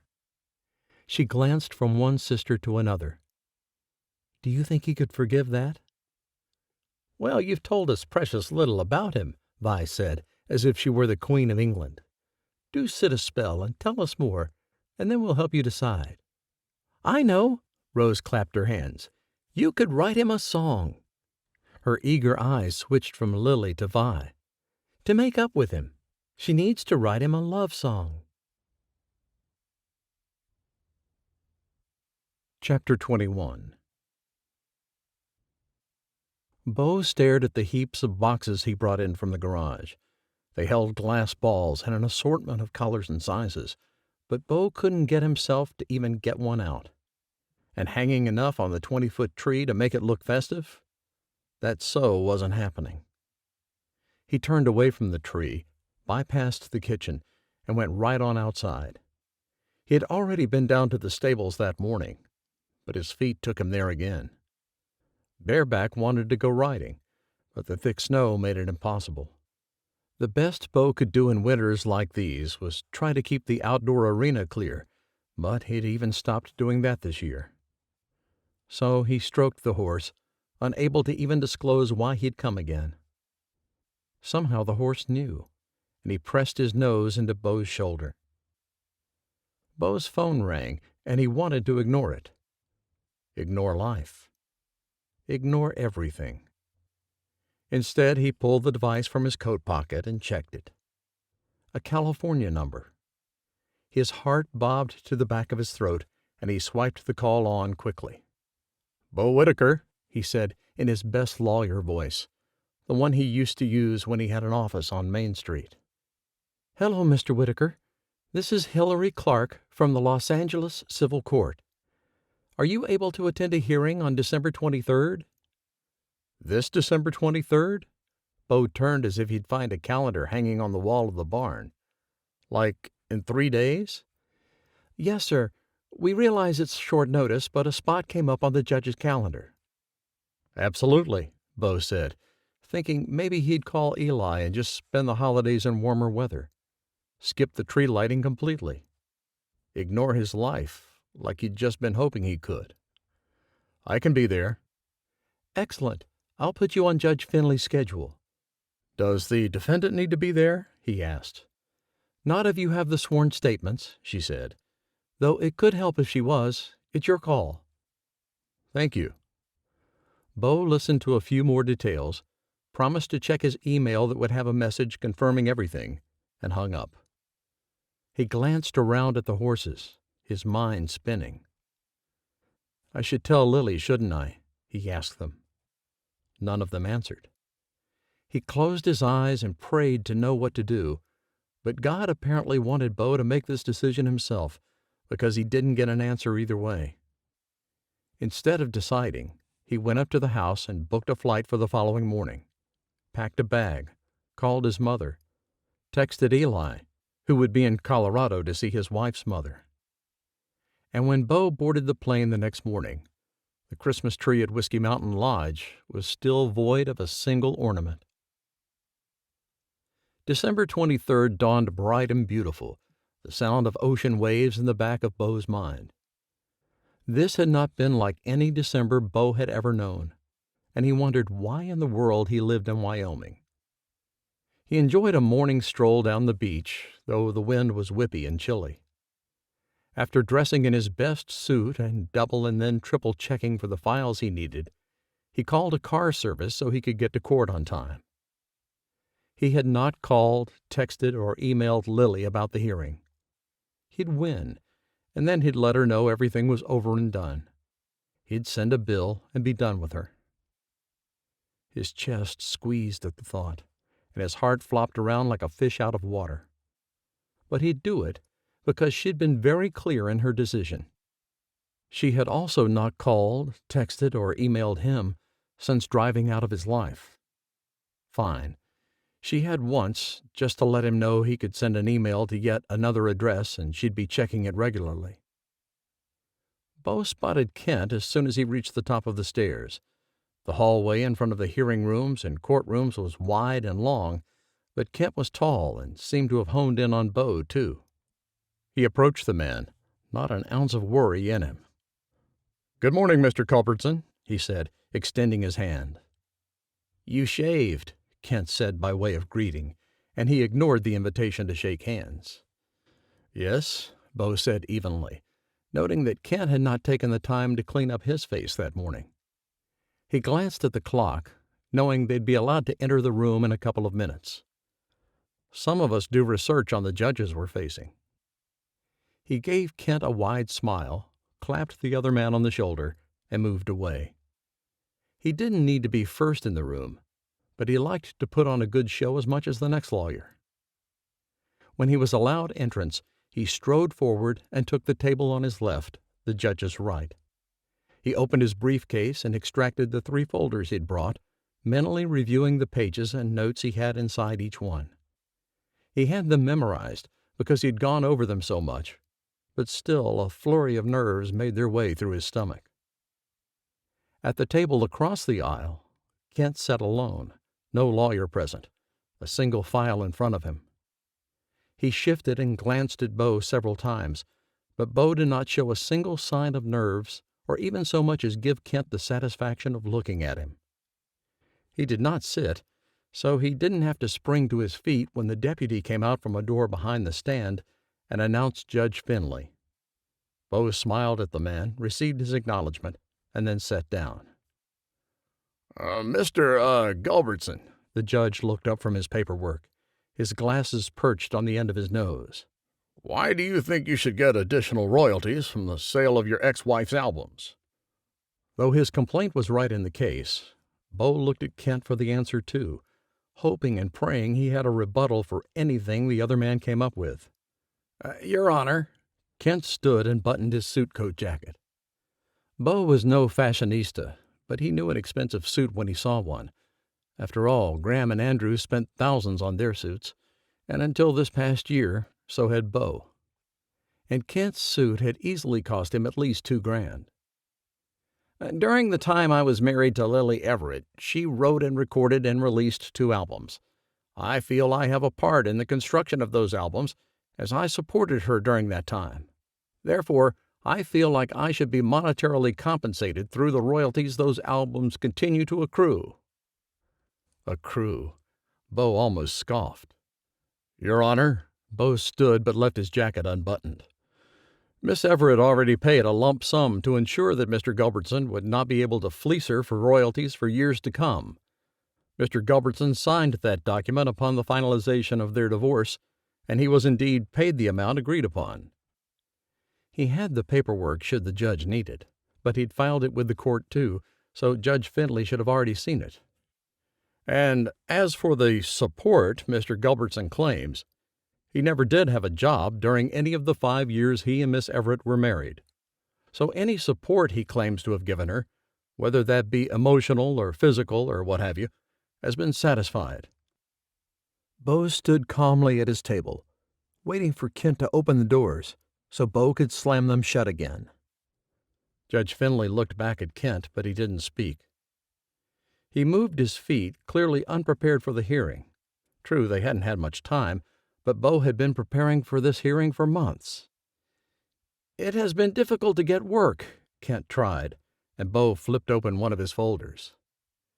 "And yet, The suit Mr. Gilbertson is wearing in the court today was purchased 8 days ago at Levingston's, a premier menswear shop here in Los Angeles." Beau held up the single sheet of paper that had come through in his email yesterday morning. "And it was paid for with cash, in the amount of $2,234.81.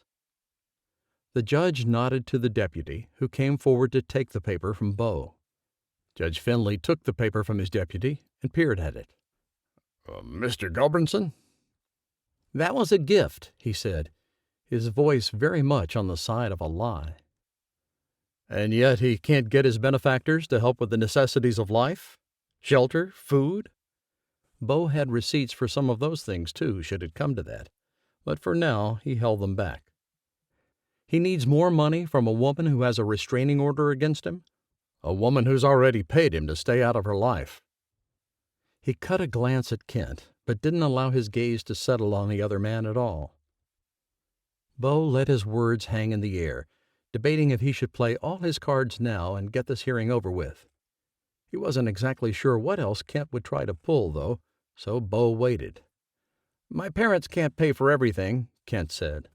"Then get a job," Beau said. "Work is extraordinarily difficult to find," the other man spat out. "Is it?" Beau flipped open his other folder. "I have a sworn statement from Benjamin Buchanan at Valley Pets, who offered you a full-time job with benefits here.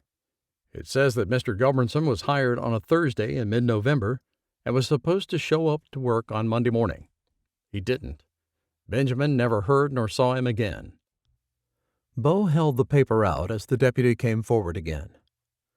"Keeping a job is probably extraordinarily hard to do when one doesn't show up, I'll give him that." The judge examined the new paper Beau had presented, and just when Beau thought he might be finished, he launched into what he hoped was his closing argument. "It's clear to me, Your Honor, that Mr. Gilbertson simply wants to continue to live in the lap of luxury, Miss Everett's luxury. He's trying to fleece a celebrity, and he should not be allowed to do so. All of his other attempts at extending his alimony benefits have been declined, and he does not deserve, nor has he earned, another cent of Miss Everett's money." Judge Finley looked up from the paper about halfway through Beau's soliloquy and looked at Kent. "Any last words before I rule?" No, Your Honor." "Very well." He laid the paper on the bench in front of him. "Because of the evidence before me and the rest of the documents in this case, I hereby rule in favor of the defendant. You've gotten your settlement, Mr. Gilbertson. I see no reason to have your ex-wife continue to pay you for an extended period of time." He picked up his gavel and pounded it once on the bench. "Thank you." "Thank you, Your Honor," Beau practically yelled up to the bench. He took his time gathering his papers together so Kent would have time to leave the courtroom first. He had no desire to see or talk to the man again. A smile formed on his face. He had won. But his grin faded just as quickly when he realized he had no one to celebrate with. Beau boarded a plane on Christmas Eve morning, his attention out the window as they took off and headed for Wyoming. He hated that he didn't have someone to go home to, hated that he'd emailed Lily and hadn't heard back from her, hated as the landscape below came into view and it was all snow and grime and gray skies. Celia would be at the lodge cooking up a storm for the family dinner that night. Beau had bought gifts and had even wrapped them before he left for California. He had not decorated the tree, and the thought of doing it made him angry for a reason he couldn't name. Oh, yes, he could. He knew it was because of Lily and how they had planned to decorate the tree together. "You've got to get over her," he muttered to himself as he walked through the busy airport, people completing or beginning the holiday travel.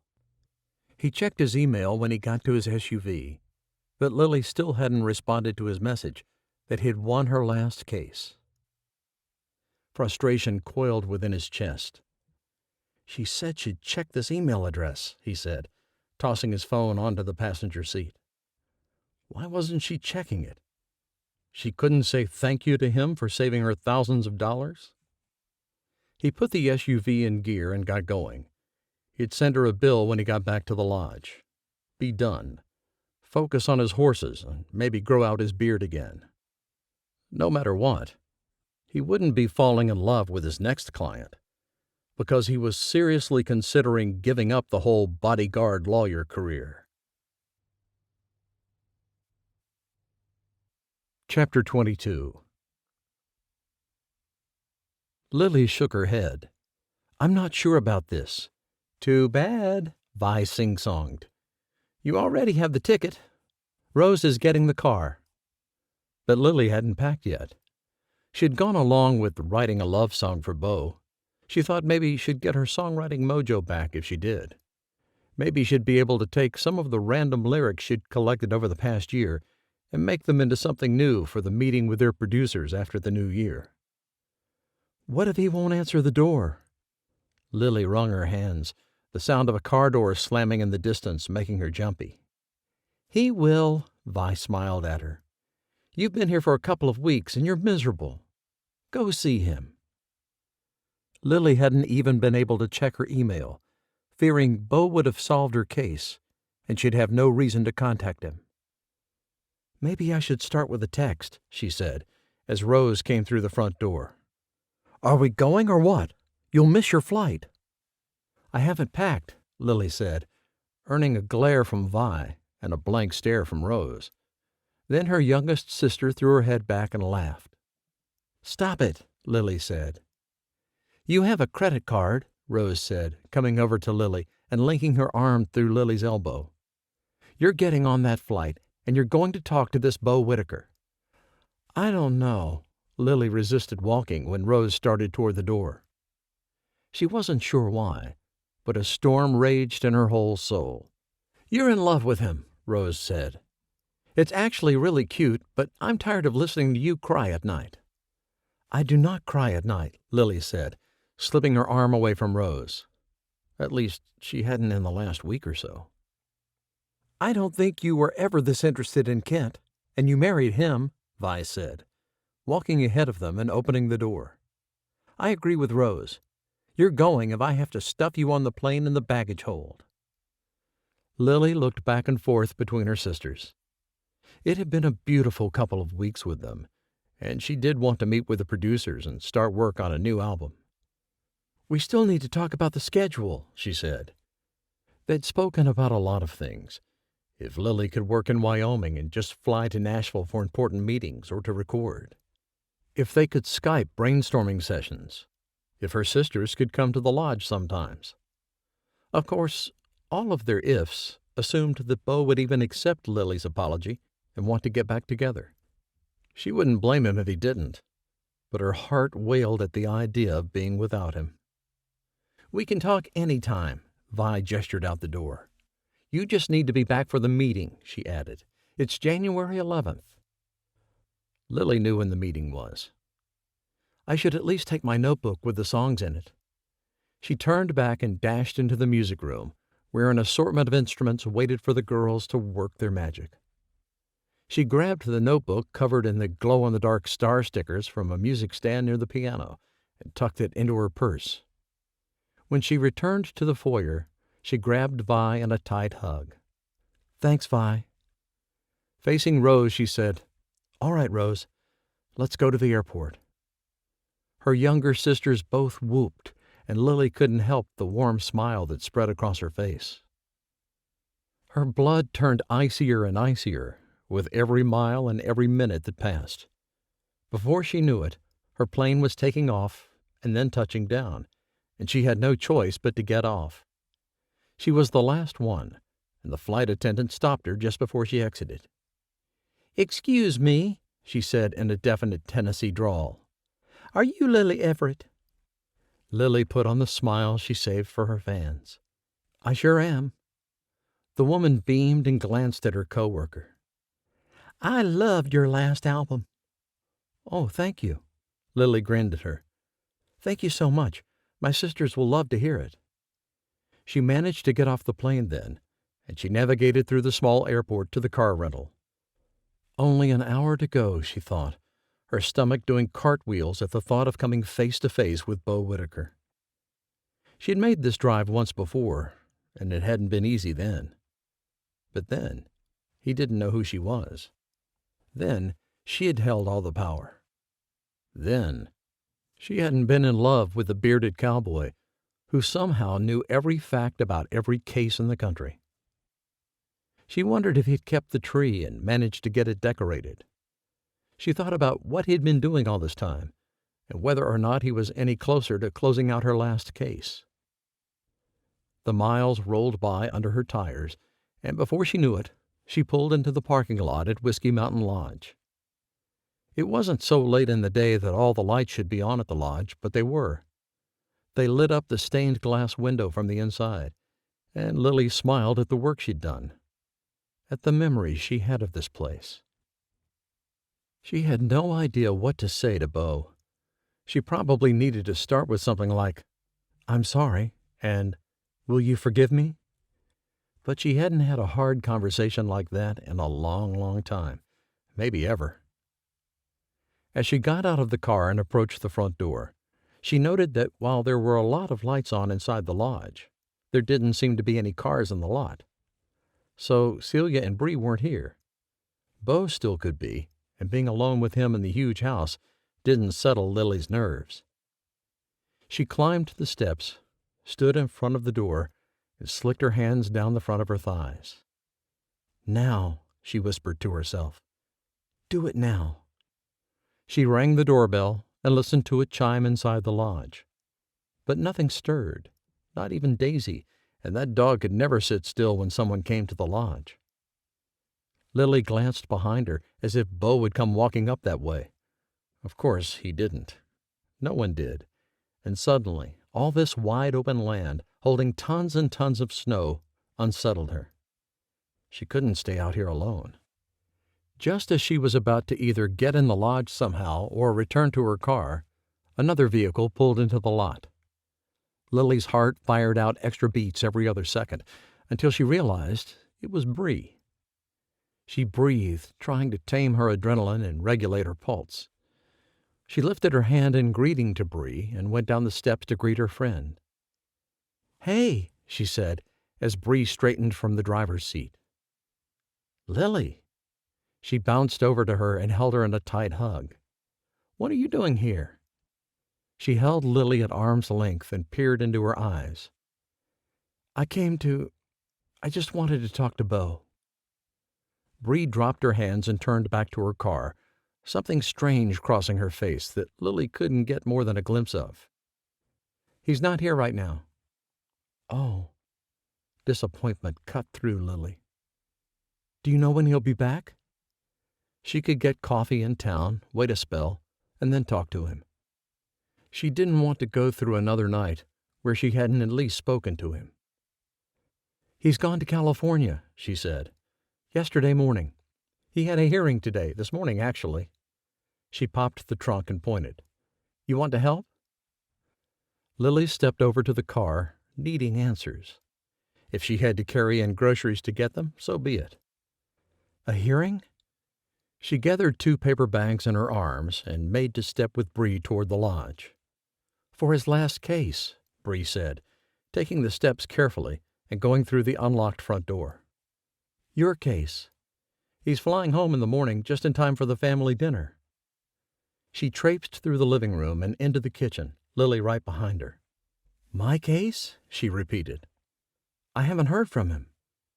He probably just wanted to wait and see if he won or not." Bree wouldn't look directly at her, and Lily realized her sudden departure from Whiskey Mountain Lodge had made life difficult for more than just her and Beau. "How has he been?" Lily asked, as she set her bags on the counter. Bree did meet her eye then. "He's about what you would expect." She nodded a few times and headed back for the door. When Lily passed the Christmas tree this time, she realized that it was not decorated. Christmas Eve was tomorrow. "Bree," she called after the woman, "are you guys still doing the tree lighting?" Bree didn't break her stride or look back as she went down the steps. "I honestly don't know. Beau hasn't called it off, and these are only half of the groceries. Celia's bringing the other half." She exhaled heavily, and Lily got to moving to help her bring in all the food from her trunk. "The tree's not decorated," Lily pointed out, though Bree obviously knew. "Right. You guys won't do it?" "Beau's been moody about the tree. Celia and I agreed not to touch it. None of the other brothers come up here, so it'll be interesting to see what happens tomorrow night." Lily started unpacking the groceries, everything from sour cream and butter to lentils and coconut oil. "Do you think he'd mind if I decorated the tree? I saw the boxes of ornaments out there." Bree stopped working. "Are you planning to stay for the holidays then?" "I was considering it," Lily said coolly, "unless Beau's already hired another client and my room isn't available." Bree stepped right in front of her then, a stern look on her face. "Lily," she cleared her throat as her cheeks turned to a shade of red Lily had never seen before. "I'm just going to say this, and I mean no disrespect. I like you. It's good to see you. But if you're just going to run right back to Nashville, maybe you should just go now. I don't want to see Beau go through that again." "What again?"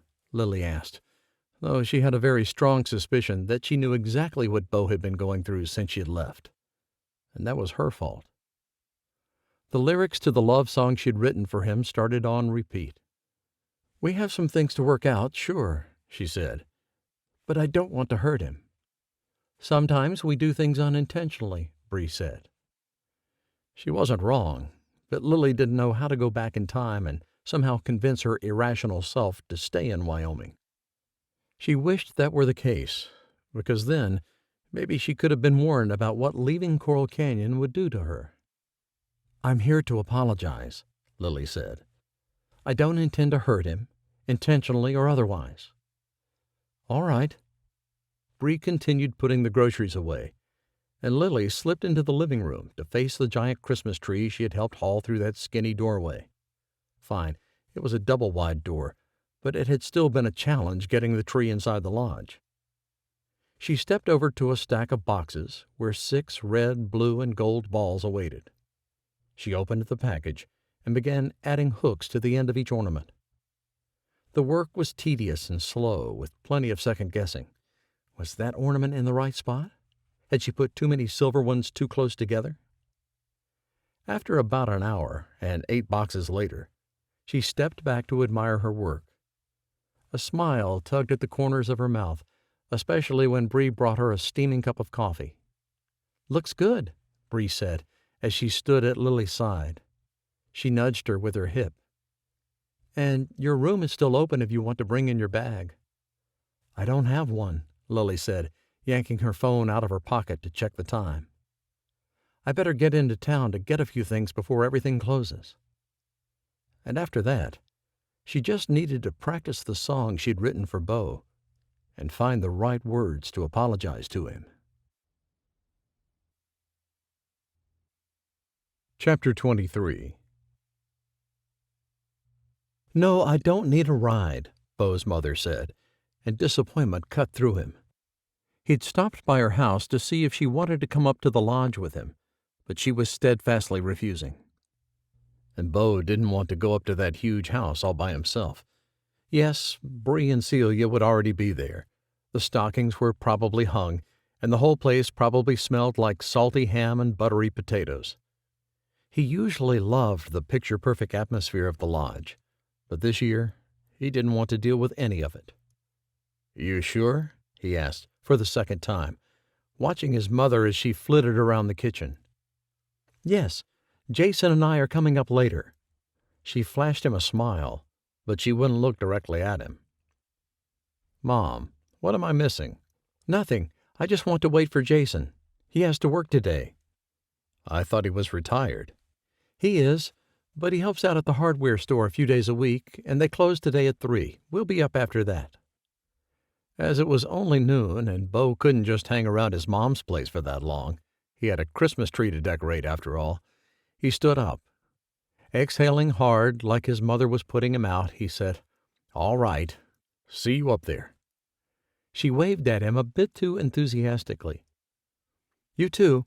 Congrats on your case." "Thanks." He walked out and got behind the wheel, his dread about returning to the lodge almost suffocating him. Just go, he told himself. He had to at least put some lights on the tree, as well as hang as many ornaments as he could. So he pointed his SUV toward the lodge and made it there in record time. 2 cars sat in the parking lot, and he eased past them and into the garage around the side of the lodge. He collected his bag and entered the house, a heaviness settling onto his shoulders he hadn't expected. The scent hanging in the air was 1 part sugar, 1 part meat, and 1 part pine tree. Holiday music blasted through the wired-in stereo system, and he didn't wholly hate it. So maybe he had some Christmas spirit left. He wheeled his bag down the hall, stopping in the kitchen long enough to say, "Hey, ladies, I'm home." Both Bree and Celia looked up, alarm on their faces. "Beau," Celia said, as if she hadn't expected to see him for days yet. Bree scrambled to turn down the music, while Celia bustled around the counter. She glanced behind him, and Beau did too, but there was nothing there. "What's going on?" he asked, facing her again. "Nothing." It was the second time someone had said that to him today, and he was growing tired of the fibs. "Right. I'm going to shower." Bree appeared in the other doorway that led into the kitchen, farther down the hall. You might want to check on the—" She nodded toward the living room. Beau groaned. "I know. I said I'd do the tree. I just can't."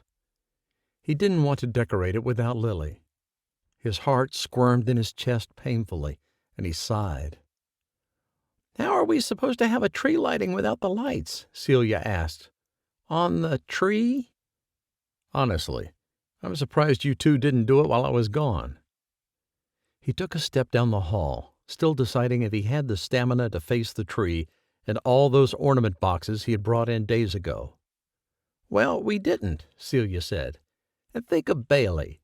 She'll be so disappointed if the tree isn't decorated." Was it Beau's imagination, or was Celia practically yelling? "Fine," he said. "Let me go put my bag away and I'll—" His words failed him as he arrived at the doorway to the living room and looked in. Lily. She stood there, wearing a bright red festive Christmas sweater that hugged her curves in all the right ways. She wore jeans and big puffy socks, her nearly white hair spilling over her shoulders. He blinked, sure he was hallucinating. Maybe it was the flying, the time change, the depression. But when he looked again, she still stood there. "I started decorating the tree," she said, her voice just as wonderful and musical as he remembered. "I hope you're not upset." "Upset?" he echoed stupidly. He took in the tree, noting that the whole thing was almost finished, even the branches at the top. "Yeah, Bree said you wanted to do it." Lily tucked her hands into her back pockets, worry zipping around in her expression. "Well, Bree lied." "Hey!" Bree protested behind him. Beau chuckled and left his bag in the hallway, taking a daring step into the living room, closer to Lily. "What are you doing here?" "I miss you," she blurted. "And I'm sorry. I wanted to come back as soon as I left, but I didn't know how, and you shaved." Beau reached up and ran his hand along his mostly clean-shaven jaw. "Yeah, I had to go to court." "I got the email this morning. Celia convinced me not to reply." "She did, huh?" Beau didn't look behind him, though he knew Celia and Bree were standing there watching. "Thank you for winning all of my cases, Beau." Oh, she couldn't say his name. Not like that. Not like she cared about him and wanted to be with him for the holidays. It wasn't fair. He couldn't get his heart shattered again. "Is that why you came? To say thank you?" "No." She took a step toward him and then rocked back. "I came to sing you a song." Surprise made Beau lift his eyebrows. Sure, he knew Lily was a singer and a songwriter, but she sure hadn't done a lot of it over the few months she'd lived at the lodge. Bree ducked past him and handed a guitar to Lily. She perched on the edge of the couch, the Christmas tree beside her making the perfect holiday image for a country music postcard. Beau's heart beat in his chest like hummingbird wings, while Lily tuned the guitar and then looked up at him. "My sisters helped me write it," she said, her voice a bit on the quiet side. "They'll be here in time for the tree lighting." Beau nodded. Sure his own vocal cords wouldn't work right now. Lily had simply walked back into her life here. Not only that, but she'd taken over of some things, like the tree decorating and lighting, and she'd invited her sisters to share the lodge's traditions. Not the lodge, he thought, as Lily started plucking the strings. The Whittaker family traditions.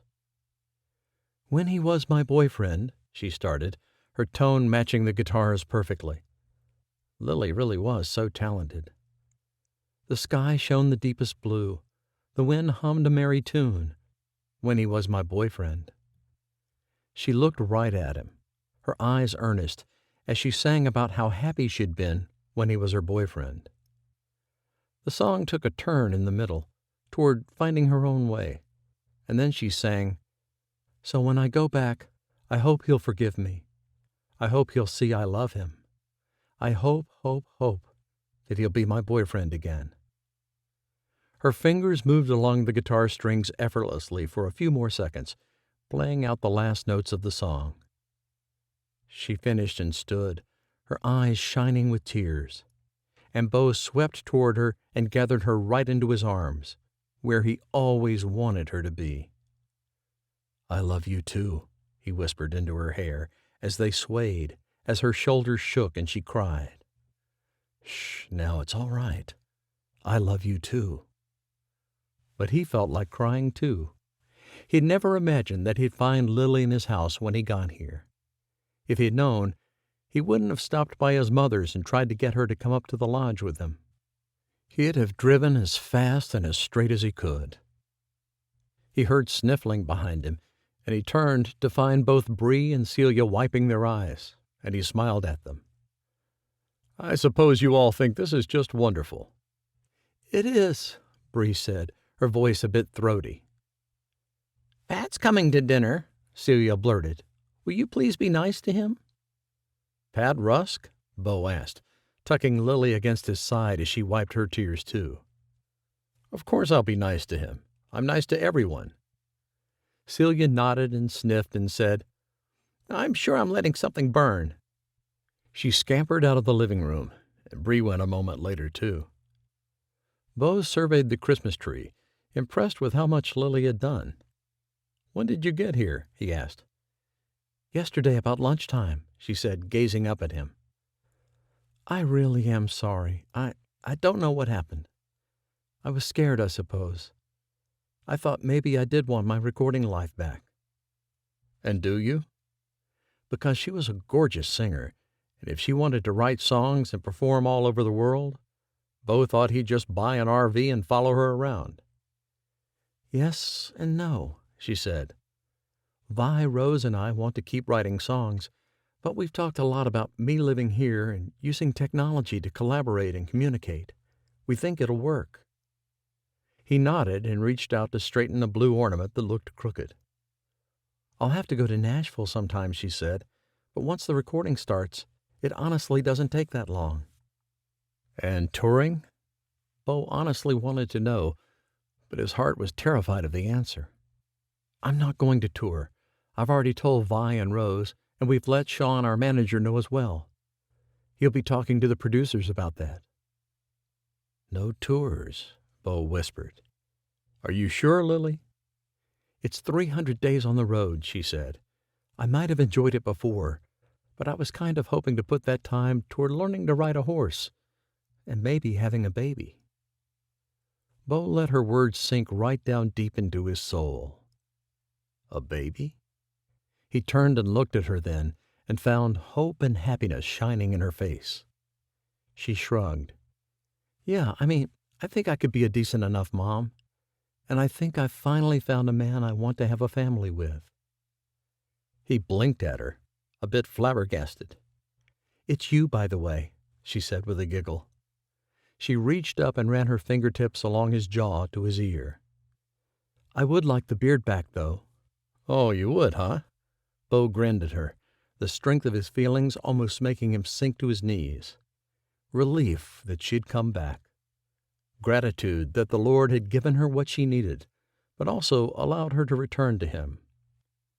I like the mountain man look. He leaned down and touched his nose to the tip of hers. Can I kiss you without the beard? I suppose. So he did. And it was just as magical and magnificent as the first time. The love he felt between them swirling and solidifying into something he knew he'd never be able to deny. Chapter 24. Lily never should have doubted that Beau would forgive her and take her back. The man really was a great big teddy bear, although kissing him without a beard was definitely a new experience. She broke their kiss and drew in a deep breath of his woodsy cologne, the pure male smell of him. So you had to go to California for court? She asked. Yep, but it was a fast hearing, and wow, the ocean is beautiful even in December. He glanced around the living room, with all of its beautiful raw wood and those high-as-the-sky ceilings and the stained-glass window. Wyoming is so gray. Lily laughed and kept her arms wrapped tightly around him. You have money, Beau. Why don't you travel? I never thought about it, I guess. Well, instead of me touring, we should travel the world.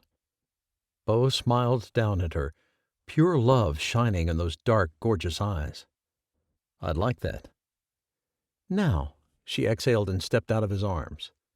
The Christmas tree. Do you think it's ready? He turned to face it, really taking his time to examine every branch. I think so. Are you going to do the lighting?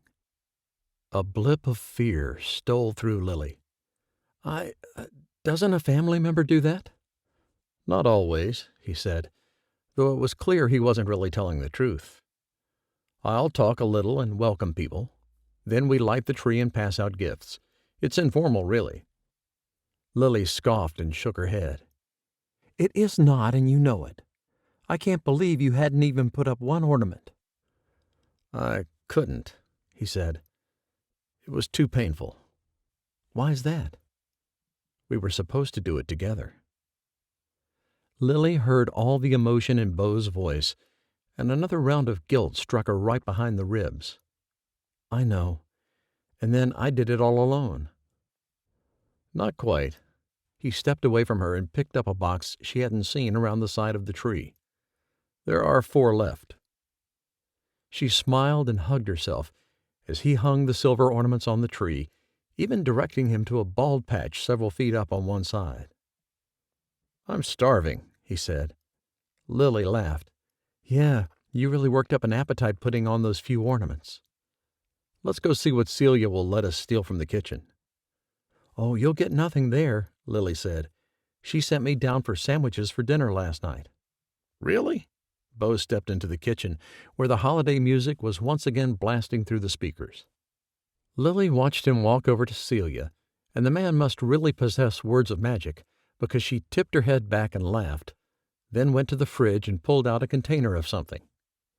Beau motioned for Lily to join them, and she did so reluctantly. She liked watching him from afar, witnessing his warm spirit, and how he seemed to genuinely like everyone. And they all liked him, too. Ham and split pea soup, he said. It's delicious. I didn't realize grown-ups ate this, she said. This looks like what my grandmother would feed us as girls. It's so good, Beau said, accepting the plastic container from Celia and moving over to the microwave himself. Can I have toast with mine? She asked. Grandma always let me have toast. The last 2 words echoed through the kitchen when the Christmas song that had been playing suddenly ended. Beau looked at her and then Celia, and right as Jingle Bells came on, he started laughing. Celia, too, and Lily couldn't help but join in. Oh, how she loved this place, and these people. And she knew that she had been led here by a higher power, and that she had absolutely made the right decision in returning to Wyoming to spend Christmas in Coral Canyon. When Beau stopped laughing, Lily joined him in front of the microwave. "Can I go to church with you now?" she asked. He bent, got a loaf of bread out of a nearby drawer, and handed it to her. His expression radiated joy when he said, "I sure would like that." "This is Vi," Lily said, indicating her sister with the short hair. "And Rose, my sisters." She beamed at them, glad she'd been able to make the drive to Jackson Hole to pick them up. Well, Beau had driven. And once he'd pulled over so he could kiss her on the side of the road. But they had picked up her sisters at the airport and brought them back to the lodge. Beau's mom grinned for all she was worth. "The Everett sisters, Lily, Vi, Rose. It's so good to have you here." She hugged them all, and Lily was glad she'd warned her sisters about the hugging. "And my grandparents, Stu and Thea." She put her arm around Pops and started naming off the members of Beau's family, as well as Celia and Bree. At least Pat, Celia's boyfriend, looked like he'd been hit with a cement block, too. Rose and Vi blended into the crowd effortlessly, having played the social scene for years. They were much better than Lily at it, actually, and she stuck closer to her grandparents before finally passing them off to Amanda and Jason as a conversation about the black bears in Yellowstone began. "Last call for gifts in the stockings," Lainey yelled, and Lily ducked out of the room. She hadn't come completely unprepared, but in the safety of her bedroom, she found the idea of slipping cash into the stockings quite ridiculous. But she didn't have anything else, and she didn't want to skip this tradition. Beau had assured her that gifts were optional, but Lily knew that wasn't really true. As she pulled out the money envelope from the bank, someone tapped on her door. Vi ducked inside a moment later, saying, "Rose went to get the CDs. We need to sign them fast. Do you have any wrapping paper?" "CDs?" Lily asked. "Yeah, we brought our latest album for everyone." Vi cocked her head. "Did you forget? Rose said she'd bring them. We just need to sign them and wrap them and get them in the stockings." "I don't know if we have time for that." Lily stepped toward the door. "Let me go ask Beau what time he's planning on the—" Oof! She caught the door before it could do too much damage to her body and backed up as Rose entered with a big box in her arms. "We don't have time to wrap," she said between puffs of breath. "Graham, I think it was Graham. He's the one with kids, right? Anyway, he said just 5 minutes until the tree lighting." She dumped the CDs on the bed, and Lily's panic bloomed. Maybe she'd be giving out those 20s. "So let's sign quick," Vi said. "We can do that." She opened the box and pulled out a few permanent markers. "I want the gold." She handed Lily silver, and Rose took bronze. 5 minutes later, they had quite the stack of signed CDs, and Beau knocked on the door. "Lily?" "Ready?" she asked her sisters. "Ready," Rose said, finishing her name with a flourish. Lily opened the door and said, "We just need to put these in the stockings, okay?" "All right. You want me to carry them?" "Yes, please." Lily stood back and let Beau pick up the box off the bed. She waited until her sisters had followed him out. Then she grabbed her money envelope again and scurried down the hall to the living room.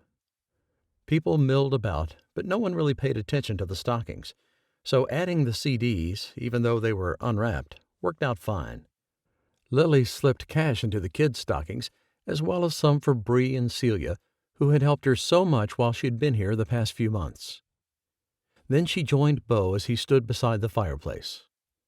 "Welcome, everyone," he said, in a booming voice that lifted right up to the rafters. "And Merry Christmas." Choruses of Merry Christmas came back to him, and he grinned around the room. "Is everyone here?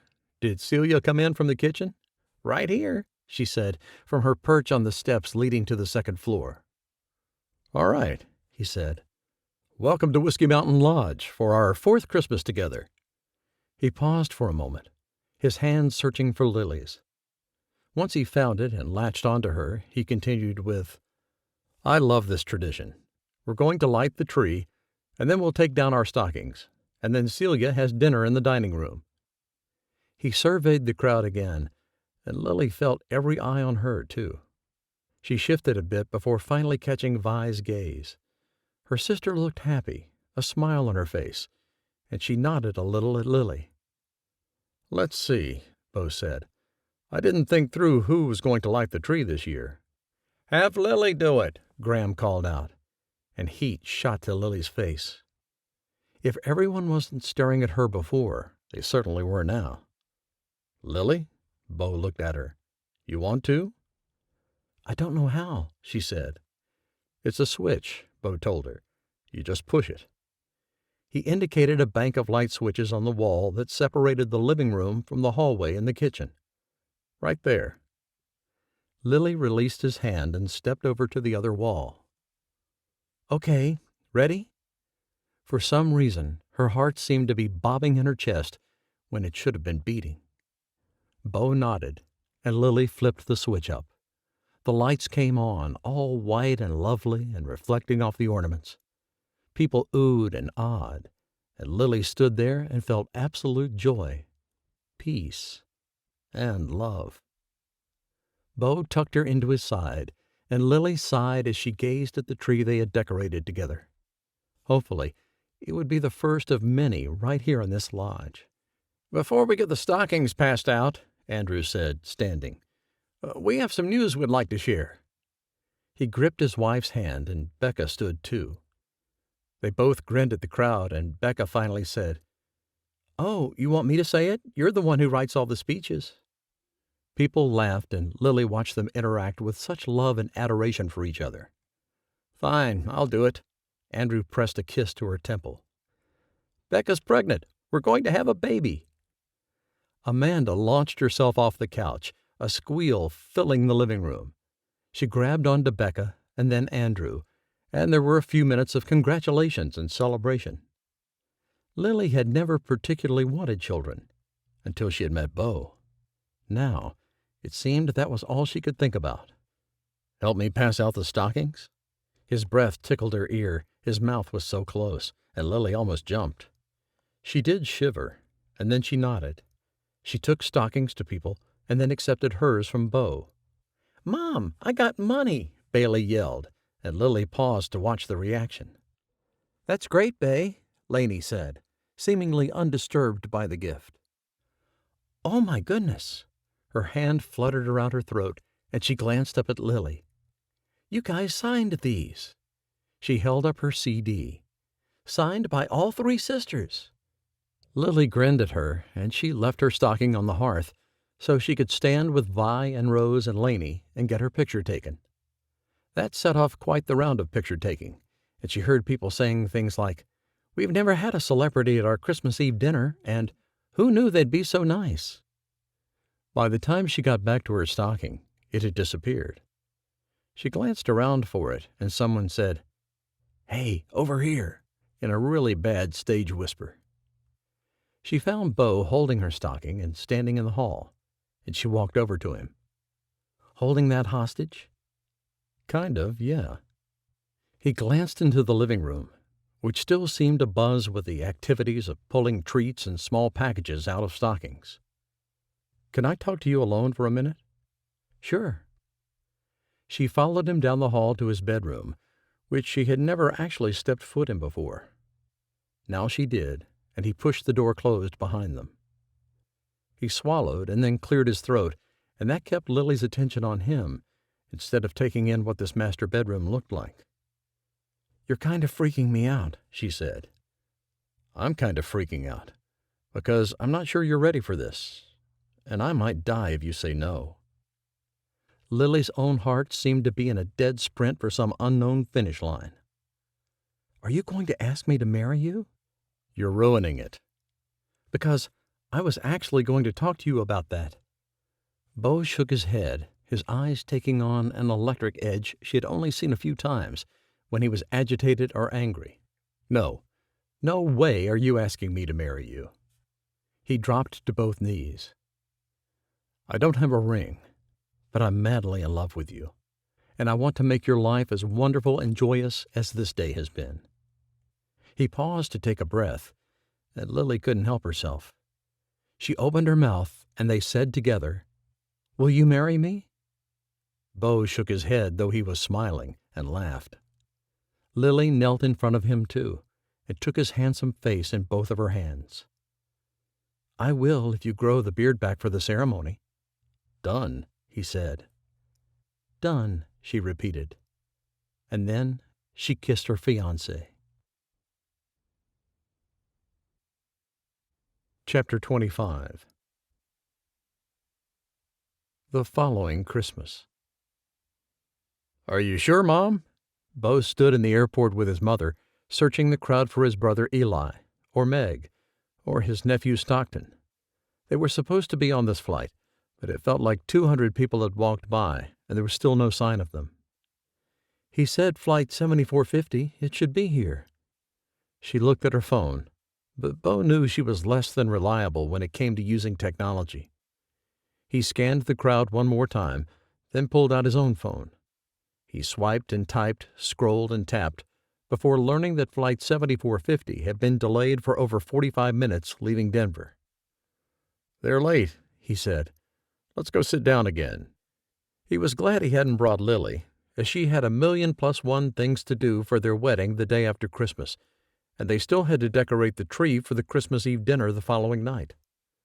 Beau wasn't sure why they hadn't done it earlier, other than it now felt like a new, private tradition of their own to save the decorating for the morning of Christmas Eve.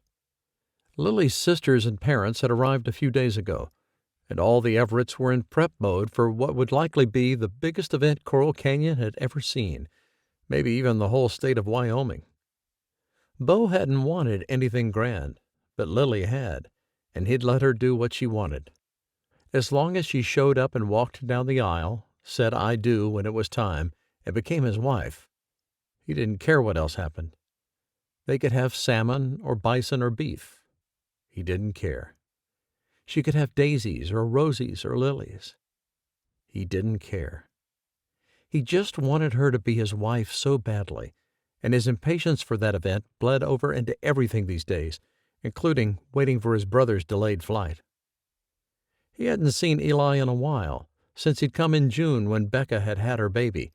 Meg and Stockton had stayed for about a month, but Eli had only come for a week. Beau's leg bounced while he waited, and what felt like forever later was probably only 20 minutes. His mom said, "Oh, he just texted. They just landed." "Great." Beau stood up, though it would probably take another several minutes for his brother to get off the plane and make their way out of the airport. They'd need to pick up their bags, but at least they'd pass security before then. Sure enough, another 10 minutes went by before he saw his brother bobbing through the crowd. There he is. He wasn't sure why he was so excited to see Eli, other than they'd been close growing up, and Beau wanted Eli there for Christmas and the wedding. He bent down, and then Stockton came shooting through the people. Beau laughed as he scooped his nephew up, groaning. "Holy cow, boy, you've gotten heavy." "I'm 9 years old now," he said, his smile full of odd adult teeth mixed with baby ones. "Wow, you're ancient," Beau said, setting him back on his feet. "What took you guys so long?" "They wouldn't let the plane take off. Something about de-icing the wings." Eli showed up, his grin just as wide as Beau's. He grabbed onto him and clapped him on the back. "Finally doing it. Finally getting married," Eli said. "Yep." Beau pulled back and beamed at him as Meg arrived, carrying a little girl with skin as dark as coffee. Beau's heart swelled until he thought it would burst. "You got her." He looked into the little girl's eyes, and wonder and joy and love coursing through him. "Why didn't you tell us?" His mother reached for the girl, and Meg passed her over. "This is Avery," she said. "We've only had her a couple of weeks, and Eli thought it would be a nice surprise." She linked her arm through his. He was very worried about overshadowing the wedding, so he didn't want to say anything. Beau's mom ran her hands over Avery's head and grinned at her. "Well, aren't you the cutest thing ever? How old is she?" "She just turned 3, Meg said, also beaming at the child. "She seems to be doing quite well." She swiped quickly at her eyes, and her smile was a bit wobbly when she met Beau's gaze. "Oh, come on," he said, gathering her into his arms and holding her while she sniffled. "I'm so glad you got her, Meg. She deserves to overshadow the wedding." "Don't say that in front of Lily," Eli said with a chuckle. All right, let's get our bags and get out of here. I've had enough of airports today. The morning of Beau's wedding dawned with rays of sunlight coming in the office windows. He'd been up for hours, his excitement preventing him from sleeping. He'd been praying for a solid month that there would be good weather on December 26th, if only so he and Lily could catch their flight to Paris. It was a city Lily had always wanted to visit and never had, which was quite a feat, as Beau had learned as he tried to plan the perfect honeymoon. They were spending 3 weeks in Europe, and Beau had spent long hours reviewing the itineraries, booking flights and B&Bs, and making sure everything was going to be perfect for the next 21 days. "You're working?" Lily's voice interrupted him, and he glanced away from the window. "Obviously, I'm staring outside, marveling at why a woman like you has stuck around this long." She slipped one hand between his body and his arm and latched onto it with the other. "Must be because of the horses." "Which you still haven't ridden." "Okay, then. The part-time chef." "You're as good as Celia now." "Fine. It must be because of the cowboy that lives in this lodge." She tilted her head back and smiled at him, and Beau leaned down to kiss her. "I love you," he whispered. "I'm so glad the beard is back," she said with a giggle. "Now go on. You better get your stuff together. We have to leave in 30 minutes. "It's ready." He returned his attention out the window. "Are you sure?" Lily asked, and that brought Beau's eyes back to hers. "Oh, boy," he said when he saw that coy smile on her mouth. "What have you done this time?" She had spent the last 12 months making him the happiest man on the planet. He had not taken on another client, but he had worked with her on her songs and flew to Nashville with her when she needed to go, and took care of his beloved horses. She had spent time in the kitchen learning to cook, and out with the horses, just talking to them in the pastures, and writing songs and recording an album. "It's nothing, really," she said, though Beau had learned that all of Lily's surprises were something. Usually something that had taken her weeks or a month to prepare to give him, like the stained glass window. "And it's really a token of peace, because I'm about to ask you for a huge favor." Beau twisted toward her. "Oh, what is it?" "Go check your room first."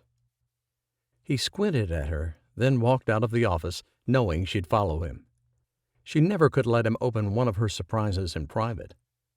Just inside his bedroom door, his garment bag with his tux was still draped over his bag, so that hadn't changed. He was packed and ready to go over to the church where they would be married. But now, a bright red package sat on top of the garment bag. It wasn't a terribly large box, but definitely more substantial than a set of cufflinks.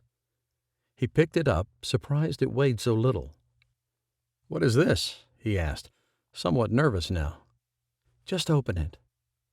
He did, ripping right into the paper, and finding a box about the same size as a manila folder.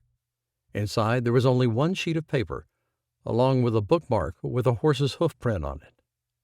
He scanned the paper, reading quickly, and then exclaiming, "You bought me a horse?" Lily grinned and shrugged. "Seemed like a good wedding present for a cowboy." Desire drove through Beau. She knew him so well, and he loved her so much. He kissed her again, really taking his time to let her know what he couldn't wait for once they left Coral Canyon. "So," he said, his mouth still only a breath from hers, "what's the favor?" He kissed her again before she could answer, and he suspected it might be something he didn't want to do when she carried on for so long. He finally pulled away and said, "Lily?" "Vi wants to make a change in her life. She's struggling, Beau, really struggling." "Yeah, I know. You told me all about it. Bob still being an idiot?" "She broke up with Bob," she said. "At least, in her mind. He hasn't seemed to have gotten the memo." "Oh, one of those." "Yeah, one of those." Beau waited, because the favor still hadn't come out yet. "So I told her she should move here. Hire you." Beau blinked, surprise flowing freely from head to toe. "But I'm not doing the lawyer thing anymore." He rubbed the beard. Mountain man, remember? Horse trainer. Oh, please. You're in that office by 5 a.m. every morning.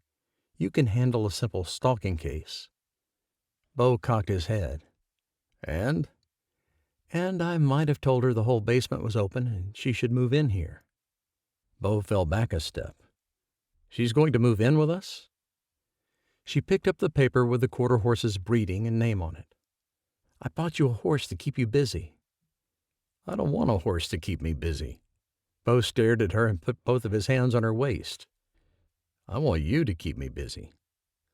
Lily laughed, a beautiful sound that made Beau chuckle too. You won't even know she's here, Lily said. Nice try. I won't spend all my time with her, she said next. Right, I believe that. Beau sighed and looked away. I love you. I want us to rely on each other.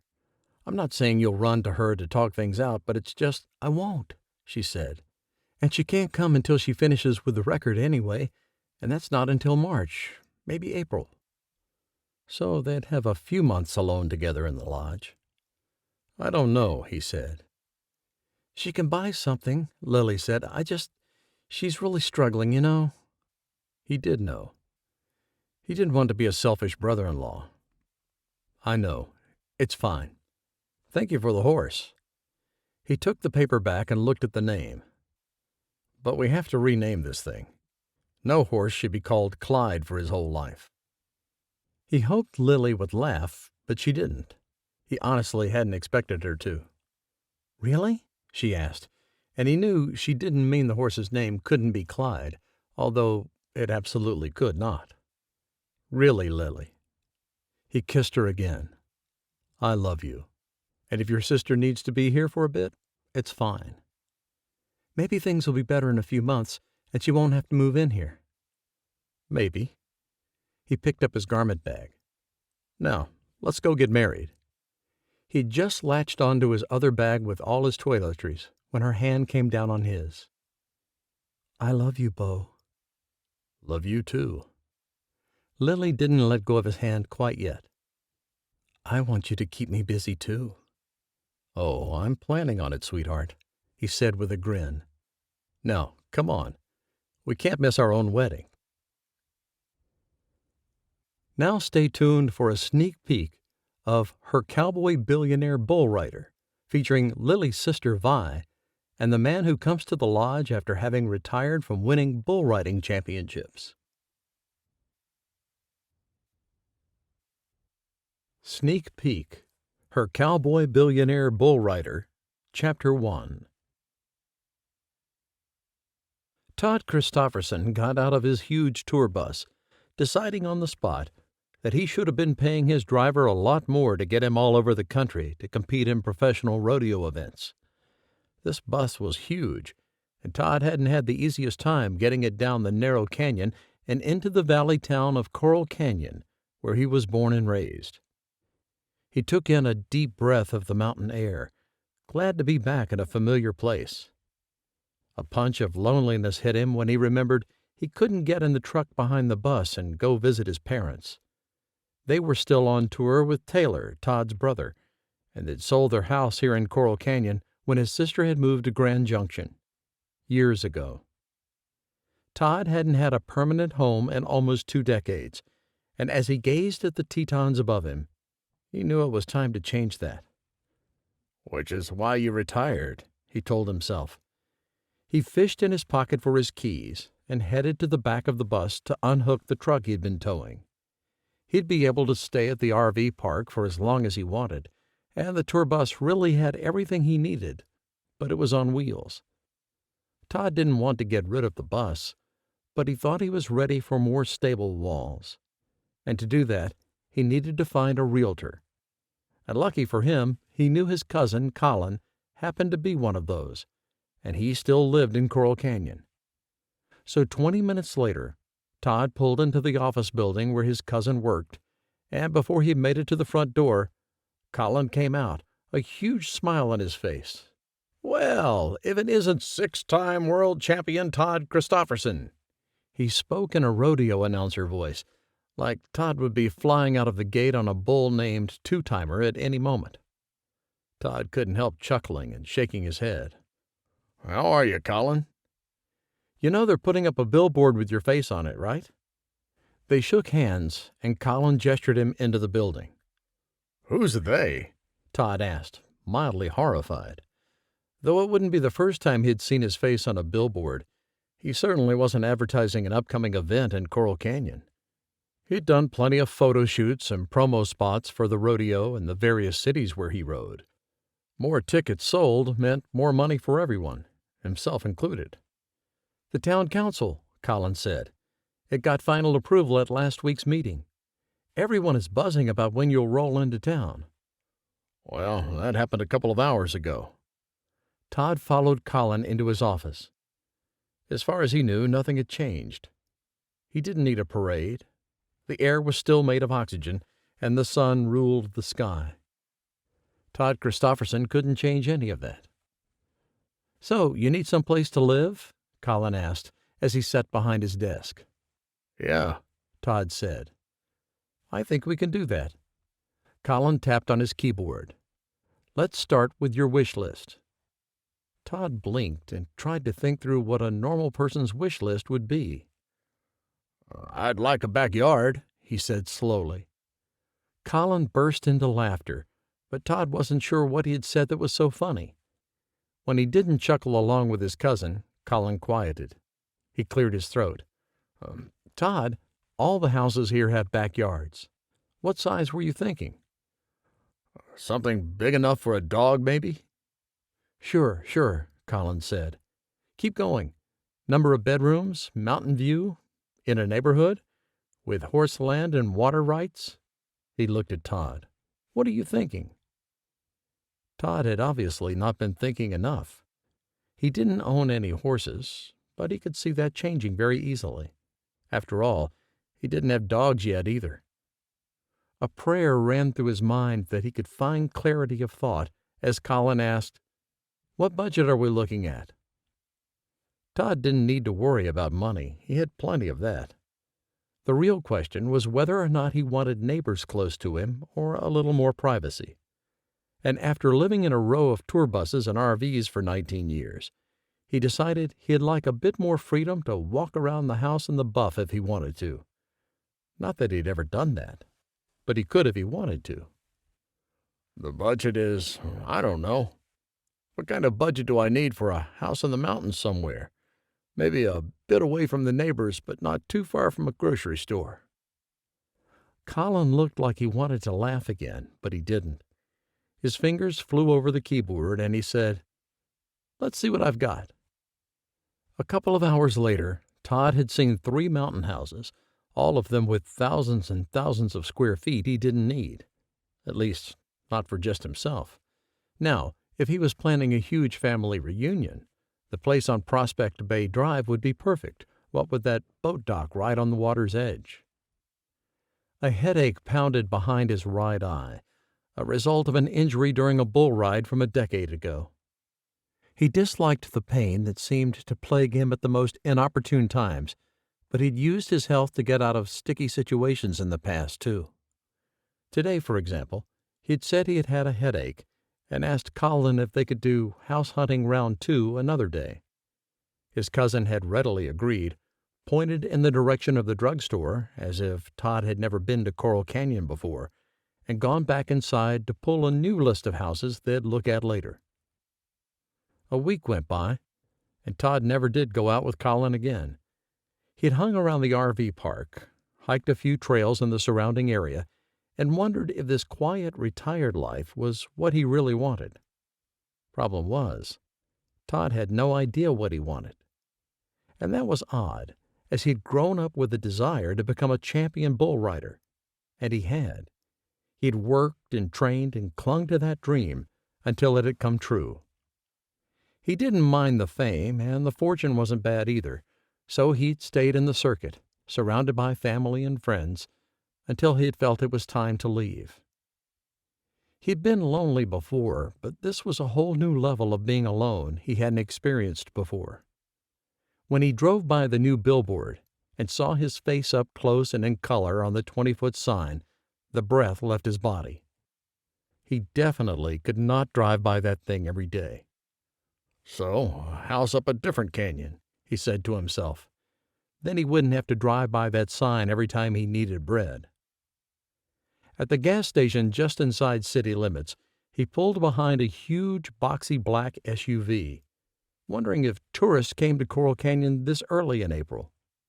Coral Canyon typically didn't get many tourists at all, at least not that Todd remembered. But this didn't look like a vehicle that belonged in simple, humble Coral Canyon. A cowboy came out of the convenience store, whistling as if he was the happiest man on earth. He carried a bag that looked full of chips and candy, and Todd turned away to fill his own truck up with gas. Someone calling, "Graham! Graham Whittaker!" had Todd spinning back. He watched as a woman handed him a bottle of Gatorade and rushed back into the store. Graham turned back to his SUV, and he glanced at Todd. Their eyes locked, and Todd started laughing. "Graham Whittaker." He left the pump and strode over to his childhood friend. "Todd Christopherson." Graham grabbed onto him and gave him several hearty slaps on the back as they embraced. He stepped back and grinned. "It's great to see you. I didn't know you were back in town." "You haven't seen the huge billboard on the way in?" Todd snorted. "It's embarrassing, that's what it is." "Oh, I live up the canyon on the north," he said. "Well, that's where I need to be then," Todd said, his mind searching into the past. "Isn't there just a lodge up there?" "And a ranch," he said. "My wife's ranch. Echo Ridge?" "Oh, right. The McAllister place. You married Laney?" Graham had a happy married man glow about him. "Yep, about 5 years ago." He opened the door of the SUV and tossed in the bag of snacks. "And I bought the lodge, too." He cocked his head, clearly considering something. Todd had seen that look in Graham's eyes before, and usually nothing good came from it. "What?" he asked carefully. "What are you doing these days?" "Nothing," Todd said, literally. "We need help at the ranch. I don't suppose you'd be interested in something like that." Todd's heart leapt over itself. "I would," he said. At the very least, it would get him out of his bus and into the fresh air. "What kind of work?" "Echo Ridge is a cattle ranch," Graham said. "We're down a man this year due to health problems, and we'd need someone to start pretty much yesterday." "I can come out today," Todd said. Right now. He could follow Graham up that North Canyon and wrangle cattle right now. Graham smiled. "Where you living?" "In my tour bus out at the RV park on the road toward Jackson." Graham's eyebrows went sky high. "Oh, I need to see this tour bus." Todd really liked that Graham wasn't falling all over him like he was a celebrity. Not that Todd minded that kind of attention, but it was nice to have a normal friend, too. A familiar face who didn't act like he was somehow a different man because he'd won a few championships. He chuckled. "I can drive it up to your ranch, live in it while I work. Do you have water hookups?" "Not at the ranch," he said. "The lodge might, actually, but you could just live at the lodge." Those blue eyes sharpened again. "I mean, my brother, remember Beau, and his wife live there, but they're on a tour of Europe for the next few weeks. And it's huge anyway. Even if you were there, they wouldn't know it." "I don't need a free place to live," Todd said. "Yeah, of course not," Graham said easily. "But we typically offer room and board for our cowboys. Not at the lodge, but this is a special circumstance." He pulled out his phone. "And I can find out if it has water hookups. If so, you could just use those and live in the bus." Todd felt the sparkle of opportunity, and he didn't want to miss it. "Sure," he said. "Okay. You just tell me what you want me to do." "Why don't you come up to the lodge?" Graham said. "I'll show you around, and we'll check on the water, and then you can decide." He tapped on his phone and lifted it to his ear. "Laney will be thrilled to have your help." He grinned and said, "Hey, baby," as he turned away from Todd and got behind the wheel of the SUV. Todd pulled the now-finished hose out of his truck and got behind the wheel, too, ready to follow Graham up the North Canyon. He didn't need a job, but it sure would be nice to have something to do with his time. Something outdoors. Something with the animals he'd spent his life around. As he followed Graham and set his truck up the canyon, he felt like something good was about to come into his life. And this time, he wouldn't let it get away. The lodge was definitely of the upscale, posh, where rich people stay variety. He didn't remember the Whittakers being particularly wealthy growing up, but Graham had definitely struck something in order to be able to afford a place like this. Todd parked in the circle drive behind Graham and looked at the beautiful wood front door. Graham got out of the SUV, his phone still stuck to his ear, and Todd caught up to him just as he said, "Okay, thanks anyway, Will." He tucked his phone in his pocket and walked up the steps. "No water hookups here, but the lodge is nice, I promise." He opened the front door and went inside. Todd wasn't disappointed. A beautiful stained glass window spelled out Graham's last name, and a sweeping staircase led up to the second floor. The spacious foyer gave way to a big living room with couches, chairs, and a fireplace. "Living room." Graham moved through that to a doorway. "Kitchen back here." He went straight into the kitchen and stopped suddenly. "Who are you?"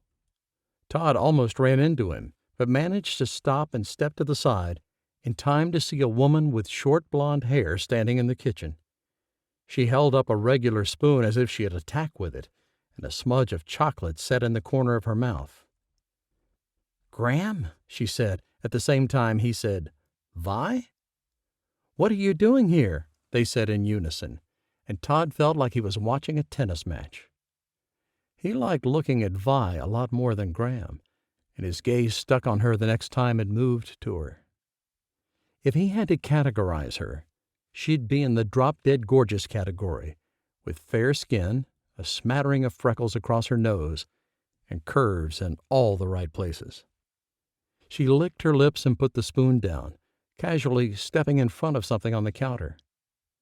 And Todd really wanted to know what it was, who she was, and if she could possibly be interested in a retired bull rider with no roots. Sneak Peek: Her Cowboy Billionaire Bull Rider, Chapter 2. Violet Everett's pulse still bounced around inside her chest from the sudden intrusion of Graham Whittaker. +1. +1 very handsome one. He looked terribly familiar, though she couldn't place where she'd seen him. When it became apparent Graham wasn't going to explain first, Vi stepped in front of the supersized tub of German chocolate frosting and lowered the spoon. What kind of damage she'd thought she could do with it she didn't know, but it was all she had in her hand when she had heard someone enter the lodge and advance toward her. "I'm staying here for a few months, remember?" she asked, but it was clear Graham did not remember. "Beau and Lily said I could while they were in Europe." With the album finished, Lily was off on the trip of a lifetime, and Vi simply needed to get out of Nashville. There was nowhere better to lay low for a little while than Coral Canyon, and her gaze switched back to the man with Graham, her memory sparking. He was Todd Christopherson, the champion bull rider. She didn't normally keep up with the rodeo circuit, but she had lived in Nashville for a decade, entrenched in all things country, including the rodeo. And wow, he was even better looking in person than he was on TV, then on all those signs around the city. "Oh, I forgot about that."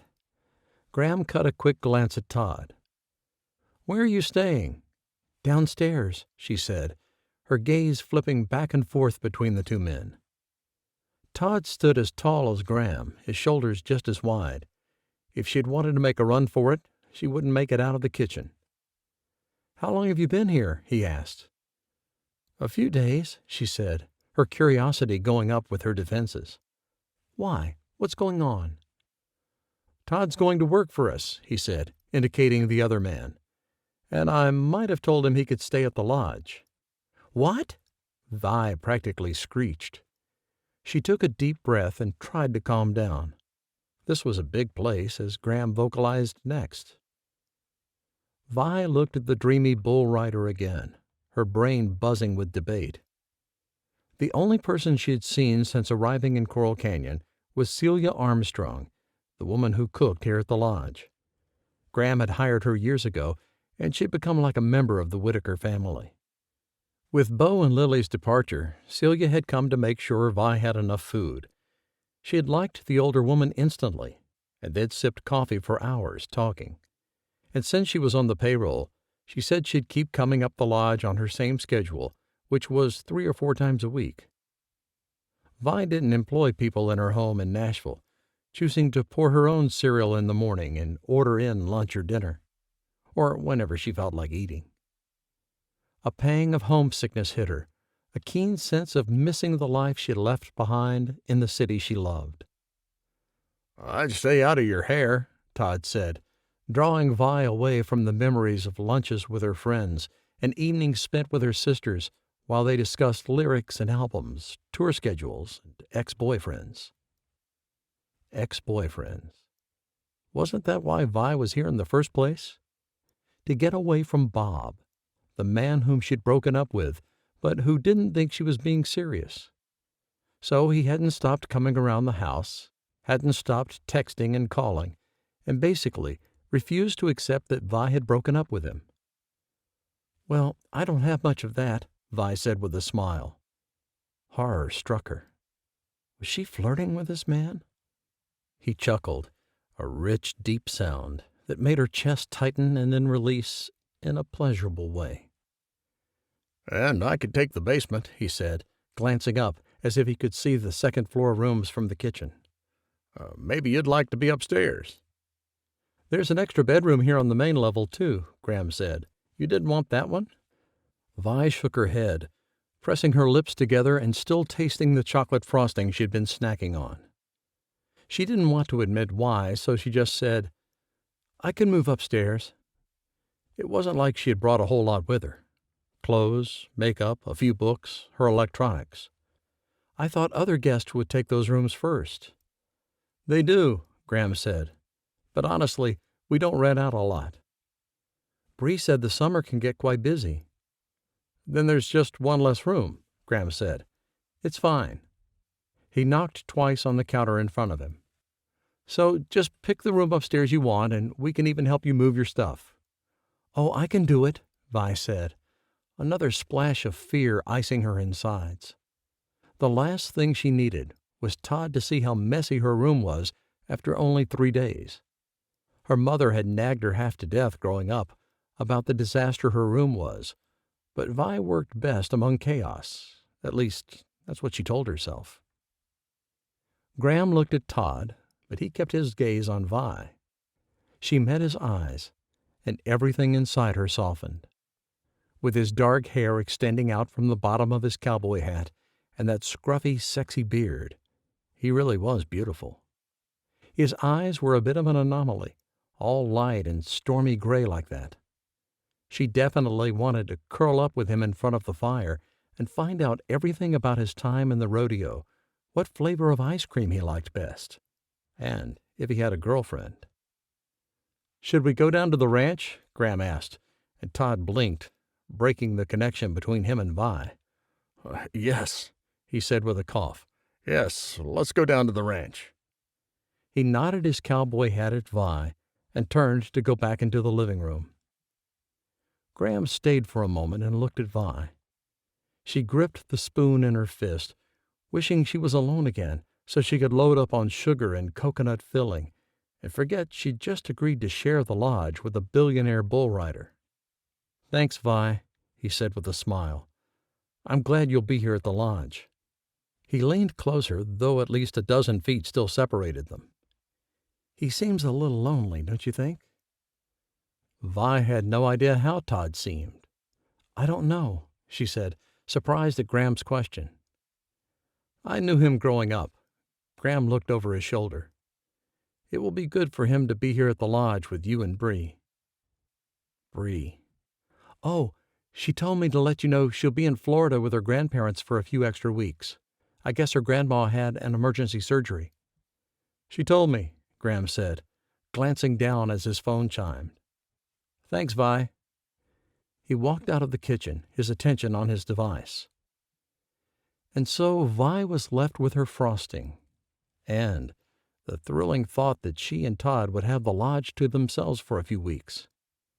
She spun back to the tub of gooey goodness and scooped up a big spoonful, hoping she could squash her ridiculous fantasies with sugar. Later that day, Vi zipped up her jacket to her chin and stepped out into the backyard. This place was spectacular, with a sprawling lawn that led up to a swimming pool and a sidewalk that went down to stables and barns. The Grand Teton Mountains towered above the whole scene, and Vi could only imagine what this yard and these hills would look like in the fall months. They'd be alive with gold, red, and orange, and she couldn't wait for the trees to leaf up this spring either. She tucked her hands in her pockets and started down the sidewalk, pushing her pace just past the casual stroll she wanted to take. After all, she needed a bit of exercise to keep all the German chocolate frosting off her hips. They were already rounder than her sisters, but Vi didn't care. She liked her curves almost as much as she liked her frosting obsession.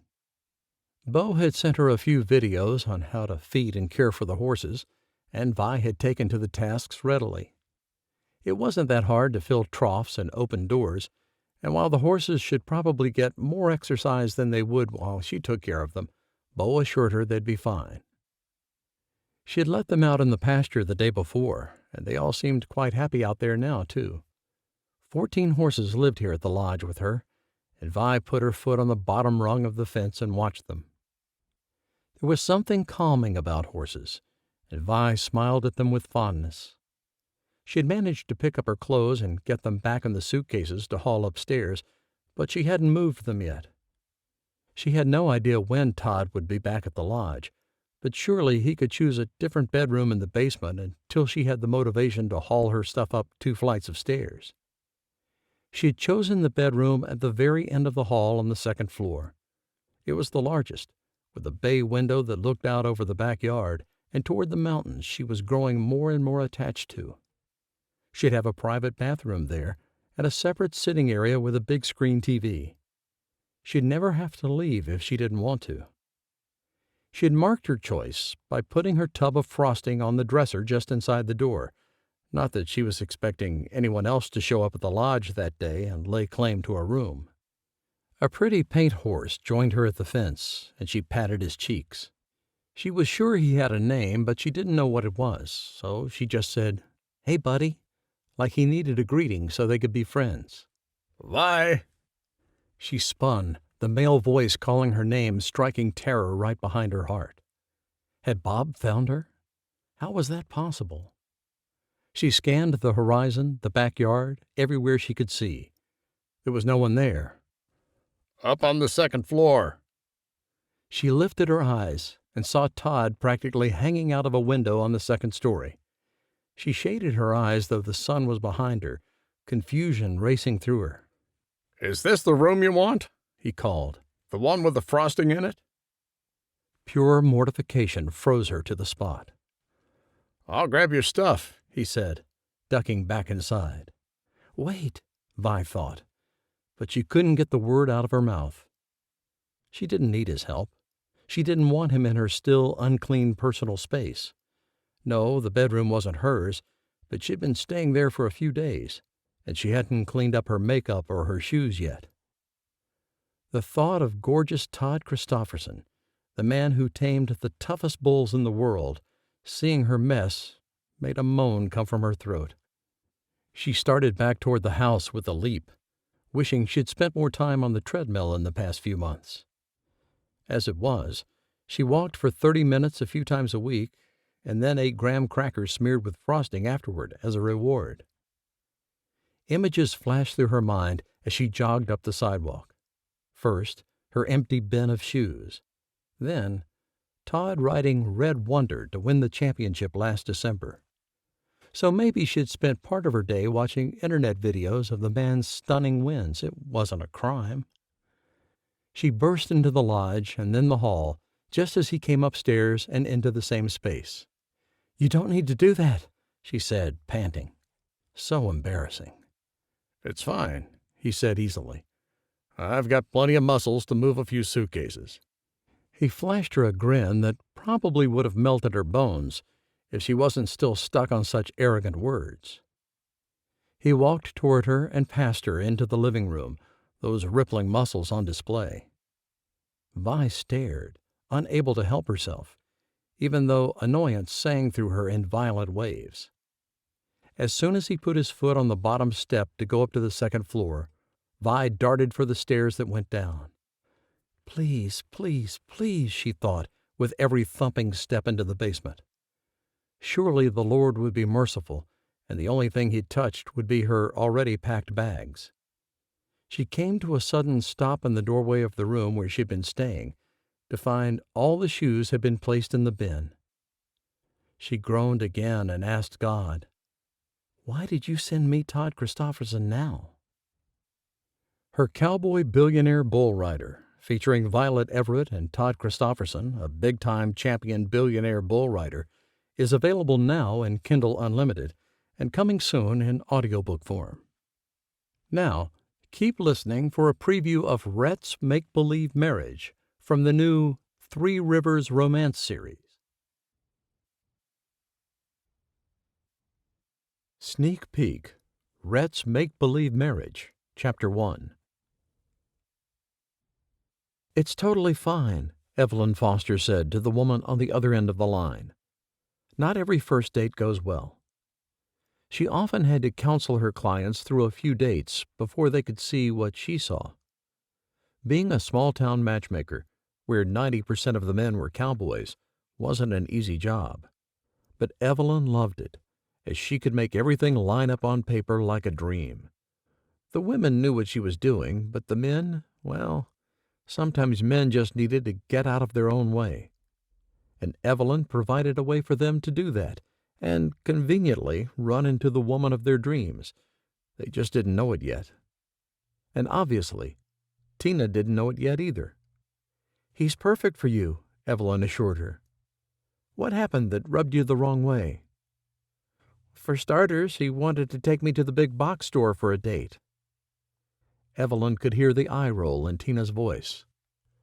"But you persuaded him to do something else, right?" Evelyn asked, shuffling a couple of pages on the desk in front of her. The wind shook the windows of her office, and she glanced outside to see a dust storm had kicked up on the farm where she lived with her sisters.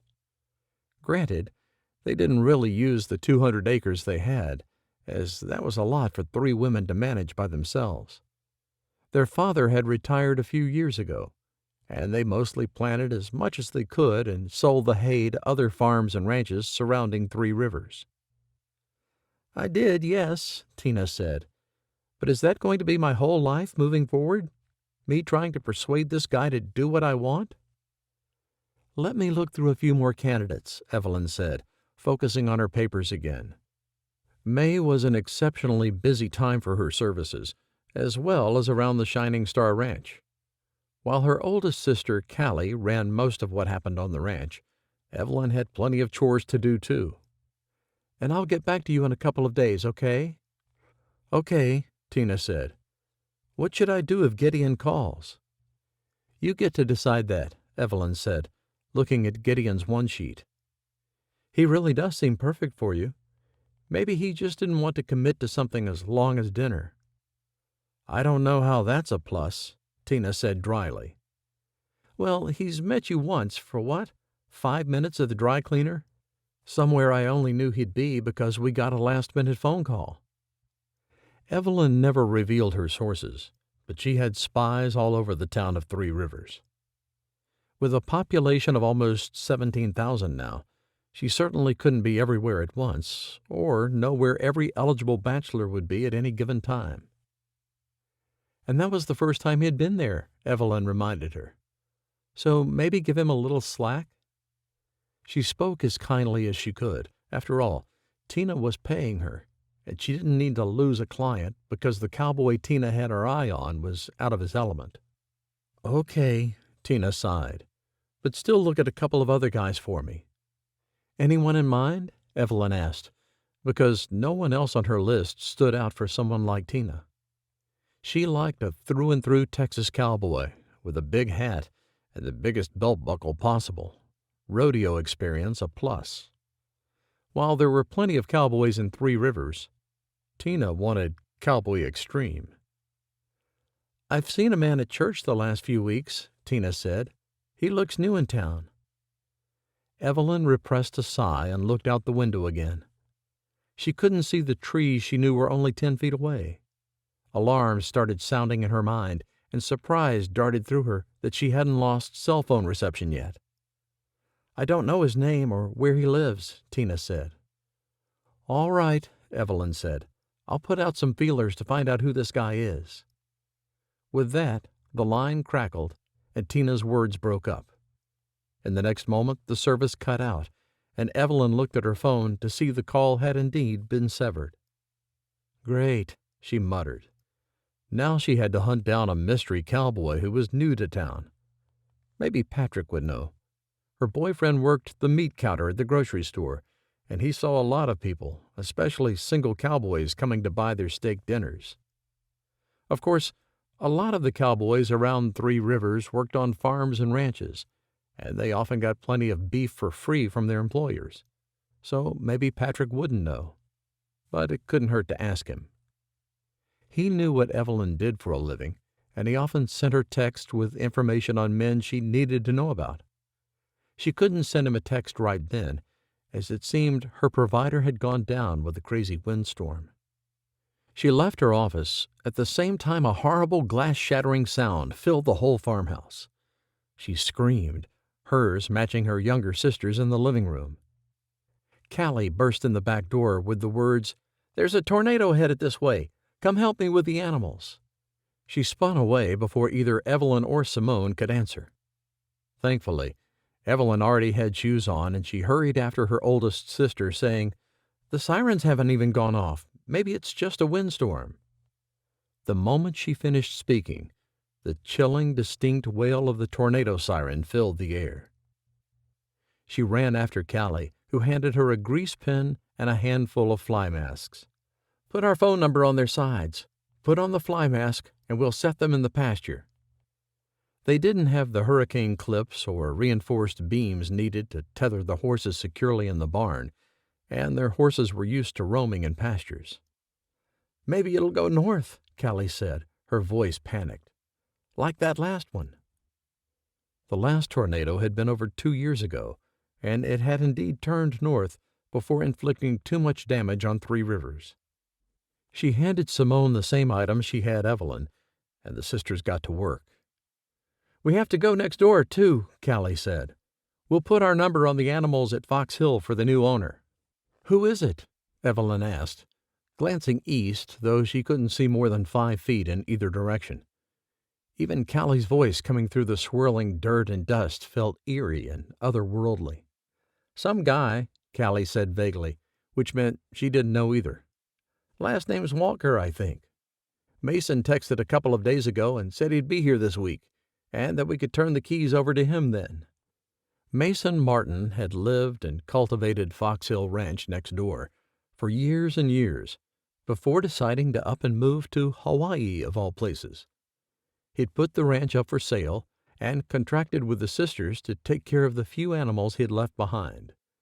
He had a staff of 4 still on the premises, too, and Evelyn wondered why they couldn't take care of their own horses.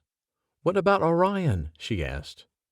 "Can't he turn the horses out to pasture over there?"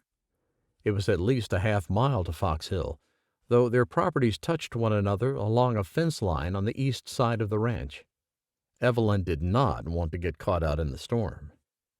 "They went into town this morning," Callie said, finishing with her last horse, smacking it on the flank and saying, "Go on, stay safe."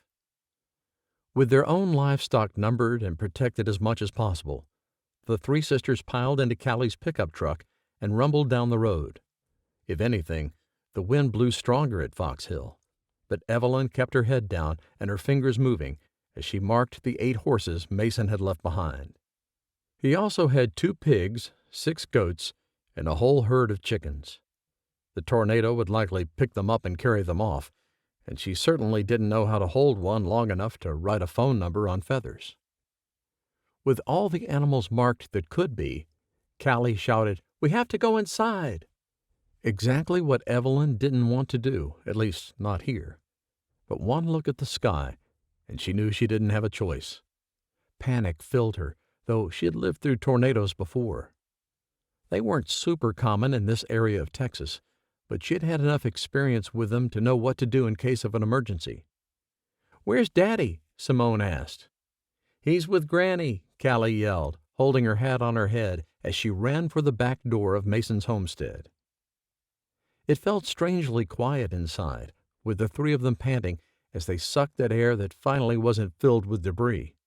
"Come on," Callie said. "He'll have a tornado shelter." Evelyn had been to Mason's house several times, and she knew right where it was. As Callie turned to go down a hallway, she said, "It's over here, guys. He showed it to me once." She hated that she wasn't in her own home, protecting it and herself. But just inside the living room, off the front door, she swept aside the rug and pointed to the hatch door there. "Goes down to a cement foundation." "Get in," Callie said, as glass broke somewhere in the house. The tornado might not strike Three Rivers directly, but this wind was definitely wicked and causing some real damage. Evelyn went first and turned on her phone's flashlight. Callie followed and did the same, with Simone bringing up the rear. No sooner had Simone closed the door above them and come down the steps did it open again. Callie shone her flashlight on the man sliding down the steps, pure fear in every line on his face. "Who are you?" she asked, as Evelyn swung her light onto him, too. He bore a strong jaw and dark eyes, exactly the kind of man Evelyn would be interested in, if she wasn't already dating someone. The stranger drew in a deep breath and spoke in an even deeper voice. "I'm Rhett Walker. This is my ranch." He dusted himself off with a pair of big hands and added, "You must be the Foster sisters from next door." "Guilty," Callie said, lowering her light so it wasn't shining in Rhett's face. But Evelyn couldn't do the same.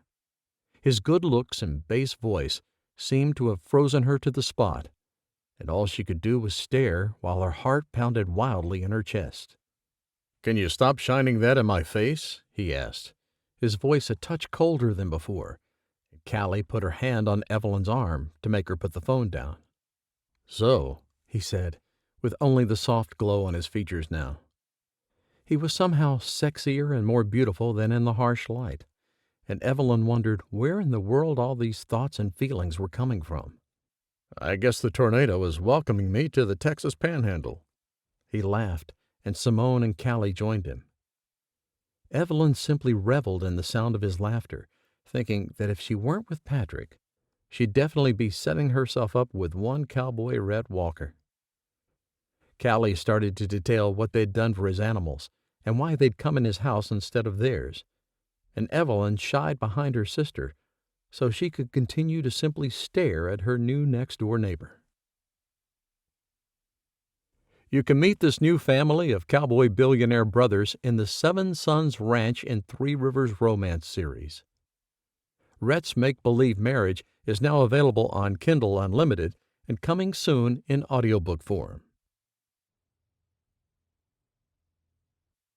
This has been Her Cowboy Billionaire Bodyguard, a Whittaker Brothers novel. Christmas in Coral Canyon, Book 4. Written by Liz Isaacson. Narrated by Alan Taylor. Copyright 2018 to present by Elena Johnson. Production copyright 2020 by Elena Johnson.